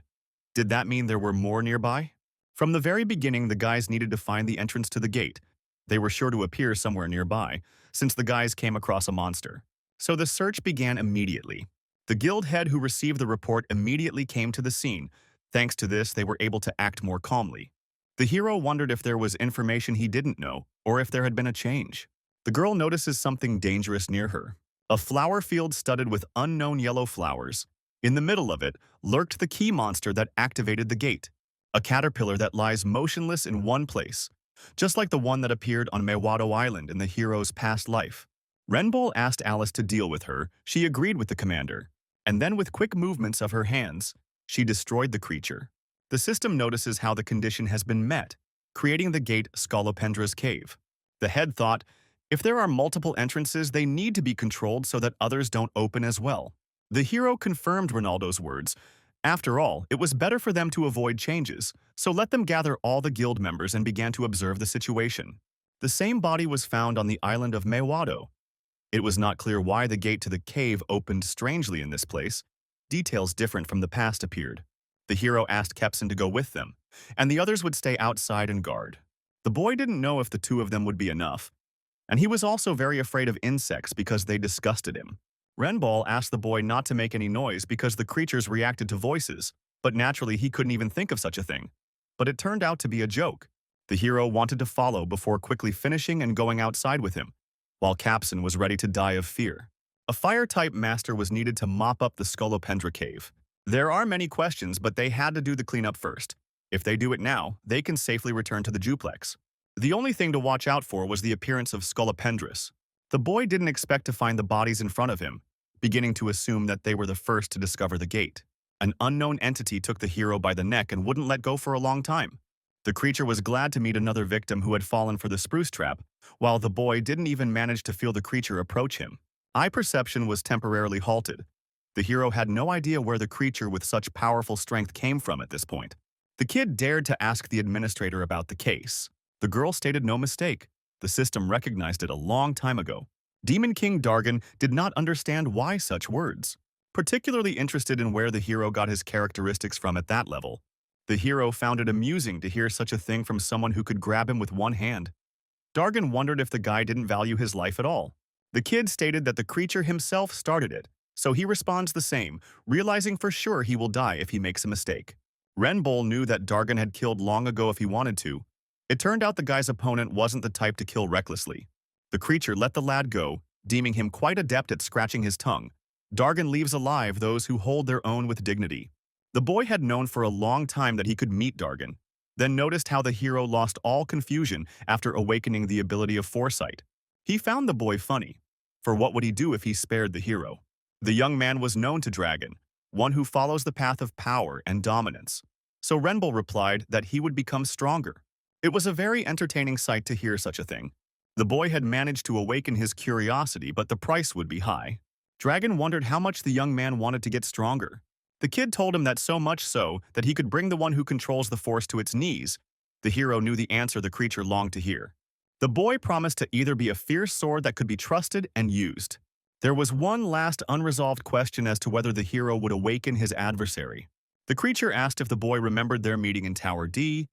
Then the boy had been preparing for it since that time. The young man agreed with Dargon, but didn't expect to see him this afternoon. The creature notices how the boy has managed to please many of the guards, but asks them not to trust them too much. The monster notices the cute little animal, asking the guy to consider what the chipmunk swiped from him a gift. The hero couldn't believe such a thing after all. Let Darren learn to choose people to steal from. The creature had already contemplated saying goodbye for now, asking Renbull to do his best. Of course, if it can survive in a place like this. The boy managed to stay alive. That creature was gone. The skill could be used again, but the environment had somehow changed drastically.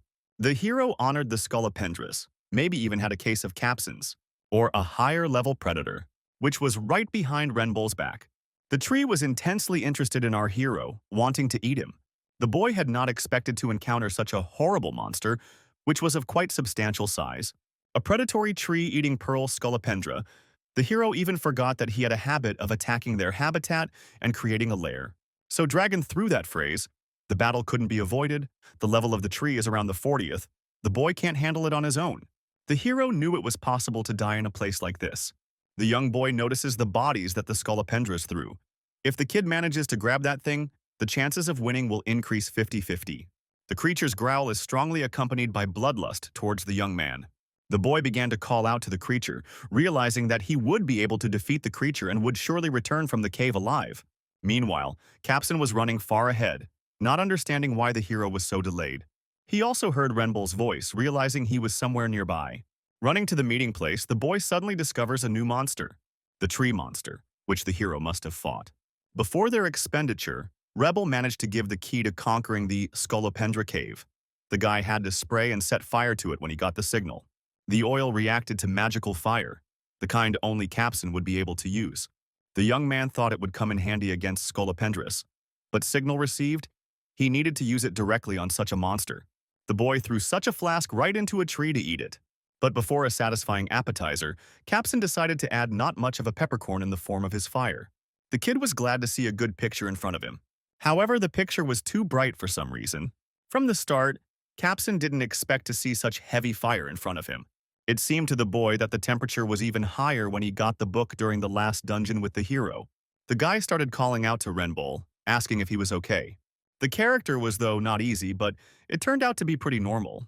The kid was pretty scared for the hero, thinking it was the end for him, though Renbull didn't deny that it was close to such a thing. At one point, the hero managed to call out to Capson as a battle ensued. Renbull then had to desperately chop down the branches until he came and then used the two items. Goblin spirits, which he got in the unknown forest. Luring the tree to the right spot, the hero hid in a safe place when Capson showed up in time to set the monster on fire. The young man sprayed the corpses with the water of decomposition he had gotten from Jessica. The flame that reacts to poisons exploded from the combination of the Scolopendra poison and the hero item. Capson notes that the boy could have killed himself with that method.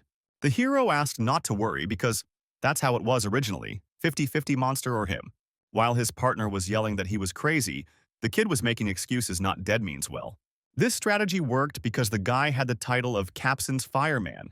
Although the hunt for the predator tree ended successfully, the pearl Scolopendra never showed up. The hero and Capson decided to go in search of the sweep crystal, and also the reaction from the guards on the hunt was stronger than the boy had anticipated, since even the sunset giant was paying attention. Even the unknown observer offered the privilege. The opportunity to open a mid-level store, realizing that there was likely some reason for such a thing. Speaking of which, Darren stole some item from the Demon King. The kid wanted to check out what kind of stuff he had. The boy was able to find the fusion stone. The Demon King had given the boy such a precious artifact. The merge stone, an item so rare that its value couldn't be described in money, also improved. It could be used. But there was only 15 minutes left. The boy wanted to make it quick. It was clear to him now why he wanted such a privilege from the Guardian. The kid asked the administrator to use the privilege to open a mid-level store. The kid wanted to try to start reinforcing the item. The girl didn't think a place fit for such a thing. The hero asked not to argue with him after all. It wasn't about that right now. He needed to use the merge stone before it disappeared. The receptionist understood and began to apply the privilege to the store. The girl managed to create a small barrier of blue around Renbull. The guy was lucky, got by without a fine this time, which will likely be paid by unknown observer. The hero wanted to show everyone what they longed for. Not all items will be suitable for fusion. Accessory-type equipment has a higher probability. The guy had a ring. Taking it needed to be reinforced 3 times, but it was okay to break it, since the guy had 10 of these rings. The young man was successful for the first time. The ring also went from blue to purple level. The special feature is only available once. It was very helpful. Usually reinforcement didn't come this easily. The guy didn't know if he could write it all off to simple luck. But this kind of thing was only a preparation. The main thing was the merger. Even in the past, the probability of success has not been accurately disclosed. The only way to increase it is through mind control. Unlike in the past, when the kid couldn't do anything, this time it's going to work out. The hero could feel the constant energy seeping into Renbull's body, concentrating. One just had to read all the currents. Capson had a pretty good guess that the hero was doing something important. But watching how one could focus so intensely on meditating inside the gate was a mystery. The young man opened his eyes coming out of the full flow. The system congratulated him because the successful fusion had turned the item skill into a player skill. The boy notices how the integration was able to succeed. The enhancement bonuses also converted to a skill. The boys were then able to destroy the dungeon crystal they found. It was a joyous event for the heroes, a successful merge, and the gate was mopped up without loss. It was really a shame that he didn't manage to catch the pearl Scolopendra. Predator Tree, Merge Stone. The hunt ended with an unexpectedly high profit. The item the hero wanted was not among the rewards. Also, Renbull will probably have to go to Mewado Island. The kid notices his chipmunk coming running in from someplace. The little pet managed to find the Many Legs Pearl, which is needed in the Uplex dungeon. The pet found the body of the Scolopendra and brought his items. The hero praised his pet, promising him a large supply of acorns. Preparations for the Uplex dungeon were almost complete. All the items have been collected. The guild head will be able to deal with the rest. After a while, somewhere in the Seanshin Association, the old man was possible why they should close the Uplex and the modern department store, which are still in decent condition. Ronaldo agreed. If Hero's words were true, it would bring them a very huge profit, but the kid was still worried. Immediately after mopping up Scolopendra's cave, Renbull reported the incredible information in 2 days. The Uplex would turn into a dungeon. The head realized that even if it was true, it would be difficult to stop the robot completely if there were no signs. Hero said soon they will appear. It will all start with gas leaks, small earthquakes, or swarms of ants in that place, but you can't convince a chairman like that. The chairman listened carefully to what they would do if they listened to a Renbull player, and the words turned out to be slander or a mistake. Ronaldo suggested if the hero cheated, they could put pressure on him. Such a thing was not true anger, but a test for the guild head. This way, they managed to get the image of a company that puts people's safety first, thinking small losses and a little bit of slander are not so terrible. The effectiveness of the Shield Target Guild would become undeniable if he was right, and they built a more trusting relationship with the hero.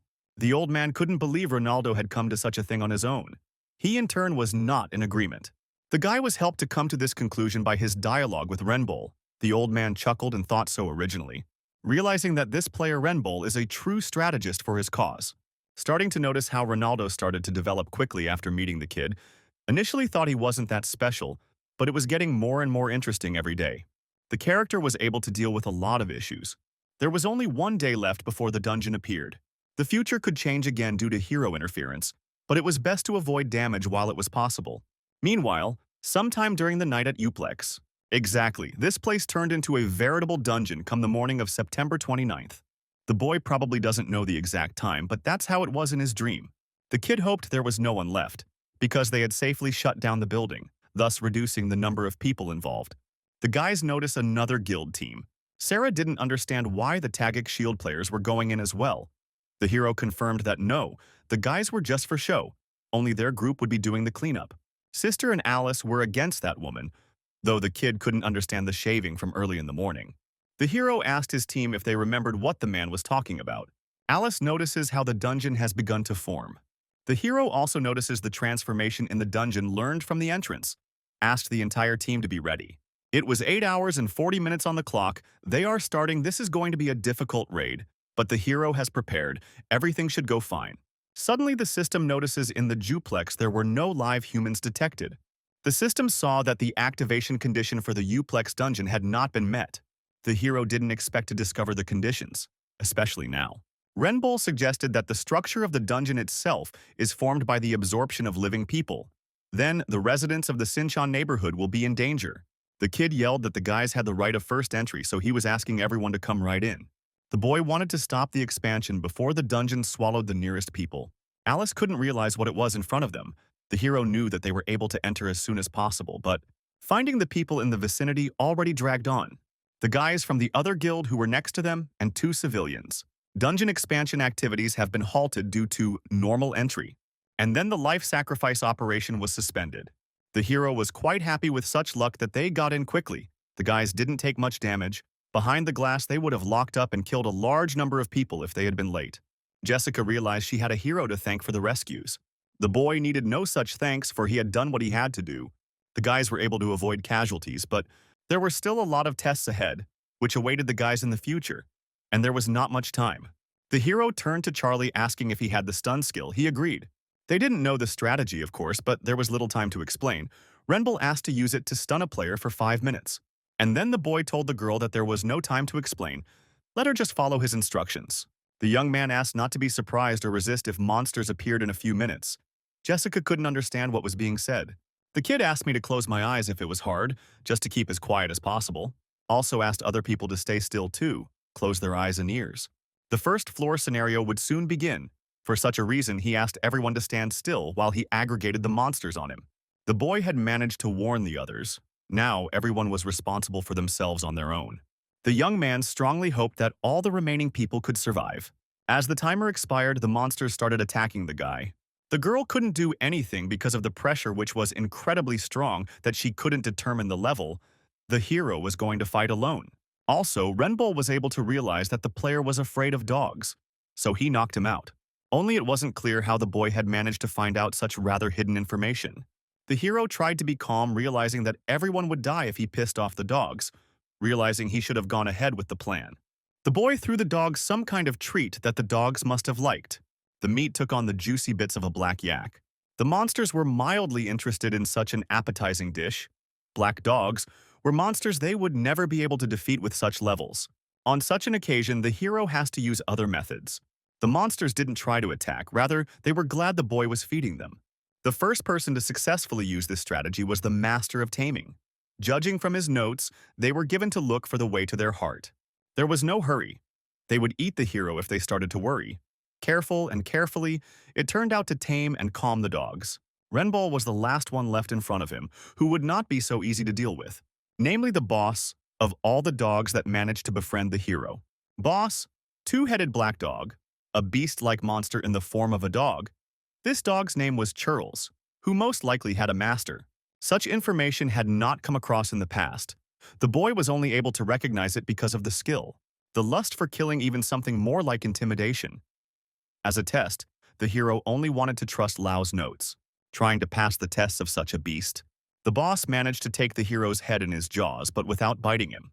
Alice was quite nervous watching everything that was going on.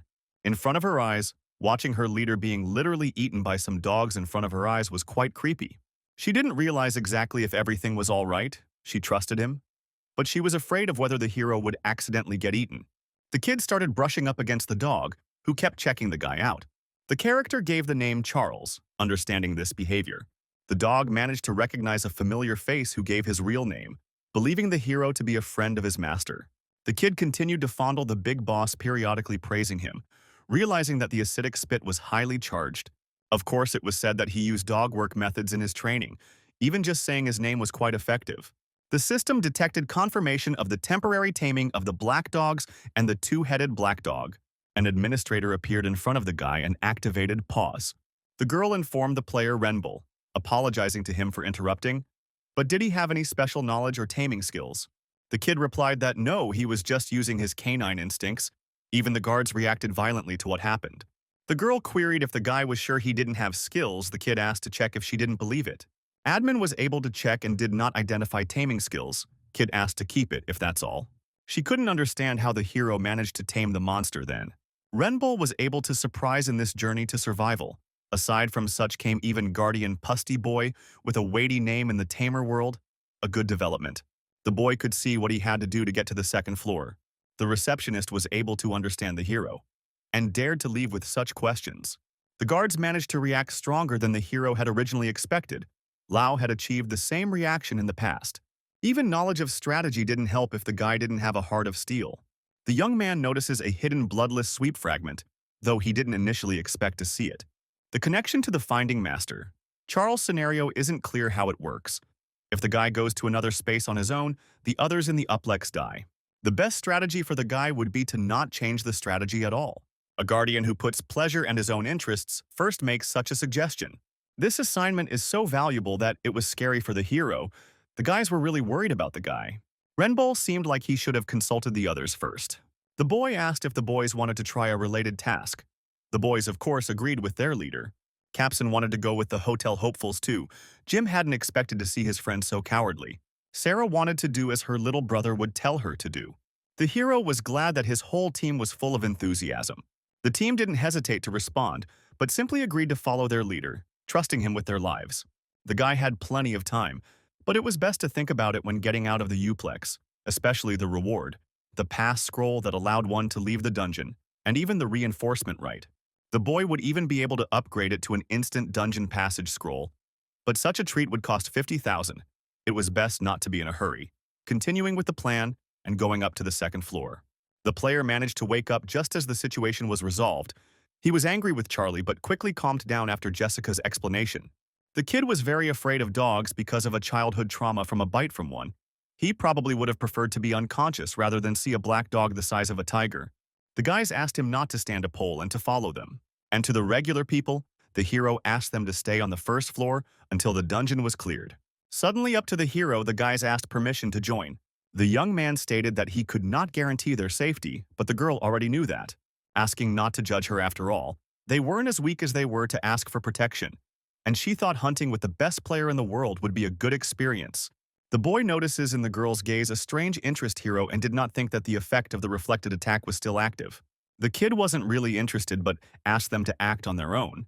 Jessica notices the guy's surprisingly calm and mature look. The longer she looked at the guy, the more she was attracted to him. The boy had asked his temporary pets to sit still and not move. Then the kid and his team managed to move to the second floor. Suddenly, the guardian Mlachik Shepherd presented a fig tree stick. Renbull didn't expect to receive a gift on the starting floor, also from a guard who'd walked in on them for the first time. An unknown boy ran towards the hero's team asking for help. Also, the system notices the character Ewan, who is 16 years old. The young man asked what he could do to help him, barely out of breath from his long run. The hero notices a playable character, a boy Ewan. The strategy of passing the floor began with his appearance, and this same boy, Ewan cried, but told what had happened and asked the hero for help, and then the task, Save Grandpa Ewan, was given. The young man assumed he just needed to find his missing grandfather. He agreed to the assumption. An assignment is created as soon as it appears. The young man was going to help, but before that he wanted to check something. The hero was curious as to who the boy really was, realizing this was not a real assignment the system could have issued. The boy didn't understand at all what it was about, but the fact was known only to the hero, a man with knowledge of the past, eyes of perception. Renbull didn't believe in the guy's real name, because even though that's how the guy was signed, it wasn't proof. A guy standing nearby didn't understand what the character was doing to the kid, but Jessica asked him to shut up and watch, guessing it wasn't just a character. Renbull notices the boy abruptly stop talking, emitting a completely different tone to his demeanor. Then a boy-like monster attacks the hero, though he manages to get away from the blow. The kid notices the real nature of this character, realizing how obvious everything was. The baton was able to identify the transformed creature. It was clear now that the guards knew the contents of the second floor. The boy saw a large rabbit, who was only 16 years old in age, turned out to be a level 34 possessed. The game character. Even that appears on the second floor of the Uplex dungeon. This is the same possessed child whose body was taken over. The enemy turned out to be a ghost-type monster. The fig tree baton is the perfect weapon against ghost monsters. Since the guy was given it, they wanted to see the use of it. The kid doesn't mind showing this kind of stuff. The rabbit with great speed starts moving right at the hero who was already prepared. The boy wanted to show how much their team was capable of in a battle with monsters. The large creature wasn't expecting sudden support from nowhere. The young man praised his sister. The guy had explained to the team members in advance how to act in case of an attack. Charlie and Sarah will be blocking the possessed man's movements. Meanwhile, as the hero manages to deal damage, a baton that does absolutely no damage on regular monsters but not on ghosts. Banishing the white rabbit from a person is easy. You need to hit the possessed person on the head with all your might. It would be much easier with an item against ghost monsters, but you could do without it. Jessica didn't know how long they should just stand there and watch. Alice heard the leader order her to observe closely and stay back. A monster that has been hit on the head will fall over in pain, and then spit out the true essence with which to emerge now. The girl ran at the leader's assumption, activating the one-strike killing skill. The ghostly monsters had to be fiddled with until their true nature appeared, but then it got easier. White Rabbit's real body could be destroyed. Young man, now it's their turn. Physical attacks are ineffective against ghost monsters, so at the end comes a magic attack joint attack that will crush the White Rabbit. The guild couldn't believe that their leader didn't let anything happen to these two. The guys with their team were able to finish off the dangerous monster in no time. The hero's plan managed to work. Like a well-written script, everything went smoothly without any deviations happening. The boy thanked the hero for his rescue. Then the system announced the arrival of the escalator to the third floor. Renbull notices the guards were quite pleased. Some of them even gave out a special reward for the guy. The two guys spot the hovering player administrator Renbull. She addressed the honored players, having to pause the current process, asking for sympathy, as player Rebel had a difficult choice to make. Since he showed a terrific game on the second floor of the Duplex dungeon, the guy should have been given the opportunity to choose between Conductor of Noise and White Hunter privileges. The young man had expected a good reaction from the guards, but definitely not one like this. As far as the lad knew, these guards were backed by the highly ranked players of Italy, God of War, Salvaretto, and the famous Ruler of Battles, Bell, but more importantly, they feuded with each other. So the guy will only be able to pick one side. Neptune found it quite interesting to watch Conductor Noise and White Hunter. The second administrator couldn't believe such a thing with his holographic eyes. The administrator emphasized, being an angel who doesn't cheat, she couldn't lie. Neptune envied Celia content in a good way. It was clear to the guy that such an event couldn't be missed by other mid-rank administrators. The guy had no choice but to refuse both of them. The administrators were pretty shocked by this. The boy was absolutely sure of his words, for he still hadn't managed to fulfill his potential. The hero wanted to show his humble image by telling that he has no idea what kind of game the guards expect from him. For such a reason, it was the best decision not to get the privileges thoughtlessly. Renbull was happy with the current development of the game. The hero planned to accept rewards later, but it was still too early. For him in the future need to show more interesting game of privilege could and wait for him. The administrator understood the young man's thought, realizing how deftly the hero knew how to avoid such situations. The guards appreciated the guy's words, and he in turn was glad that the guards were satisfied with such an answer. The boy just didn't want to get involved in their feud, but ended up forcing more action since those decided to issue privileges to both sides without a contract. Two skills with utility in any situation was quite an unexpected feat. Jessica never thought things would go smoothly for the hero and always thought he was amazing.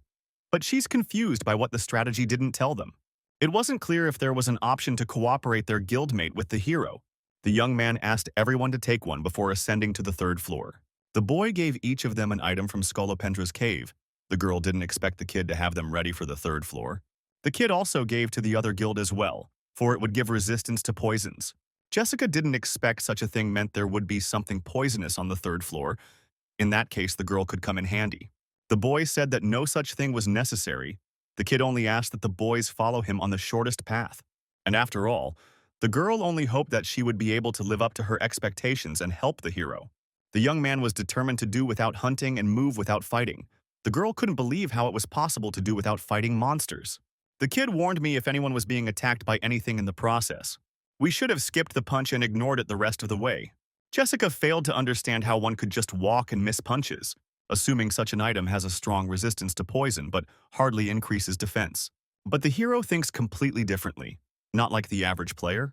The guy didn't find that very convincing, namely why they should take the attack and not fight back in battle. Thoth didn't understand why they had to follow those particular directions.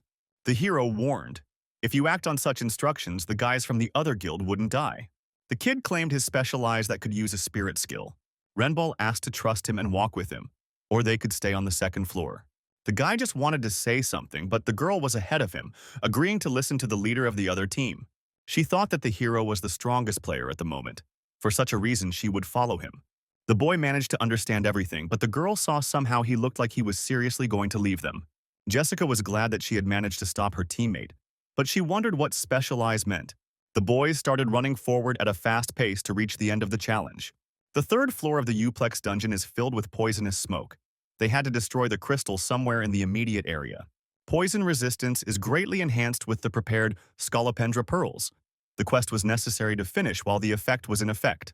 In the case of monsters, you had to run only in front.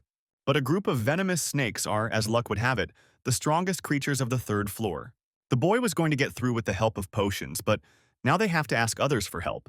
The young man notices his pet snoozing even in such a bad situation, as Renbull suddenly thought to use such a moment. The hero asked Darren to wake up, asking to see if he could see a bunch of snakes. The boy asked his pet to manage to distract them all. The kid didn't understand if this kind of thing was hard for him. The young man was incredibly sorry, because especially for him, managed to prepare something interesting. Some acorns that had to be thrown far away from the hero. Naturally, the chipmunk didn't want to miss more than one, so he gathered them as quickly as possible. Being fully determined in collecting acorns, it was a mission of honor for him to all chipmunks. However, the snakes around him had a say which Darren didn't much like. While people were fleeing the dungeon in one direction, the pet was killing in a completely different direction. The hero knew that the genius thief who had even snuck into the Demon King's inventory was quite capable of escaping from the poisonous snakes. At such an important moment, their team of people will be able to take advantage of the moment by applying the special skill, Conductor's Song, thanks to which the effect of the entire group's Scolopendra pearls was enhanced by 20%. The girl thought this sort of thing was amazing, for they were able to take the shortest route while avoiding combat, and were also able to reach the crystal quickly. The young man immediately shattered the large crystal dungeon. Immediately afterward, the passage to the fourth floor appeared. Darren escaped from the snakes and returned safely. By this method, they were able to pass the third floor without serious damage. Capson, being not in the best of shape, suggested that the group take a little break after such an Olympics of running. The hero called a break, busying himself with regrouping his team, deciding to take time to reorganize. They ran non-stop until they reached the crystal, the mages Kepson and Jim. I had it harder than the others because of my physical fitness. Charlie asked Rebel how the boys were able to get back to the department store. The young man disagreed with him. The fourth floor of the dungeon, just by the looks of it, one could even consider such a thing to be a replica of a real department store. The kid didn't sense any monsters in the vicinity at all, asking the guys to split up and will look for clues to get out of such a place. The guys carefully began to look all around the copy's terrain, trying to spot any differences. The fourth floor was a department store type area, where players had to find a hidden clue, which naturally the hero knew about beforehand, having read all the necessary records from the past. Finding that very spot, store from the passing strategy. There was supposed to be a dungeon character inside. The old man asked the hero to stop on the spot, asking who he was and how he got to such a place. The character Noah from the fourth floor of the Uplex is the last dungeon completion figure. The character's specialty is a level with which he cannot be defeated. It was said that all the players who mistook it for a monster died in battle. The guards advised to be wary of this old man. Hence, such an opponent was not to be fought but negotiated with. If there were monsters of such a level that they couldn't be hunted, there should be characters that couldn't be fought. Guys who didn't listen died in the same place. Noah was not intended to be a character for battles. In 10 years, no player has emerged who could defeat him in one-on-one combat. The only way is to negotiate. Agree with a gentleman who was just waiting for such an act from a player. The question was whether Noah would let Noah escape from the fourth floor, Any method had to be used to convince him to let the group of players go. The young man was able to memorize a little strategy for such a place. The greenhouse told him that he was a traveler seeking the truth. The old man was quite interested. A traveler who came to the fourth floor. He liked travelers. The youth of today, in his opinion, had no spirit of exploration, nor was the spirit of discovery completely absent. The hero notices how the old man managed to detect the eyes of perception. The best decision was not to use them. Noyu seemed intriguing, a guy with a passion for achievement and a pioneering spirit. Renbull didn't expect the character to manage to surprise the DA skill and the title of First Discoverer. The old man was comfortable with that sort of thing. The one even contemplated giving the young man a gift since he had managed to get to him. The boy received a request for an exchange, for masquerading as a gift, could be considered a success if handled. The young man thanked Mr. Noi. Depending on the item Noah gives, the young man couldn't believe that the old man would give such a valuable gift, especially an item of superior level. Isabel, Renbull had never heard of such a weapon, but it's excellent. There was nothing like it in past sweeps. The hero interrogated Noah-san if he was sure he wanted to give such a precious gift. The Lord was only too happy to give such a traveler such a gift, for he likes young men with a passion for achievement. The boy managed to spot the lie. Noah pretends to give a gift but cheats the players through the exchange window. The old man forcibly returns his item and also takes away the player's item. This could be called stealing. If the player tries to give an item that is much worse than Noah's offer, there is a high probability that the character will kill everyone present in a rage. So the hero needed to exhibit something that was comparable to a superior level.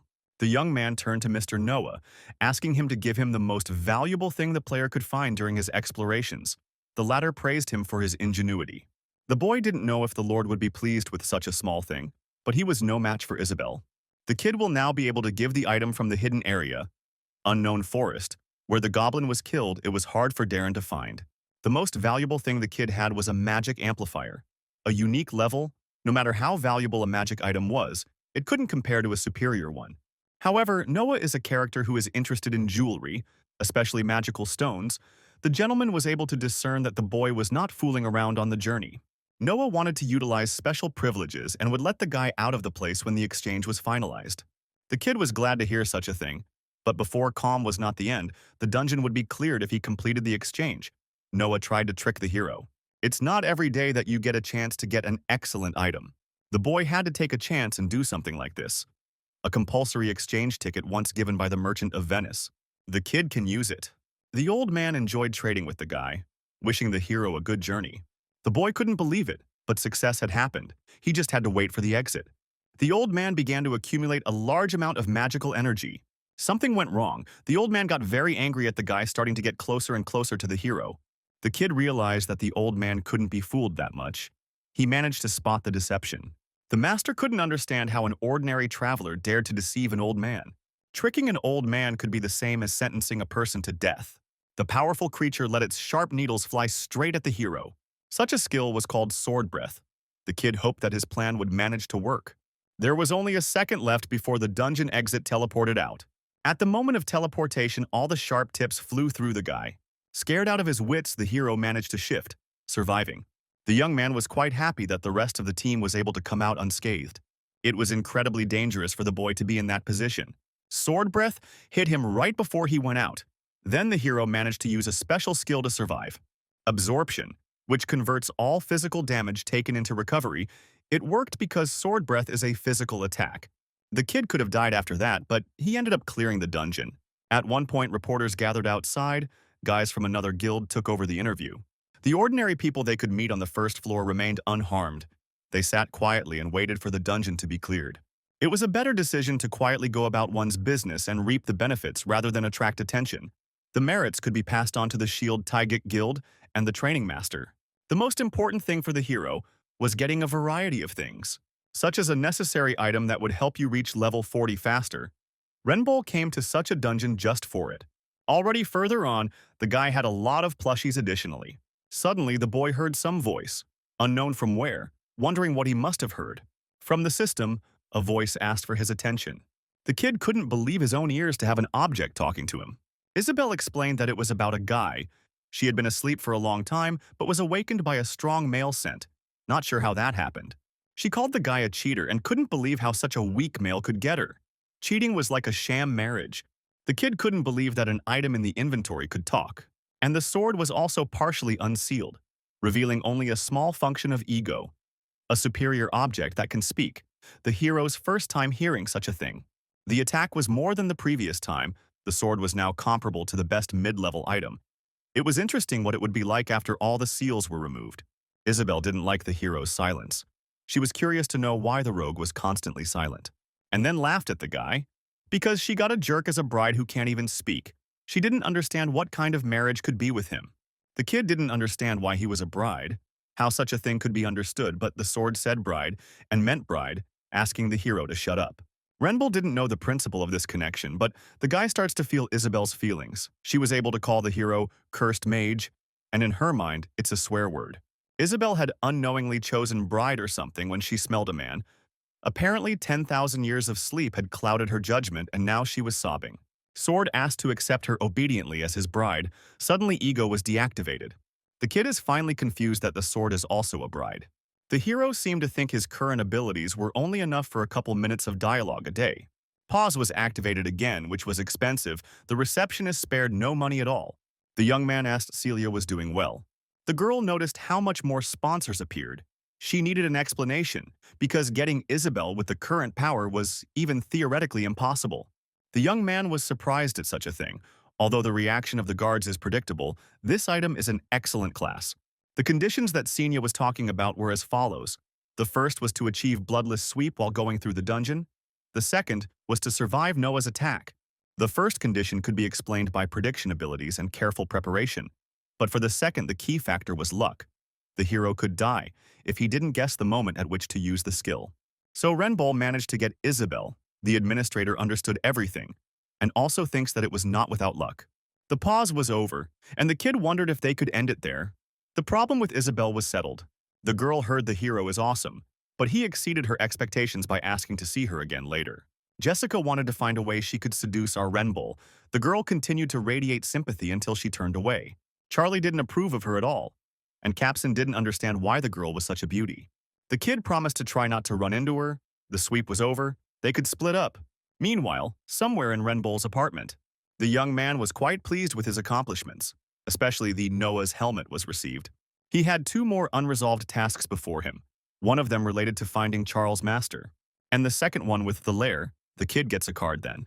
Speaking of which, the cave also turned out to be strange. A predatory tree suddenly appeared in it, looking like a strange, realizing that apparently the event had started to change. But right now, what mattered most to the guy was learning how to survive in the future. The boy notices a strange yellow letter on the hero's desk. The young man remembers exactly before going to the Uplex dungeon it wasn't on the table, which said, "Come back alive." The kid thought it was a talisman, also his sister's handwriting. The kid laughed, because how old was the girl but continues to write such things? But something like that just meant his sister was worried about him. Suddenly, the kid notices something strange. There was a strange sweat of energy coming from the talisman. Activating his eyes, it was not clear from the simple object, but managed to turn into an object of some sort. In the past, amulets were popular and sold in large quantities with such was several stories. Sometimes they acted to bring good luck, but in some cases they became gate activators. There was no official confirmed, so no one believed. The kid couldn't believe such a thing was true. The hero suspected that he had used the Watcher's eyes for too long. The guy needed a break. The young man felt extremely high discomfort and pain in his head, unaware of such great consequences. The boy just collapsed on the bed, hoping he would feel better after a while. The hero seemed to recall the story of the yellow amulet gate. An amulet with a cherished wish, low difficulty, and great reward, Renbull thought. It was worth it to recover a bit and activate it. After a while, Sarah called out to the guy who was sound asleep. The girl was glad when she saw her big brother awake. Sister asked if the guy's not already so tired, fell asleep for a long time. She even had to wake up. The hero was wondering how long he dozed off, asking what time it was. Sarah reported Saturday 11 o'clock. The kid wasn't expecting Saturday because he had managed to sleep all day. The girl thought it was strange when the guy passed out for 24 hours. His sister and mom were worried too. It seemed very strange to the guy. The problem wasn't just her, the discomfort even from her surroundings. Sarah knew her sister must love him dearly if she was so worried. The kid asked her not to come in without knocking on his door next time, asking Sarah to leave the room, for the hero wanted to stretch a little. It became clear to the young man how things were for him. similar to the disappearing yellow amulet. Sarah was the tank of their team getting hurt by his flick, and the strange sense of tension the guy felt in the room. The kid knew this wasn't his home. The boy was in the gate of the yellow amulet. The young man did not know how it happened, but the gate opened while he was sleeping. There was no even strategy for Yellow Amulet Gate. The system notices how eyes perception allows you to resist illusions and magic barrier. The boy notices the power of the Yellow Amulet Gate, a force that began to penetrate the player's body, affecting the player's body. Illusions, leads, distortions of reality and lies will not master a guy. Whatever evil forces block the path, they could not harm the hero. It is the power of intuition, and the all-seeing eye penetrating into the very is. The kid wanted to try to get rid of the lie by dispelling it. The boy managed to move into a completely different dimension, not understood by ordinary people. The kid notices a bunch of yellow crystals all around him.